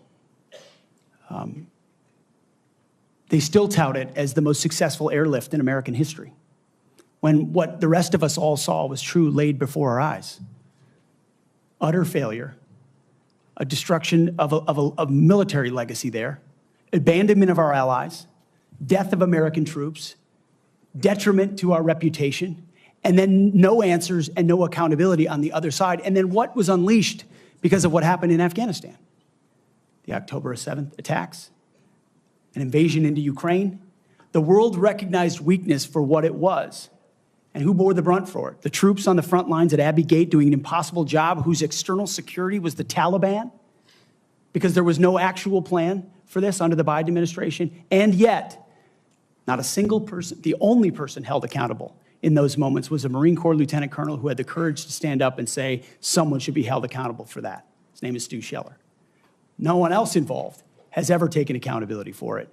When that microcosm becomes the reality of the perception of the American military or America's commitment to victory and success and positive outcomes, the world responds to that. President Trump is going to restore real deterrence by bringing a real warrior culture back, rebuilding our military, and ending wars properly. And if we have to fight them, winning them decisively. I served in Afghanistan. You served in Afghanistan. 75% of our nation's veterans disagree with how the withdrawal from Afghanistan was handled, the embarrassment of it. What that's done, I believe, has directly impacted our historic recruitment crisis in this country, without a doubt.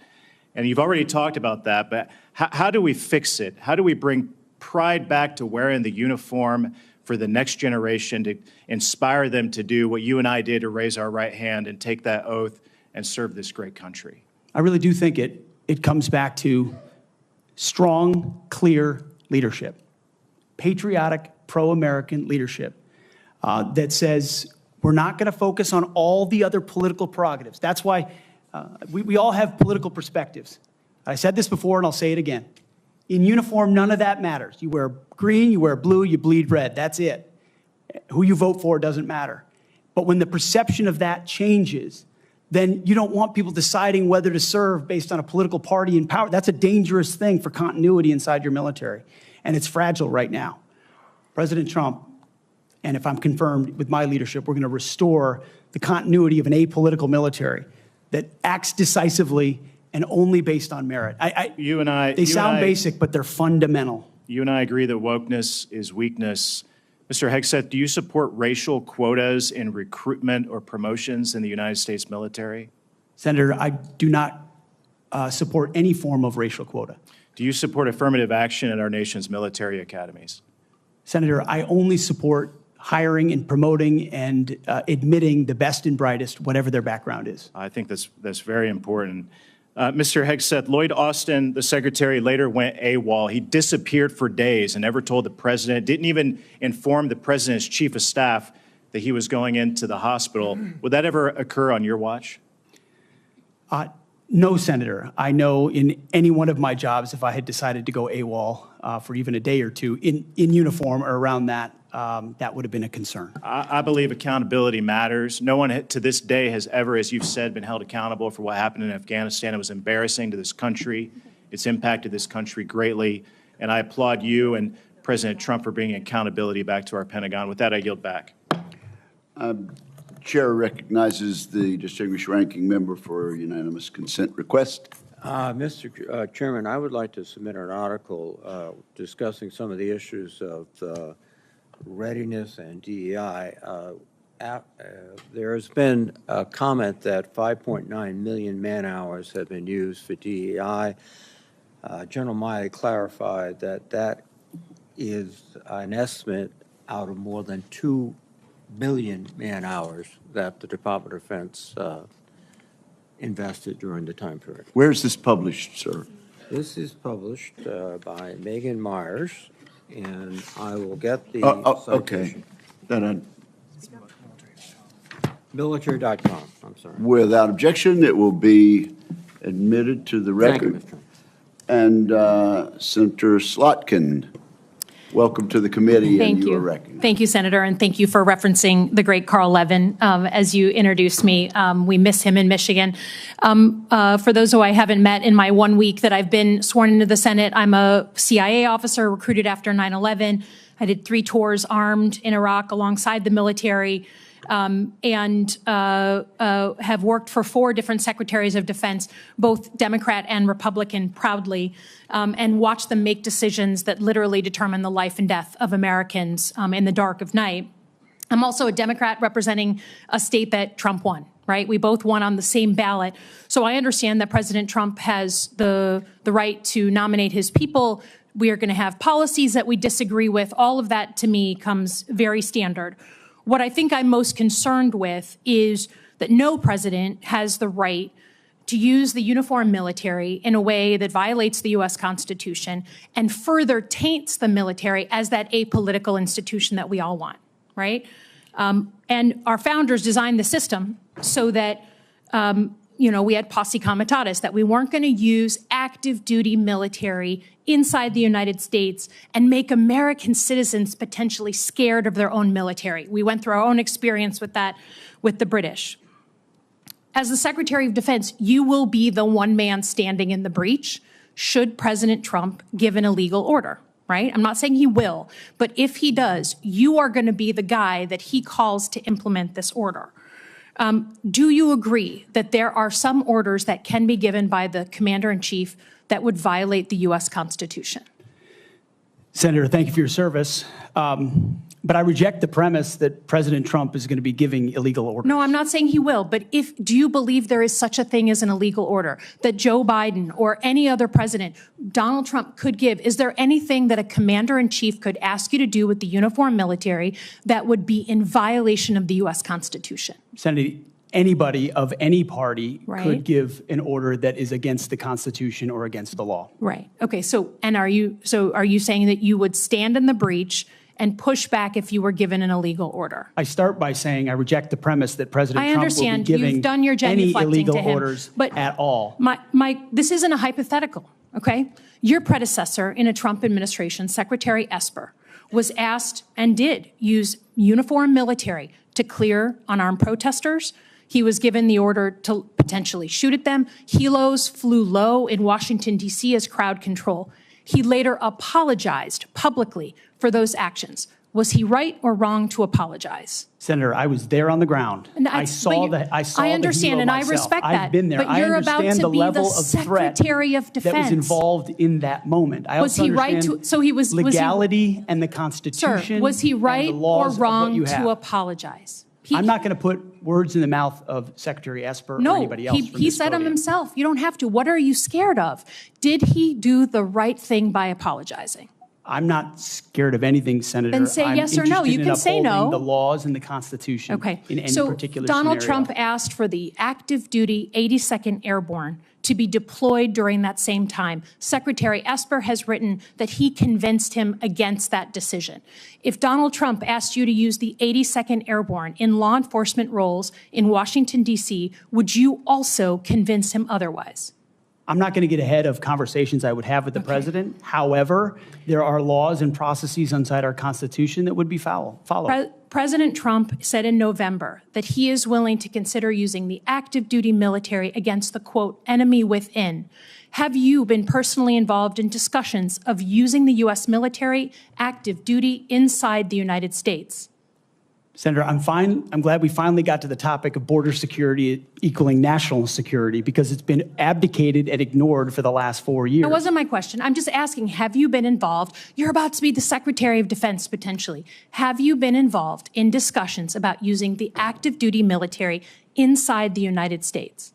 Senator, I am not yet the Secretary of Defense. Right. I'm if just confirmed, I would be party to any number of So you conversations. haven't been in any of these which conversations? I would not reveal what I have discussed with the President of the United States. Just have you been in conversations? You're going to be in charge of 3 million people, the active duty that I know you care about. I believe you care about.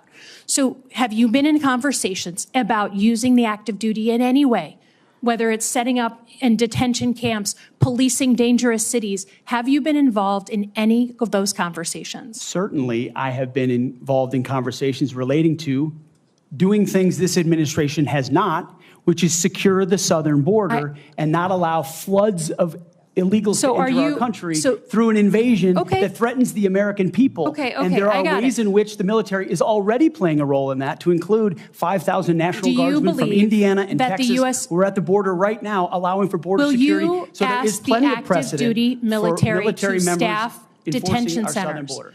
Our U.S. military is not trained in law enforcement roles. I think you know that, right? We've seen how that mission is difficult for them in places like Iraq and Afghanistan because that's not the training a uniformed military comes with. Do you support the use of active duty military in supporting detention camps? Senator, everything we will do would be lawful and under the Constitution, but I recognize that this administration has abdicated its responsibility. President Trump is going to restore order at the border, prevent our enemies from invading, and yes, he has said Sir, mass I get your deportations filibustering. will be I get it. a part of what happens. In the spirit of preserving the institution that I think we both care about, legitimately, the Uniform Code of Military Justice. I've heard a couple of different things. One, you said you will not change the Uniform Code of Military Justice, which is what governs justice system in the military. Yes or no? You said that earlier. Those are I'm just laws, confirming. Senator, set by Congress. Okay, so you will not go to change it. You will not attempt to change it. You also said that JAG officers are potentially people who put their own interests in their own medals and promotions ahead of the troops. Senator Lindsey Graham was a JAG officer for most of his life. Is that what you believe about those who implement our justice system in the U.S. military? Senator, I was speaking about particular JAG officers I've had to deal with in my military Are you experience, gonna get not about a involved? member of the United States Senate. Are you, as Secretary of Defense, going to get involved in the implementation of the U.S. Military Code of Justice? Senator, ultimately, it will be a big part of my job to evaluate decisions vis-a-vis Okay, the so I'll take Uniform that. Code of I'll Military take that as Justice. yes. Have you seen but fairly. is CQ Brown on your list in the Warrior Boards to be removed from his position? Senator, every single senior officer will be reviewed based on meritocracy, standards, and lethality, and commitment to lawful orders they will be given. Thank you, Senator Slotkin. I now recognize Senator Shaheen for a unanimous consent request. Thank you, Mr. Chairman. I have a request from a former general who served 35 years, Dennis Leitch, who most recently was commander of the 94th Regional Readiness Command at Fort Devens, Mass., who has asked that his letter opposing Mr. Hegseth's nomination be entered into the record. Is there objection? Without objection, it will be entered. Also, I present a host of letters and op-eds from former co-workers at Vets for Freedom and Concerned Vets for America, as well as Fox News Channel. I also have letters and op-eds from many veterans and Iraqis and Afghanis who were helped by Mr. Hegseth. I ask unanimous consent to introduce these letters and op-eds. Without objection, is so ordered. Senator Sheehy, you've been very patient. Thank you, Mr. Chairman. Entering a support letter in for Mr. Hegseth, submitted by nearly 90 former soldiers who served with Pete in combat. I would like to submit a statement from 86 of them who support his nomination. Although they come from different units and ranks, the signatories commend Mr. Hegseth for his selfless leadership, love of his soldiers, and commitment to our country. 2 items. Sorry, 1 item. I ask unanimous consent to enter this into the record. Without objection, it will be entered. Thank you, Mr. Chairman. Pete, I'm actually going to ask you questions because I want to hear your answer. How many genders are there? Tough one. Senator, there are 2 genders. I know that well. I'm a she-he, so I'm on board. What is the diameter of the rifle round fired out of an M4A1 rifle? That's a 5.56. How many push-ups can you do? I did 5 sets of 47 this morning. What do you think are most important strategic bases in the Pacific? In the Pacific, Guam is pretty strategically significant. How many rounds of 5.56 can you fit into the magazine of an M4 rifle? Depends on the magazine, but standard issue is 30, Senator.